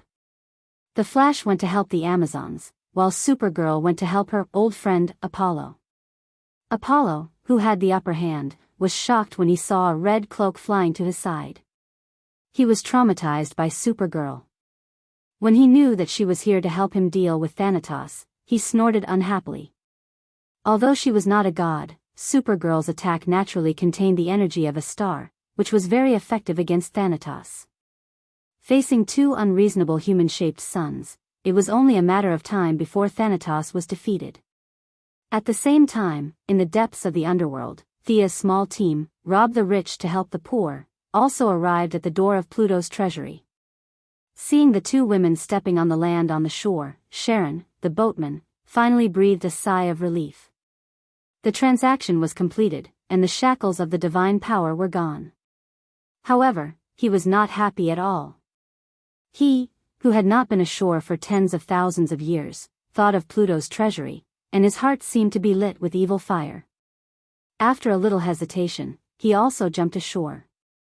The pitch-black door was so heavy that it seemed to be able to stagnate the air. Hades' treasury was not only big, but it was also built very widely. Just a rough estimate of the area covered was comparable to a street in Star City. Even Diana, who was not greedy, could not help but be amazed. How many treasures did it take to build such a huge building to be a warehouse? I want 30% of the treasures. Sharon, who had a pair of triangular eyes, was even more dazzled by money at this time. He almost forgot his surname. Thea was very unhappy. How dare you talk about money with the goddess of wealth? Although the holy sword was with the clone, the justice dagger given by the Heavenly Father was still at hand. You greedy old man, do you want to test my dagger? She was unhappy, but she did not say it out loud. Instead, she asked, we are the ones who organized the crusade against the underworld. What value do you have to take 30% of the treasures? The old man smiled eerily. I have no value, but my brothers do. Look at this. As he spoke, he took out a token with the unique symbol of the sleeping god, Hypnos, and a pair of wings covered in feathers. Speaking of this token, it was a very long story. At first, Hypnos thought that Sharon was his half-brother, so they had to keep in touch with each other, so he gave him a token. But later, they found that this brother was too unbearable. He only cared about making money, which was simply unreasonable to the extreme in the eyes of the gods. What was the use of money to the gods? They tried to persuade him several times, but to no avail. Sharon only had that little hobby. He didn't care about anything other than small amounts of money. As time passed, Hypnos had long since given up on his half-brother. You can just count money in the sticks. It had been so long that both parties had forgotten about this matter. Now that Sharon was pushed to the edge of the cliff by Thea and Hades, he finally thought of his brother. However, he wasn't a kind person at all. He didn't want to ask his brothers for help or put in a good word for them. What he wanted was to use his brothers as scapegoats. Using Hypnos as a scapegoat? This idea sounded a little ridiculous at first, but it wasn't difficult at all. It could even trigger a chain effect on the battlefield. Thea secretly calculated. Her original plan was to force a deal with Hades and leave him with a copper coin. Now, with Karen's enthusiastic help, things could develop more harmoniously and orderly. Thea immediately changed her original plan. Hypnos and Thanatos were twins. If Hades had a conflict with his right-hand man, the scene would definitely be very funny. She would get the treasure and let someone else take the blame. This business was completely feasible. How about this? Let's sign a new final agreement. All the coins of the sticks will belong to you. What do you think? Thea pulled out a slate from the void and prepared to do a second business deal with Sharon. Sharon trembled when he looked at the slate, but his greed suppressed his fear. He read the contents in trepidation. All the coins belong to me? You don't want any of it? What we want are weapons, treasures, and anything that can increase our strength, Thea said honestly. Sharon pursed his lips, indicating that he didn't understand. Coins were the best thing in the world. Why would these two women want those weapons and treasures? Crazy. Thea also didn't understand why this guy was so obsessed with money. Was it because of some psychological trauma in his childhood? After looking at each other in disdain, Sharon confirmed that Thea wouldn't add any additional agreements and finally agreed to the deal. After completing the new agreement, Thea signaled to Sharon that it was time for him to show his worth. As the three of them hesitated at the entrance of the treasury, the guardian of the treasury finally got up slowly. Cerberus, the three-headed hellhound. All the three-headed hellhounds were its direct descendants. Its current duty was to guard the treasury of the Styx. However, for thousands of years, the surrounding area was a forbidden area. It was used to slacking off and didn't realize that strangers had come. Thea and the others discussed for a while. Only then did the three-headed hellhound realize its duty. It stood up shakily, wanting to see who had disturbed its sleep. This fellow wasn't beautiful at all. Thea narrowed her eyes and glanced at it. It had 3 ugly heads, 6 ferocious eyes, and a tail that didn't look like a cute dog tail. Instead, it looked more like a snake's tail. In any case, it looked like it was going to be chopped up. Holding back Diana, who was about to draw her sword, Thea signaled to Sharon to negotiate. The shivering boatman Sharon walked in front of the three-headed hellhound. The three-headed hellhound sniffed with its 3 big noses. This fellow had a very strong aura of the underworld. It seemed like he was one of them. The 3 ugly heads looked at each other, waiting for Sharon to speak. Sharon lived up to his nickname of a treacherous villain. He didn't care about brotherhood and took out Hypnos' token like a lackey. Lord Hypnos ordered us to go to the treasury. Let us in. Actually, Sharon had the thought of leaving Thea and the others behind and taking the treasury for himself. However, he quickly dismissed the thought. Hades already had a death feud with him.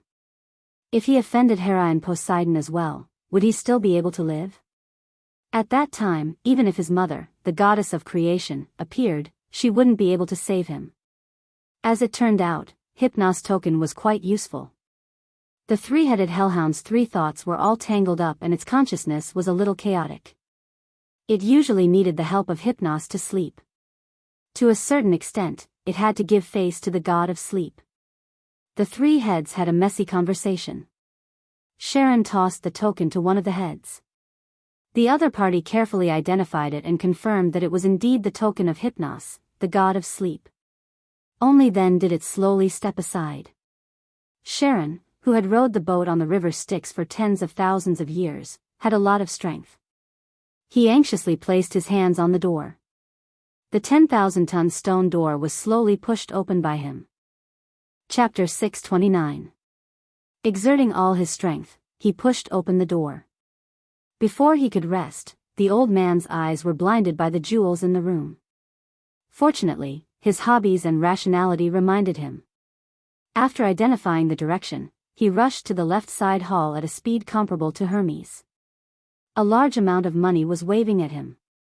The 2 girls walked past Cerberus and walked along the passage. They had to admit that Hades had a rich collection. Compared to Zeus's high standards, ordinary treasures could not catch his eye.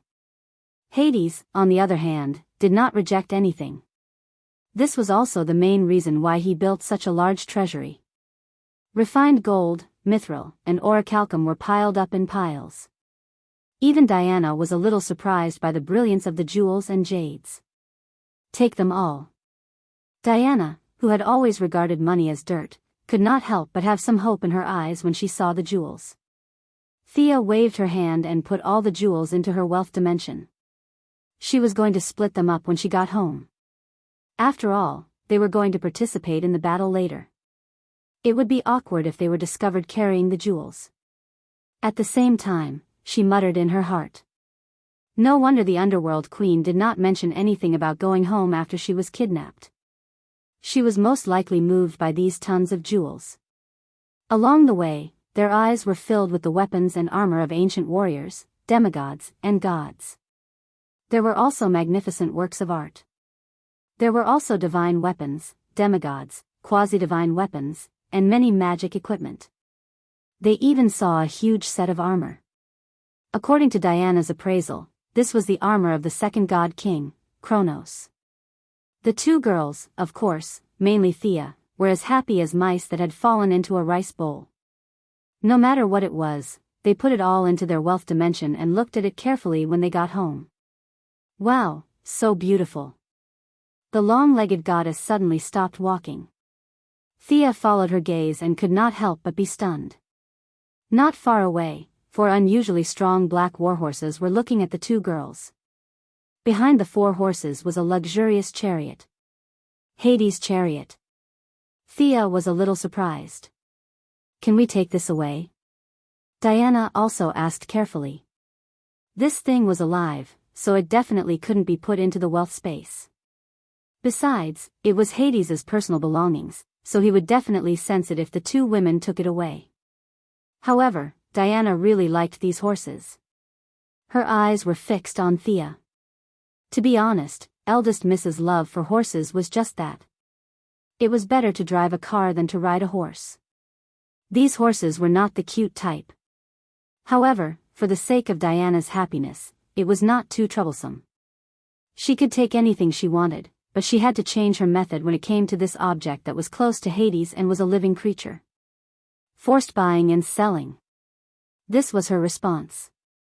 She took out another stone slab and threw it on the ground. This was considered a deal with Hades. One side of the deal was naturally the Pluto. On the other side, Thea did not leave her name. Instead, she left behind a character number from the creator star. From a macro perspective, this number also represented Thea, so it was not considered a scam. Hades only needed to personally go to the Heavenly Father to verify it.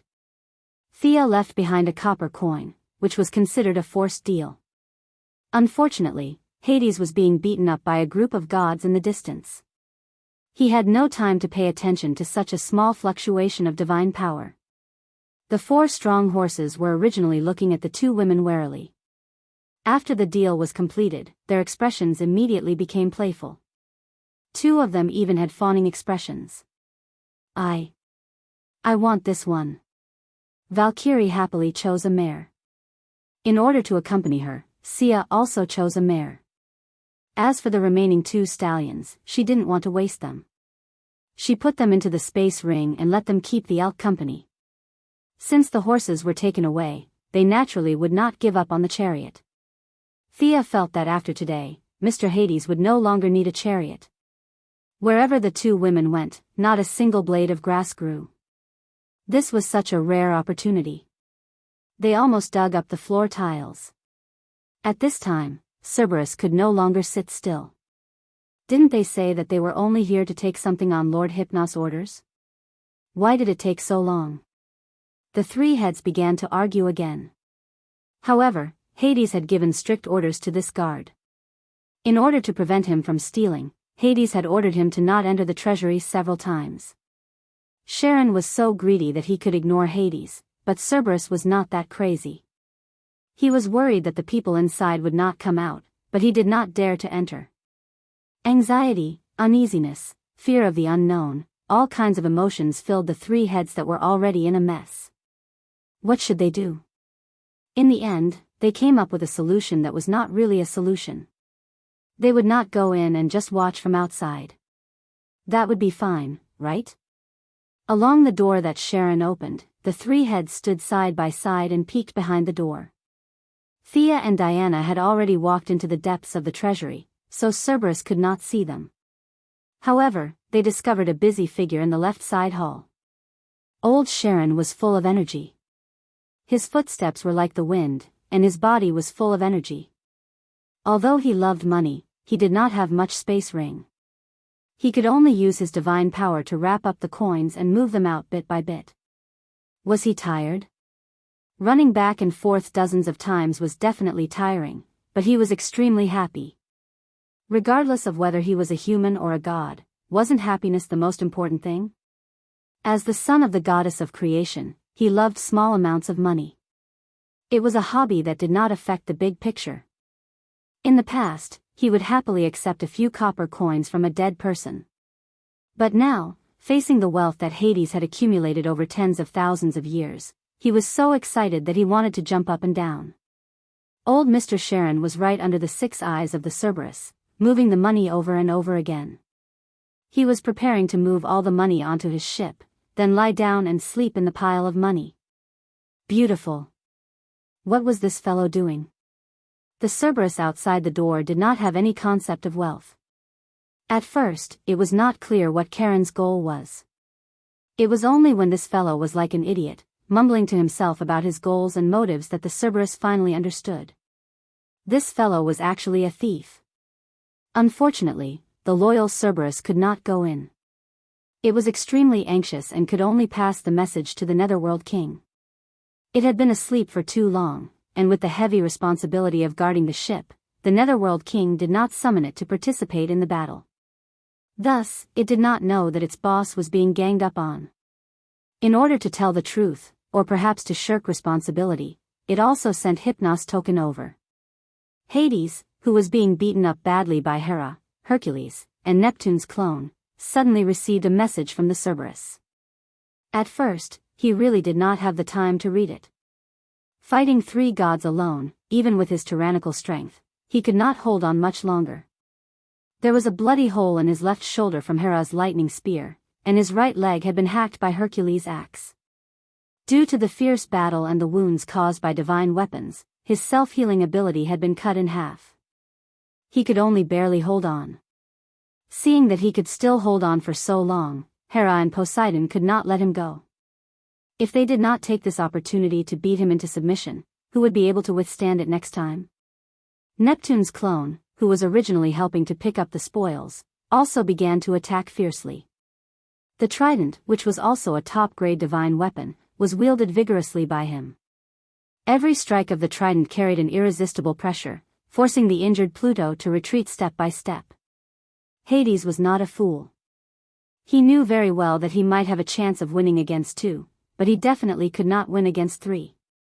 His goal was to stall for time and wait for his subordinates to break the stalemate and help him instead. Hades only attacked once out of 10 times, and the remaining 9 were all defensive. Although he was in a sorry state, he felt that he would be the final winner. Chapter 630. With the confidence that he would win, Hades began to hold on bitterly. It was only when the Cerberus sent him a second message that he managed to use his divine sense to scan the situation. He was really busy this time. He flew up and kicked away the Sea Emperor's trident, knocked the Hercules axe aside with a punch, and used his twin tridents to block Hera's lightning spear.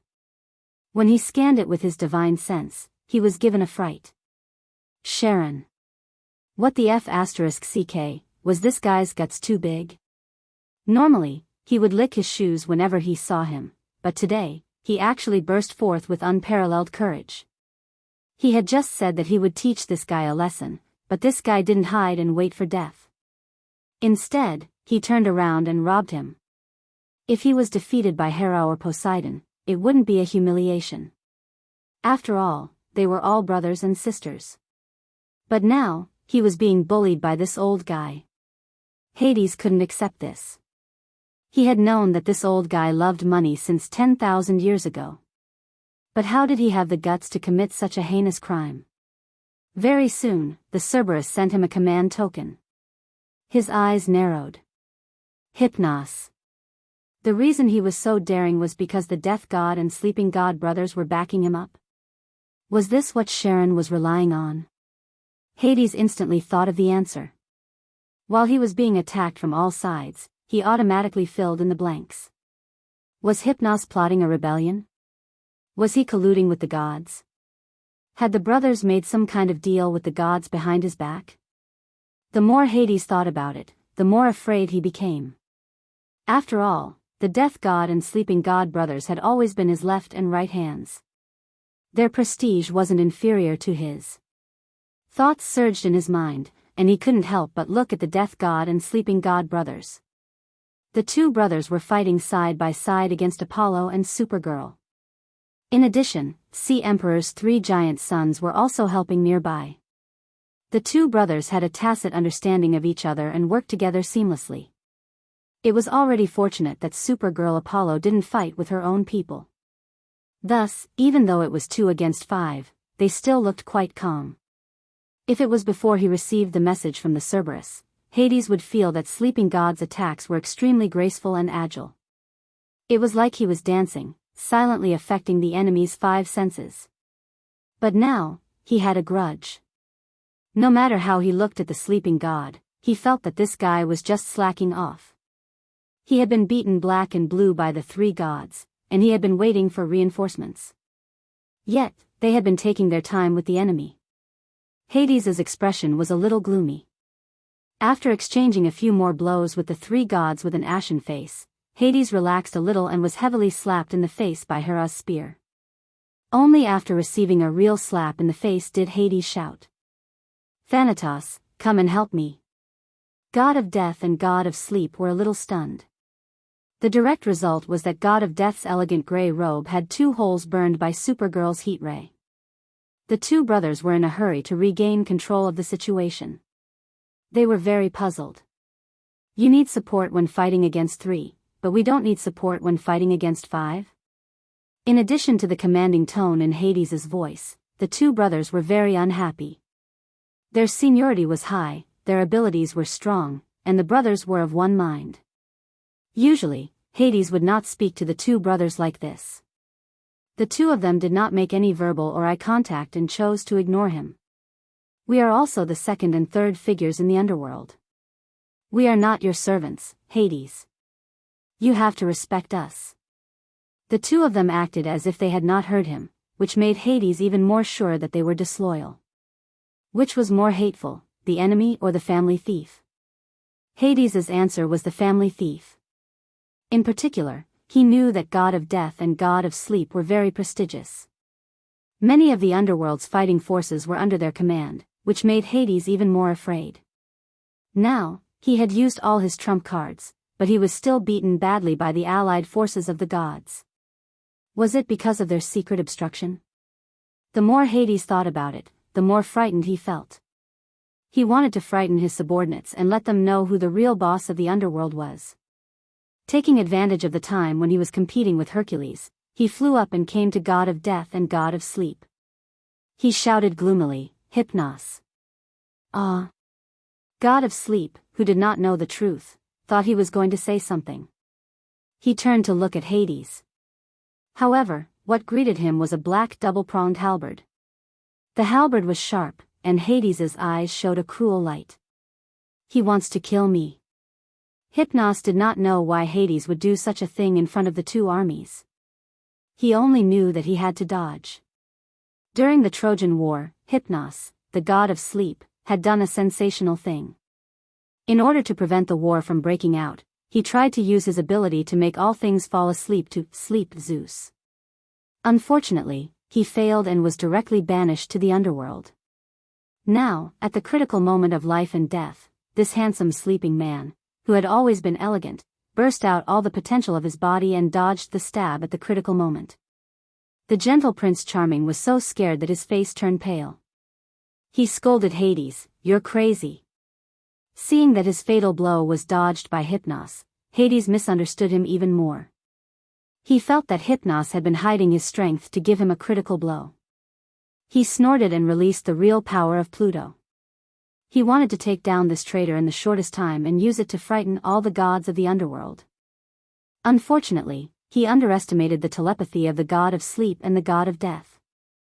After tens of thousands of years together, the god of death had sensed Hades's sneak attack.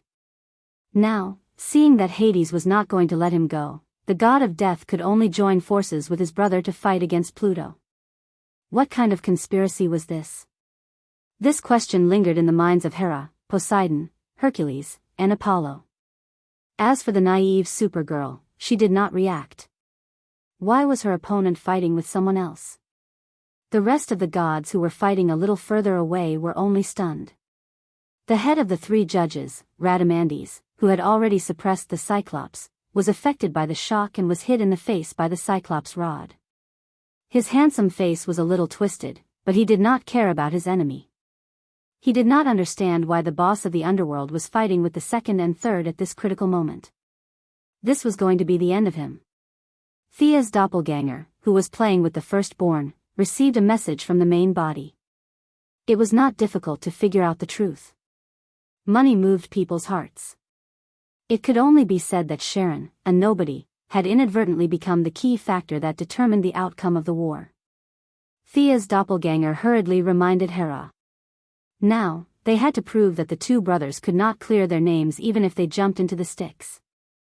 If the underworld was divided into 2, it would be a miracle if they could still win. When Hera received her message, her eyes were initially filled with horror. Although it was a little unbelievable, she did not lose anything by saying a few words. She immediately shouted, "Thanatos, Hypnos, I, Hera, swear that as long as you help us take down Hades, I will accept you on behalf of Mount Olympus. I will let bygones be bygones." Chapter 631. Hera's heart was thumping wildly as she said this. It was truly because of the strength of these 2 brothers. If either Thanatos or Hypnos were to be singled out, they would be able to tie with Hera, who had yet to become a god king. If the 2 brothers worked together, they would even be able to fight a god king. This was evident from the fact that Hades, who was wielding his halberd like a windmill, was unable to take down the 2 brothers. Unlike Sharon, who was alone, they had many demigod children and a large number of subordinates. Now, the 2nd and 3rd prisons of the underworld were under their control. As long as the 2 brothers were pulled to their side, they would win this expedition. Hearing Hera's straightforward words, Poseidon was a little stunned. He did not know the cause and effect of the incident, but he knew how to rope people in. However, he did not have the status of the central government like Hera, so his efforts were not as effective. Hera and Poseidon spoke at the same time, which was another signal in the eyes of the gods of the underworld. They were indeed colluding. The subordinates of the god of sleep, the god of death, looked at the allied forces of the gods and their former comrades, and began to think about their own positions. Apollo looked at Hera with a strange face. He had always been unconvinced by Hera, but now he was a little frightened. He did not believe that this was a coincidence. He imagined that Hera had secretly colluded with the 2 gods. The 2 brothers could not only help the gods defeat Hades, but also intimidate him. He clicked his tongue in his heart. Hera's means were silent. He did not know that she had such a delicate plan. Hades thought that he had exposed the 2 brothers' traitorous faces in advance and vented his anger on them. The halberd in his hand moved faster and faster. Up until now, the 2 brothers still didn't know what had happened. However, even a person made of mud would have a temper. Unlike Charon, who had no great ambitions, they were gods with dreams and abilities. As the sons of the goddess of creation, they were of noble birth and didn't lack scheming. It was only because of their bad luck that they ended up in their current situation. Deep in their hearts, they did not think that they were worse than Hades. In the face of Hades's fierce attacks, they had to think about their future. Should they change their allegiance, or should they become kings? This time, the 2 brothers communicated telepathically. They quickly reached an agreement and communicated with Hera. Mount Olympus was the center of the gods. This was the current consensus of the Greek pantheon. When Hera heard their request, she immediately agreed without hesitation. She then announced loudly, "I am Hera, the god of gods. On behalf of Mount Olympus, I acknowledge the jurisdiction of Thanatos, the god of death, and Hypnos, the god of sleep, over the underworld. From now on, the brothers are the twin Pluto. PFFF." Seeing this scene, Thea's doppelganger burst out laughing. Now it was even more lively. Hera was really making careless promises. She was basically overdrafting the divine king's credibility. However, this had nothing to do with Thea. She was happy to watch the show. The battlefield could indeed be described as bustling. The 2 armies that were originally clearly divided now suddenly split a quarter of the army from the underworld army. This group of people stood there awkwardly. Finally, under the leadership of the two brothers' sons, they joined the allied forces of the gods. The originally evenly matched battlefield collapsed in an instant. One side gained a quarter of their army, while the other side lost a quarter of their army. There was no suspense in this battle. The connections that the two brothers had built up over the years played a key role. Hades was arrogant and unruly. His attitude towards his subordinates could be described as harsh. On the other hand, the two brothers were relatively gentler. Although the change was sudden, there were many people who supported them. One of the three judges, Minos, also joined the camp of the gods under the persuasion of the two brothers, Su Weilai, who talked about the past with the two brothers. The Taoran army that was directly under him immediately changed sides and attacked the army of the dead. The morale of the allied forces of the gods was greatly boosted. The situation quickly deteriorated out of control. Hades finally panicked a little. He began to promise benefits to his subordinates. Unfortunately, his reputation had never been high. The advantage of the allied forces was snowballing.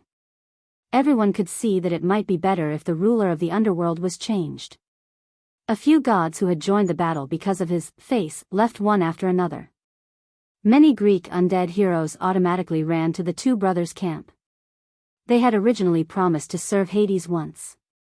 Now that they had been officially appointed by Hera, the two brothers were the official Hades. The army was defeated like a landslide. Now, only the queen of the underworld, the eldest son, the two judges, and a large number of demigod descendants were left by Hades' side. In terms of combat power, they could still fight. Unfortunately, the subordinates were uneasy. Ordinary undead didn't have intelligence and weren't affected by morale. However, the gods and demigods weren't. They had thoughts and eyes. The loyal ones were thinking about defense plans, and the more active ones were already thinking about what they should say when they joined the two brothers. The gods were all full of fighting spirit. Hercules took the lead and directly killed his way into the first prison. Hades hurriedly reorganized the army in an attempt to restabilize the situation. Unfortunately, the army's resistance was extremely weak. The first prison was forcibly broken by the gods. The second and third prisons were the two brothers' traditional territories. Hades had tried his best, but unfortunately, he was surrounded by more than 10 gods. He could only retreat with hatred in his heart. It was worth mentioning that during the battle in the third prison, the original bodies of Thea and Diana returned with a full load. The two of them secretly merged with their doppelgangers. On the battlefield in the third prison, the eldest son didn't know that the enemy had played a big trick on him. In a hurry, he was directly captured by Thea and Diana, together with Supergirl and a bunch of Green Lanterns. As if knowing his fate, the eldest son struggled with all his might. Unfortunately, the three girls were not much weaker than him. The chains of the Green Lanterns tightly bound him. Thea and Jianghu took turns to attack his consciousness with compassion. Thea's mental injuries had not healed. In addition, Thea had drunk the white poplar fruit, which was a special product of the underworld. The fruit of the underworld's sacred tree could greatly improve one's mental strength. Now, not only had Thea's old injuries healed, but she had also improved. With the help of Jianghu, who was equally determined and had incomparable compassion, this time, no one disturbed them. They spent the whole day wearing away the hostility in the eldest son's heart. After washing away the dust, the firstborn, who was facing his own heart again, finally welcomed a rare moment of peace.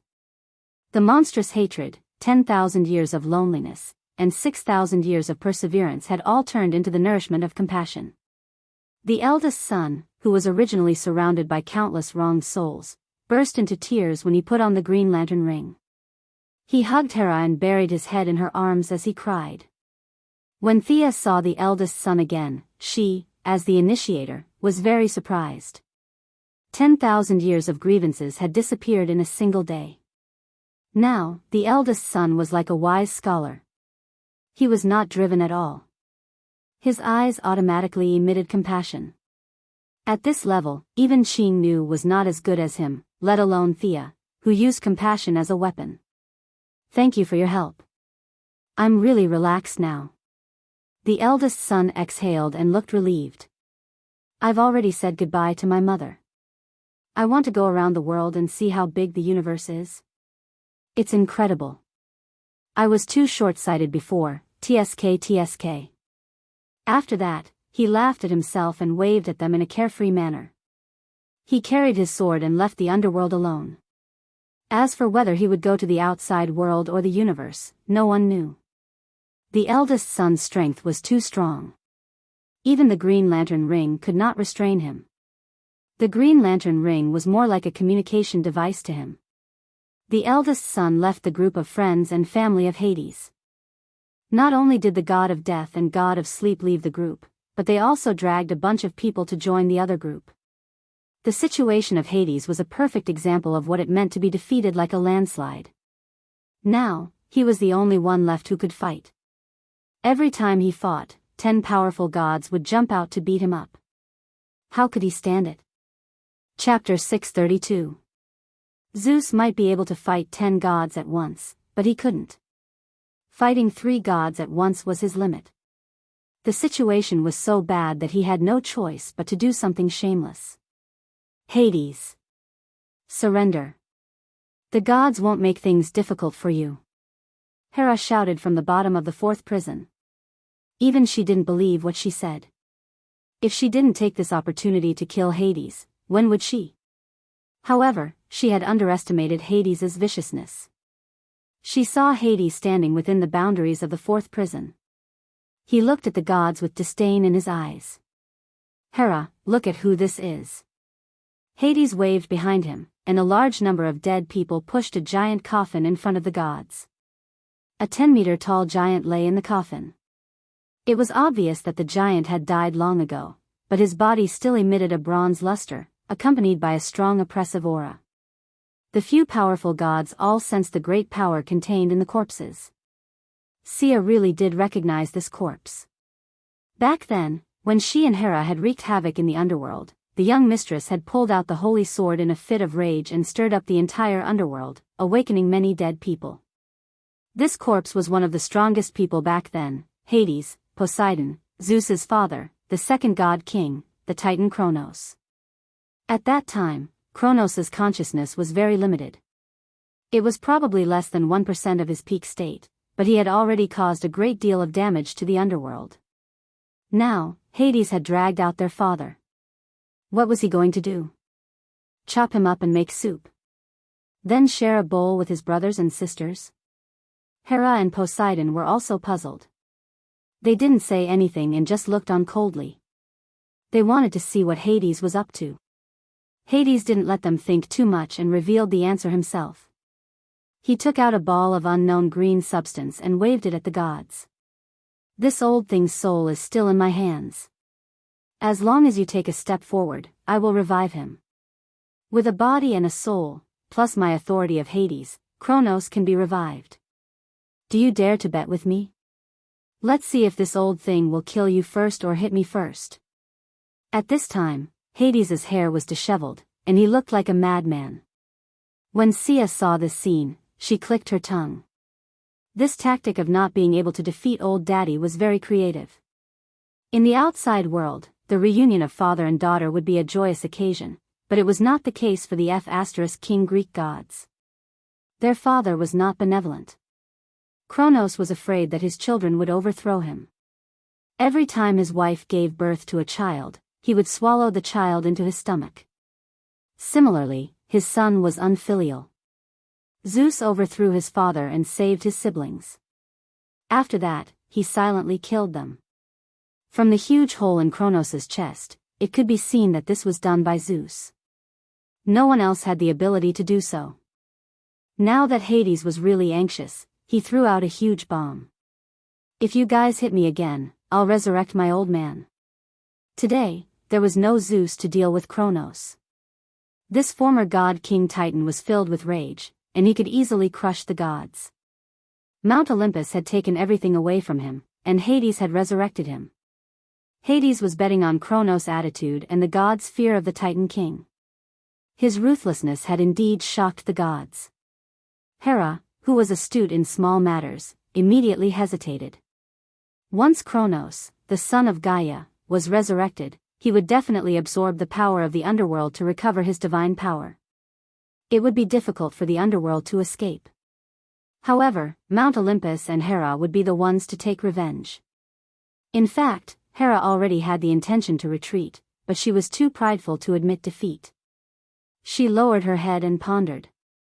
Hades looked at her nervously, his heart in turmoil. If he could live a good life, he would not want to resurrect his old man. The amount of divine power needed to resurrect a god-king of this level was simply astronomical. Even if he was the king of Hades, borrowing the power of the underworld to do such a thing was not low risk. Even if he was resurrected, with his old man's character, he might turn around and eat him. No one could be sure. The cards had been played. It was now up to Hera to choose. Poseidon looked at the scene coldly. Kronos was the son of Gaia. He hated the sea, so he was the least stressed out among the gods present. Hades held the remnant of his father's soul in his hand, his heart uneasy.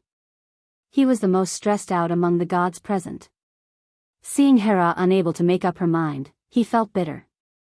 Fortunately, someone finally spoke up to persuade Hera. "Retreat, Hera." A woman in a t-shirt and shorts, dressed like a modern person, walked out of the void with an owl perched on her shoulder. She was holding a baby in both hands. The sudden appearance of the woman shocked all the forces. "Who is this woman?" The Flash looked at the woman and asked the little beauty Kara beside him. It was difficult not to notice this modern person in a group of ancient armored people. Kara was usually a little muddle-headed, but the Kryptonians had a good memory. She stroked her cute chin and thought for a moment. "I think she is Sister Diana's former employee. But I remember Sister Thea said that the child she was carrying was Zeus." Such a complicated interpersonal relationship made Supergirl frown. The Flash was also dumbfounded when he heard this. He decided to just watch happily. They did not have divinity, so they could only watch the show. However, the gods present still recognized the woman's true identity. "Athena!" Several gods shouted at the same time. That's right. This woman who suddenly appeared with a baby was the cause of everything a year ago. She was Diana's former employee, Miss Zora. Of course, now that her divine soul had awakened, Zora's 20 years of experience was nothing compared to Athena's enormous past. It was directly assimilated.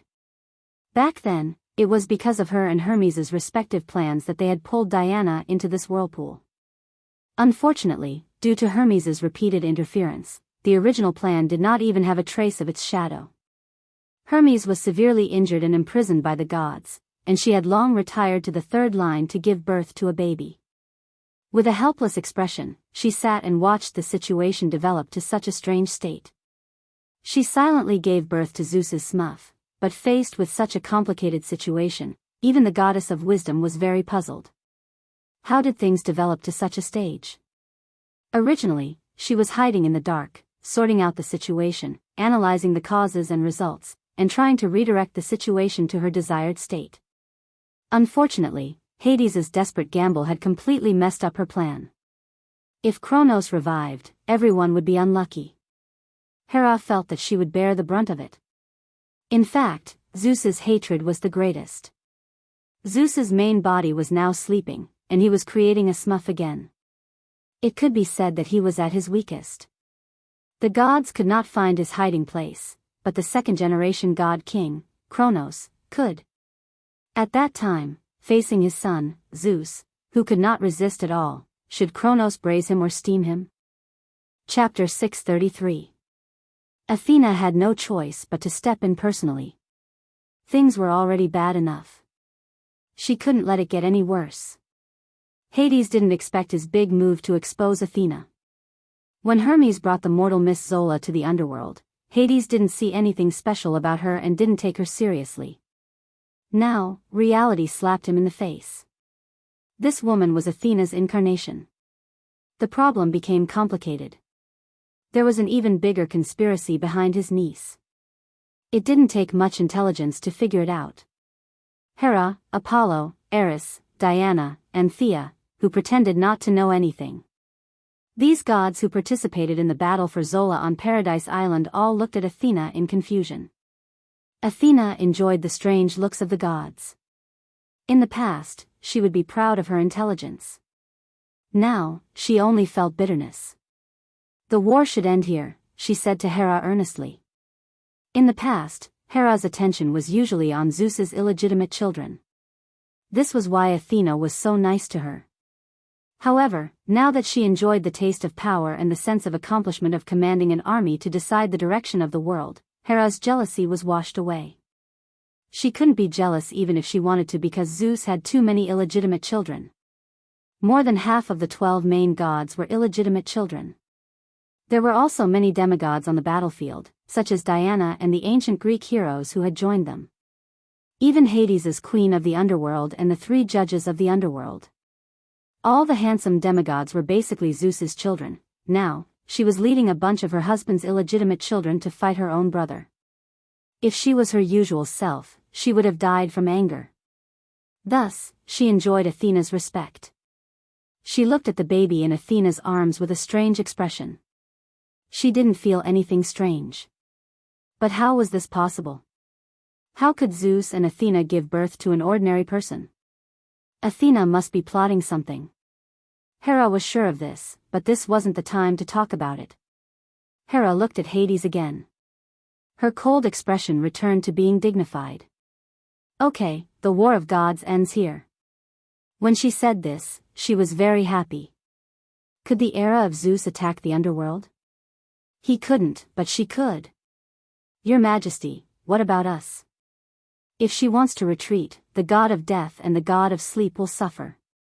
Even Hypnos, the god of sleep, is a little anxious. When you retreat and Hades comes to settle the score, what will we do? Hera was indeed clumsy when it came to the overall strategic direction, but she had been doing this kind of thing for thousands of years and was extremely experienced. She immediately comforted the 2 brothers and once again used her name as the Divine King to guarantee that the 2 brothers' current interests would not be harmed. The 2 brothers had no choice but to follow the gods back to the 3rd prison. Over the next few days, Athena acted as the middleman and mediated between the 2 sides. After tireless efforts, they finally finalized the final agreement. Athena was speechless when she saw the agreement that she had worked so hard to broker. As the loser, Hades suffered the most. Not only did his left and right hands take away a large number of elites, but now the 2 brothers were also against him. Being arrogant, he didn't ask the 2 brothers why they wanted to rob his treasure. The 2 brothers were actually in a state of confusion, but they were used to acting cool. Even if they were confused, outsiders couldn't see through their expressions. Hera was determined to keep the 2 brothers on the same level as him. Hades gritted his teeth and acknowledged the title of Hades Gemini, but he didn't want to be outdone and changed his title of Hades King to Emperor of the Underworld. Seeing that he changed his title, Hera thought for a moment and changed her title from Divine King to Emperor of the Gods. She was on par with Poseidon, the Emperor of the Sea, and Hades, the Emperor of the Underworld, and slightly suppressed them. The first 3 prisons were the territories of the gods. Despite Hades's insistence, under the mediation of many neutral gods in the underworld, it fell into the hands of the 2 brothers. Now that the first 3 prisons were gone, the jurisdiction of the river Styx had nothing to do with him. Hera and Poseidon didn't even ask for his opinion and decided on the ownership. Old man Charon made a windfall and held on to his job. Other than being bitten twice by Cerberus when he rushed out of the treasury, he didn't suffer any other losses. He was very satisfied. An earth-shattering battle had come to an end. Hades would need decades to stabilize the internal chaos of the underworld, let alone attack Mount Olympus. This time, he had been besieged several times, and the injuries he received required a large amount of divine power to recover. Overall, despite the constant changes along the way, they had achieved their goal when they set off. The gods returned victorious, and the whole of Mount Olympus was filled with joy. Hera held a banquet to celebrate, and at the same time, quarreled with Athena behind closed doors. The allies played around for 3 days before slowly dispersing. Supergirl went back to school, and Barry continued to track down Reverse Lightning.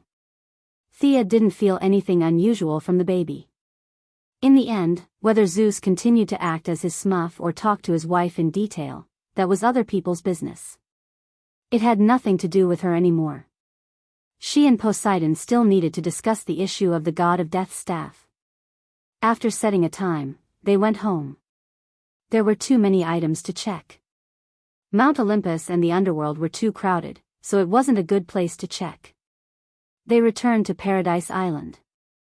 With the help of the enchantment set up by Thea, the two girls had time to sort out their gains. There were all kinds of precious materials, expensive accessories, countless rare treasures, and all kinds of powerful equipment piled up like mountains. There were weapons of famous warriors, and divine weapons of various gods who had passed away. Now that Thea relied more on magic in battle, she didn't have a high need for equipment. The Valkyrie was so beautiful that she almost forgot her surname. Thea helped her replace all the original beginner's godly equipment. Among the equipment, the two girls had obtained the greatest harvest was a set of Kronos' armor and shield. Kronos' father was Gaia's son, the second-generation god-king. He was born with the power to control the earth. His armor was thick and sturdy, and it had a lot of special features, such as being invulnerable to the ground, immunity to all kinds of negative statuses, immunity to mind control, enhanced strength, speed, and so on. However, he was of the Titan race and was tall. No matter how long Diana's legs were or how tall she was, she couldn't wear this set of armor. In order not to attract attention, they definitely couldn't wear the original armor out for an exhibition. They had to remake it. Diana's forging skills were completely useless on this set of top-grade divine armor. Hephaestus, the god of blacksmithing in Greece, also couldn't let him know. Fortunately, Thea was an employee of the new god race. She opened a sonic tunnel and went straight back to the new god race's god of blacksmithing, Hayati. Hayati was originally in this line of work. Without saying anything, she began to forge the armor for her. As for Diana's size, she was very clear about it. 3 days later, Thea returned to Earth with bags of various sizes. So many parts. The Valkyrie was a little surprised as she covered her mouth and started to check. She also started to try on the armor. Chest protector, shoulder protector, arm protector, helmet, and leg protector. The entire armor was dark red with gold lining, and with a red cloak, it looked very cool. Thea was very satisfied. As for Diana's previous set of armor, she kept it as a souvenir. She could give it to anyone who wanted it in the future. To be honest, Thea had never liked that set of armor. The main reason was that it was too revealing. Below the neck, a large amount of skin was exposed. Even half of the cleavage was exposed. There was no need to talk about the pants. It was just a pair of triangular shorts. Her entire thigh was exposed. Not to mention its defensive properties, this design had always made Thea unhappy. It was just that divine equipment were hard to come by in the outside world and she couldn't afford to change it. Look at Fiora's armor. It was covered tightly with 3 layers inside and 3 layers outside. If one didn't look at the chest of the armor, one wouldn't be able to tell that it was a woman. This was worth learning. Chapter 634. Thea took off Diana's armor without hesitation. The long-legged goddess instantly became naked. This was something that Thea had been complaining about. She had been fighting in her armor all this time. Hephaestus was the one who made the armor in the newbie village. It fit Diana's curves perfectly. Of course, it was not because he had measured it himself. Otherwise, Thea would have killed him even if they were separated by the sea of stars. When he made it, Diana was still a baby. In order to leave room for future growth, one of the characteristics of the divine armor was that it could automatically adjust according to the size. When you were big, it would be big, and when you were small, it would be small. At least, according to Thea's estimation, Diana's current size was slightly bigger than when she left the island. The armor's ability to automatically increase in size was based on her powerful memory and touch. After wearing the armor for a long time, Diana did not like wearing cumbersome undergarments. They were meaningless to her. Ancient Greek values believed that beautiful things did not need to be covered up. It was the same whether it was during her tribal life thousands of years ago or when she entered modern society. Now, even when she attended social events, she would dress up with a deep V-neck and a bare back. She looked dazzling and sexy. Most of the time, she would simply forget to wear undergarments. She would wear a long dress and attend events. The young mistress would occasionally wear nothing, but it was all because she was lazy. Now, she had to cultivate Diana's habit of wearing undergarments. In the past, she was not afraid of fighting a few criminals. Those criminals could not break through her armor. In the future, the scale of the battles would grow larger. The comic world had a mysterious power to prevent clothes from being torn, but it did not exist in the real world. What if the armor broke in the future when they fought against Darkseid? Wouldn't it be a great opportunity for others? Must I wear it? Diana asked with a frown. Of course. There are many benefits. Thea held a bra that Aramani had woven with spider silk and divine threads as she spoke cheerfully. Diana looked at her with a faint smile. Oh. What benefits? Prevent irrelevant people from peeping? Could this be considered a benefit? The young mistress racked her brains, but she really couldn't think of any benefits at the moment. As for things like preventing sagging, promoting growth, and ensuring blood circulation, these were all nonsense to them. Seeing that her eloquent lover was at a loss for words, Diana laughed heartily. The indescribable thing on her naked chest also shook twice, making the eldest Mrs. Hart itch. Laurel, Babla, and the others don't seem to wear it either. They all wear Kevlar combat suits, so I think you're. Diana laid out the facts and reasoned. Finally, she pointed at the underwear in Missy's hand and shook her head. Her meaning was self-evident. Thea felt helpless at the mention of this. The female superheroes and villains here basically wore tight clothes. There were many people like Qing Nu, who wore a small singlet on top and 2 curtains on the bottom. The heroines in Gotham were fine, but Star City's Laurel, in order to completely separate herself from her daytime identity, wore leather clothes, fishnet stockings, and long boots. She was completely different from her daytime image as a lawyer. After thinking about it, there were still many problems with female superheroes. They would need to be fixed in the future, but Thea decided to start with herself. She forcefully explained, "They all appear at night, unlike you. From today onwards, I will supervise you. You must wear it." "Are you really going to wear it?" "You must wear it." Diana took the underwear and looked at it. She had to admit that Diana's craftsmanship was not bad. She was at least a full-fledged tailor. She was also born in Greece, so her aesthetic was completely in line with Diana's standards. After thinking about it, the goddess retorted, "You still have to wear it." Thea talked nonsense with her for a long time, but she couldn't win against the goddess of war. She could only surrender helplessly. "Okay, I'll wear it too." After taking off the quilt, Diana saw that she was also wearing nothing. She laughed silently and proudly raised her nose. Thea picked a few pieces and then realized the problem. These were all prepared for Diana. She didn't prepare anything for herself. She had magic and the light ring, so there was no possibility of her clothes exploding. She reluctantly chose one, but realized that it wouldn't work after putting it on halfway. A mischievous thought appeared in her mind. She looked at Diana flirtatiously and said playfully, "Oh, it seems a little tight." Diana was furious. "Thea Quinn, you. Say that again. How preposterous. Even the good-tempered goddess of war couldn't take it anymore. How could you not even put on half of the underwear prepared for me? This is too infuriating. What else can you say? A little tight? It's your skin that's too tight." "How is it tight?" "I think it's loose. Here are all gaps." Diana fiddled with it angrily. In the end, she had to admit that it might be a little tight.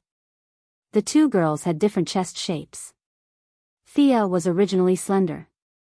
Now that she was a goddess, her body proportions had reached a perfect level.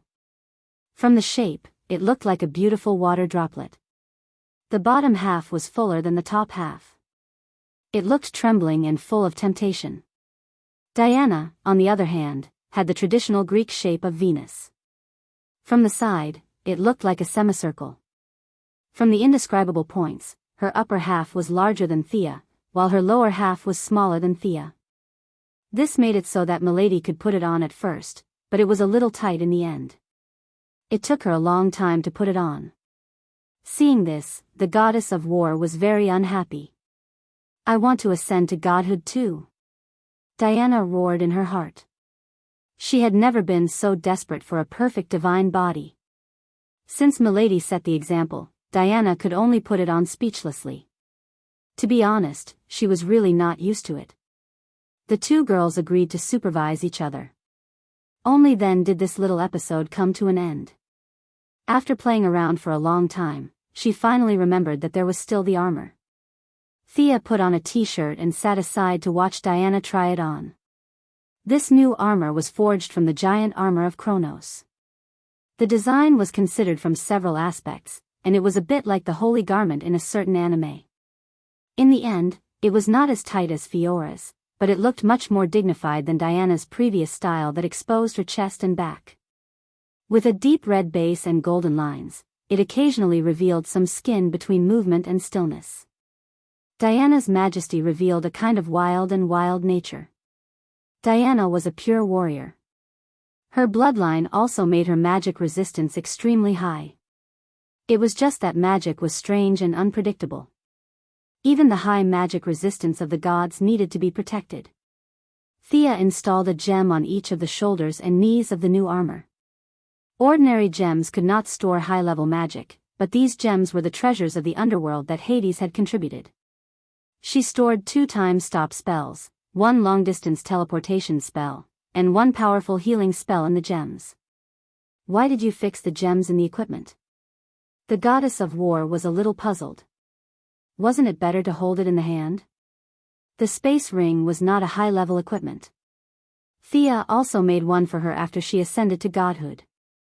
Milady's answer to this was that if the equipment did not have gems, it would not be equipment. The original Guardian silver bracelet's quality seemed to be very strong now. As a divine artifact that had accompanied Diana for thousands of years, she chose to continue wearing it.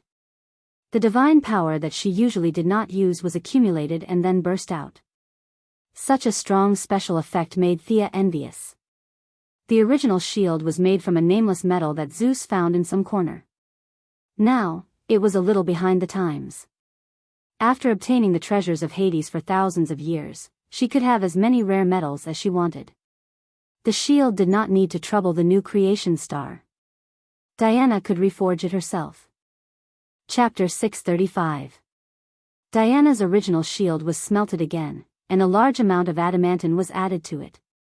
In the end, Diana's shield was imbued with a lot of compassion emotions. Although it wasn't to the point where Diana's shield would turn into stone at first glance like Medusa's shield, when the enemy saw Diana's shield, they would also be affected by the emotions of compassion. Except for a few people with strong wills, the attacks of the others would naturally be weakened. The new shield was full of compassion, so it was bronze in color with silver edges. Ancient Greek inscriptions were drawn on it, which translated into English as protect.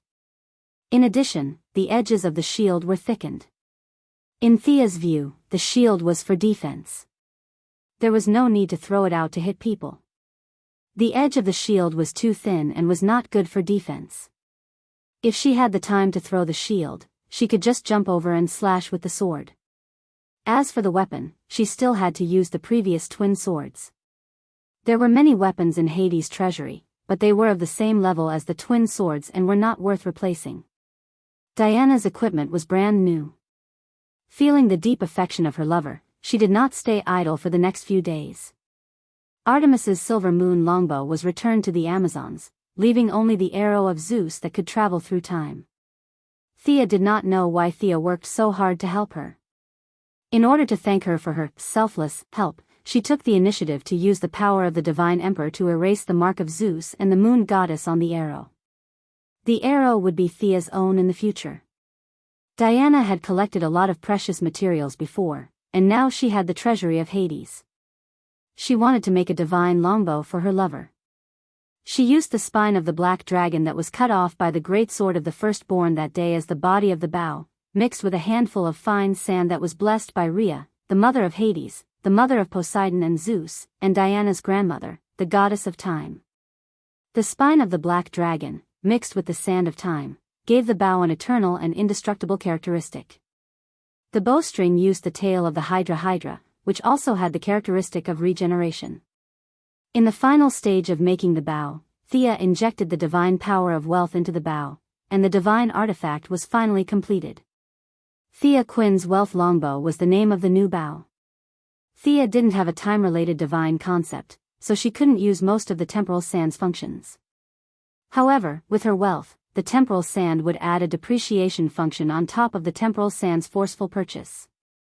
It was impossible for her to buy an enemy's divine weapon with 1 copper coin, but it was completely possible for her to exchange for an enemy's divine weapon with 30 to 40% of its value. Originally, she wanted to call it Fortune Longbow, but Diana strongly objected, so she changed it to Wealth Longbow. The ideal situation would be for Thea to shoot a few arrows, and the enemy would be very discordant. Both of their equipment had been greatly improved. Only then did they have time to pay attention to the miscellaneous items that they had obtained. Some items could improve their physical fitness, so they ate them directly.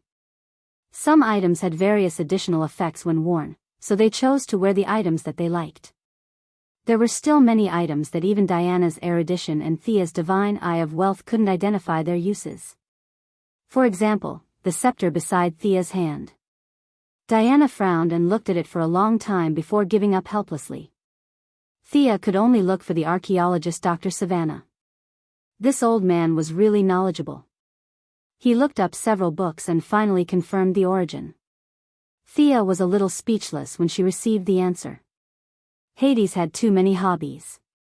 Not only did he have Greek gods' items, he also had Egyptian gods, Norse gods, Mesopotamia, and other random items that he thought were good. It would take a lot of time to identify all of them. She couldn't be bothered to waste time, so she gave all the items that she couldn't identify and didn't seem dangerous to the bald Dr. Savannah, who had forgotten his own name after seeing ancient treasures. In the following days, Thea and Diana spent another 2 days together in the name of supervising each other. She left the Valkyrie to familiarize herself with the new equipment and continue to comprehend the origin while she went back to deal with her own trivial matters. Thanks to the agreement between the human world and Atlantis, the Moira people's popularity had improved greatly. Many commentators took turns to publish articles, saying that the United States would walk out of the valley under the leadership of President Quinn and revive the economy. More ordinary citizens were full of expectations for the new government with the protection of superheroes. Now that it was the final moment of the election, even if the other party's candidate was God, he wouldn't be Moira's opponent. Of course, this God referred to the one in the Bible. However, it was hard to guarantee that someone would take the risk and do something stupid. From this battle in the underworld, Thea was more and more certain that history was made by small people. This saying was a bit biased, but it wasn't completely wrong. The ferryman Sharon was a vivid example. The two cold-hearted Prince Charming who didn't know that they were cheated probably still didn't understand the truth of the matter until now. In order to prevent anyone from doing anything to Moira, Thea returned to the United States and began to protect her mother. "Yo, long time no see. You're getting prettier now." The one who greeted her with a smile was Amanda, who rushed over today to make friends with her. The nature of the Heaven's Eye Society determined their dependence on the government. Without the support of the government, they couldn't do anything. Fortunately, she and Thea had a sibling relationship for so many years. Although there were some bumps in the small things, at least they didn't break down on the big picture.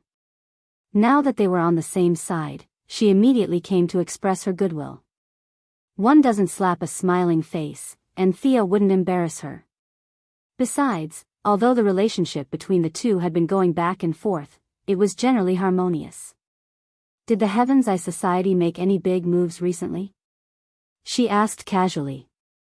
Amanda was a little distressed when she mentioned this. "There are more and more superheroes, but the criminals are getting more and more rampant. I really miss the days when I only had to deal with explosives and bullets." Thea couldn't solve this problem, so she could only comfort her. The two were just talking in general. After all, Amanda was responsible for the president, not the president's daughter. Sia was also quickly surrounded by a group of military bigwigs. The army was beaten up badly by the Atlanteans. The military's current point of view was that humans still had potential to be excavated. Currently, the military's equipment upgrade was not fast enough. We felt that it could be faster. After dealing with this group of people, Thea didn't want to continue upgrading weapons and equipment. The current technology tree was already climbing fast enough, and the foundation was not stable. There was really no need to start new projects. The military felt that they were inferior to Atlantis, but the problem was, how many years did they study to achieve today's results? Tens of thousands of years, and they wanted to catch up with them in a few years? It was impossible. The current Earth's military force was enough to protect itself in the future. Forcibly developing technology and equipment would only cause a large deficit in the government, and it was not conducive to improving the people's lives. Whether from Moira's point of view or her own wealth, the next step was to vigorously develop civilian products and revitalize the economy. Chapter 636. In the next half a month, Moira began to do the final publicity without stopping. Thea and Oliver also followed her to all the major cities in the United States. There were really people who were not afraid of death. Some gunmen received black money. The moment they made a deal, Missy could instruct the Green Arrow team to clear the obstacles. Some of them did not make a deal at all and simply wanted to make themselves famous. She had no good way to deal with them and could only rely on tight defense to ensure their safety. In just half a month, there were 3 assassinations and kidnappings. Yes, that's right. There were even 2 kidnappings. Sia, who had already revealed her identity as a superhero, generally did not dare to provoke her. After all, during the battle with Doomsday, ordinary people would not be able to withstand her ability to flatten buildings and create deep pits with a raise of her hand. They targeted other people. A group of people kidnapped Moira's important staff. Fortunately, they were rescued by the Sky's Eye Society in time. Another group of people lost their minds and wanted to kidnap Oliver for ransom. They were beaten up by the Green Arrow team, making the insiders laugh and cry. Another day of farce ended. Thea followed her mother to win votes. The secretary could only chase after them with a pile of documents from time to time to look for people. The electronic office was very fast, but many documents still needed her to sign in person. The campaign team ran wildly in all the major cities in the country. Miss Maisie also had to chase after them. She brought documents for Missy to sign every 2 or 3 days. Miss Maisie had a strong body. An ordinary woman would have died of exhaustion. After signing another stack of documents, Thea leaned herself against the back of the chair and looked out of the window. Miss Maisie instantly understood her intention. She grabbed the pen on the table and threw it out. "Who is it? Come out." Even if it was an ordinary pen, it was thrown out of the window like a sharp arrow. The person outside the window was stunned for a moment, then he was surprised. "Yo, not bad." A hand wearing a black leather glove instantly reached out and grabbed the pen at a very clever angle. Then, the other party took advantage of the momentum and drew a semicircle.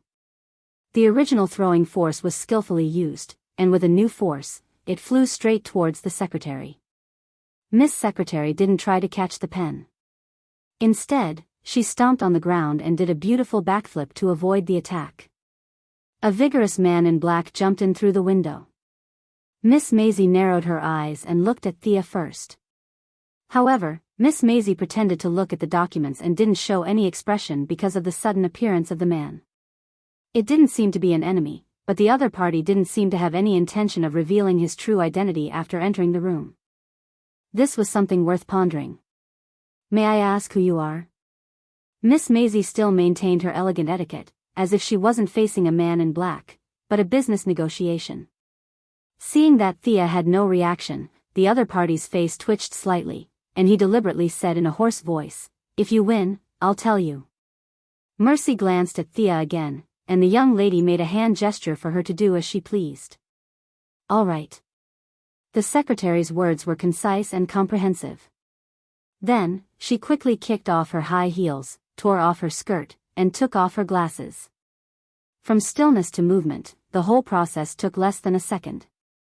She flew up, and her legs were like two battle axes, directly hitting the man in black's head. "You're really good at fighting." The man in black raised his arm to block the kick, and then changed his block into a grab, trying to grab her ankle and throw her out. However, Miss Maisie, who could fight death knell to a draw, wasn't so easy to deal with. She twisted her waist in midair and changed her move, kicking the man in the head with a backhand kick. The man in black finally realized that he had underestimated his opponent, and hurriedly changed his move. Unfortunately, it was too late. He could only lean back to dodge the powerful kick, and at the same time, raise his leg to kick Maisie's lower abdomen. Maisie hit the floor with her left hand at the critical moment, and borrowed the force to dodge the attack. The two exchanged blows, and both of them had underestimated their opponent. It could be said that neither of them had the upper hand. "I really didn't expect a delicate secretary to be so powerful. Your secretary can take at least 10 moves from me. Little Thea, you really have a lot of talents under you." The man in black no longer spoke in a hoarse voice, and took off his hood. He had bright eyes, white teeth, long hair, and exuded a sharp aura. Thea didn't even raise her head, and continued reading her documents. "Big Sister Shiva, you're boasting again. See if you can win against Miss Maisie first." The person who came was naturally Madame Shiva, who had taught Thea for half a year. The two hadn't seen each other for 6 or 7 years. If it wasn't for old Ma and Shiva's teachings, it would have been extremely difficult for her to reach her current position.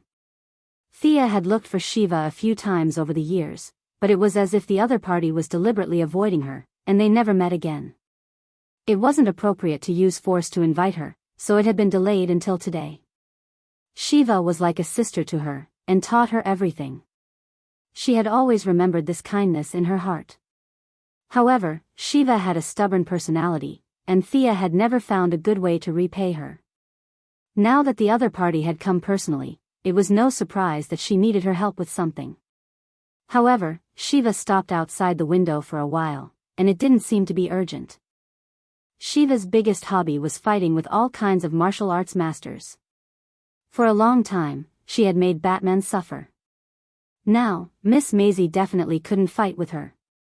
No matter how skilled Shiva was in martial arts, she was still an ordinary person.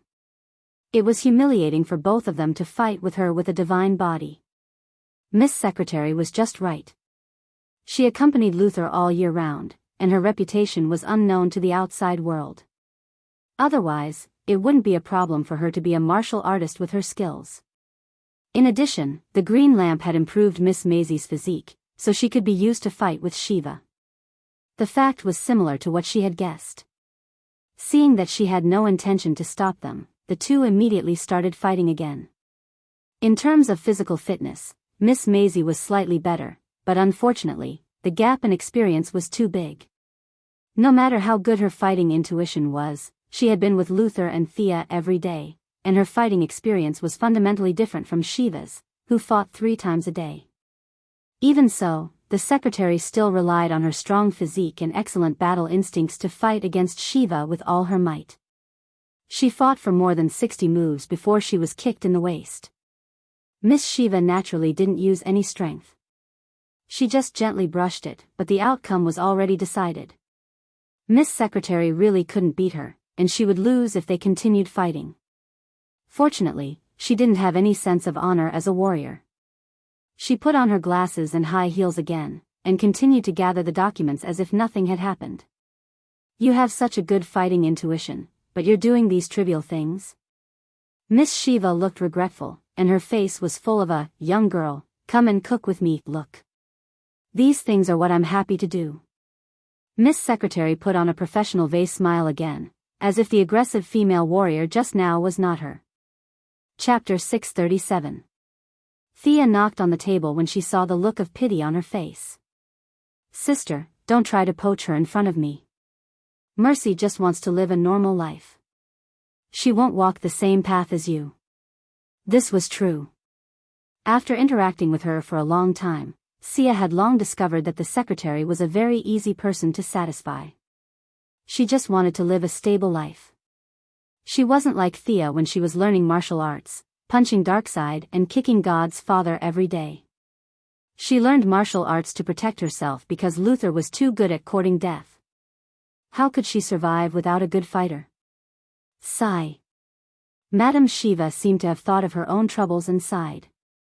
Seeing that they seemed to have something to talk about, the secretary changed out of her dress and walked out with her cat-like steps. Madame Shiva, who had always been an orthodox martial artist, was depressed to see such an excellent martial arts prodigy being surrounded by daily trifles. "Sister, what's the matter?" As soon as the secretary left, Thea's expression immediately turned serious. Shiva scratched her face, as if she didn't know what to say. After a long time, she said embarrassedly, "I have a daughter." "Did you know?" Thea did know. Even her husband, David Kane, the world's top assassin, had information about her. She immediately understood why she was here. She sighed. "Cassandra Kane, right? I have a rough understanding of her. Then do you have a way to cure her?" Shiva asked with some hope. I can't say for sure if I don't see the patient, but I will do my best." It was rare for Madame Shiva to make such a serious promise. Shiva also felt her sincerity and nodded lightly. Originally, it was just a coincidence back then. The paths of their lives intersected for a short period of time, but now, it brought her new hope. She walked out without a word, and Thea could only follow her. The two walked through the streets and soon came to a bungalow. Madame Shiva pushed the door open and entered. Inside the room, a black-haired girl around 12 or 13 years old had already reacted when she pushed the door open. She held a dagger behind her back and hid among the debris. Her eyes were vigilant as she looked outside the door. This child was quite vigilant. Thea silently watched the mother and daughter communicate with hand signals. Not long after, Shiva indicated that she was done with the communication. Shiva, who had never asked anyone to cover her with a blanket even if the sky fell, was now full of nervousness. She seemed to be standing with her hands behind her back, but in fact, her fingers behind her back were clenched so tightly that they were creaking. When Thea wanted to check, she couldn't help but say, "Please." Thea and she looked at the little loli. Even after Shiva's explanation, the other party still maintained a standing posture that could attack at any time. Her whole body was full of vigilance. "Good child, come here. I'll help you take a look." There was a hint of charm in his voice, trying to lower the other party's wariness. She didn't expect that despite his young age, the other party's willpower would be so high that he would be able to resist her charm. However, Thea's powerful charm attribute made the other party relax a little. The black-haired loli couldn't speak and slowly approached. Her bright eyes kept staring at Thea, watching her jade hand slowly grow bigger in her line of sight. She tried to attack several times, but was stopped by the other party's gentle gaze. Until the hand finally fell on her own head, the two of them, one big and one small, breathed a sigh of relief. How did this child teach her? Thea was really speechless to the mother and daughter. She was so charming that she almost couldn't suppress it. Would ordinary doctors dare to check her? Wouldn't ordinary doctors be directly stabbed to death?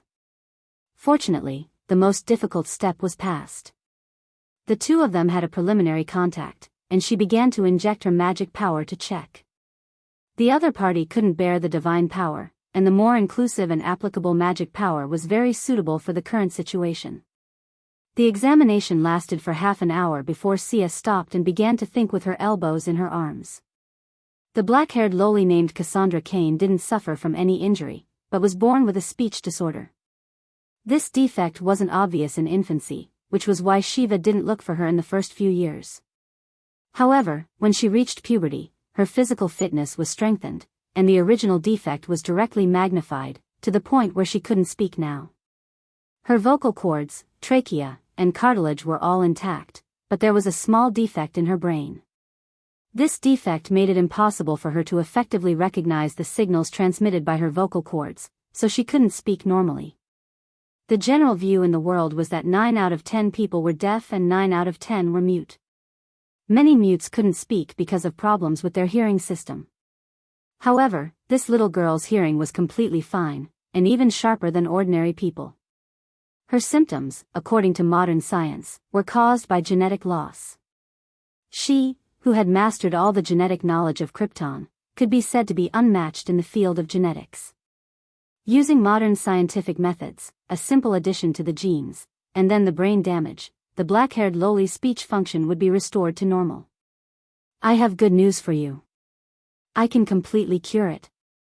It seemed that she thought a lot, but in fact, only a few seconds had passed. At this time, the patient and the patient's family members were suffering the most, so there was no need to deliberately pretend to be deep in thought. Hearing this, Shiva and the little Loli both breathed a sigh of relief. Just as Thea was about to take out the medical pod for treatment, she once again felt a slight tremor in the thread of fate. From my point of view, this child also has a new option. Thea tried to interpret the signal transmitted by fate and secretly thought about it. With her current intelligence, she quickly connected the dots, but she still needed to ask for the opinion of the person involved. Shiva saw her suddenly stop and hurriedly asked, "Any other questions?"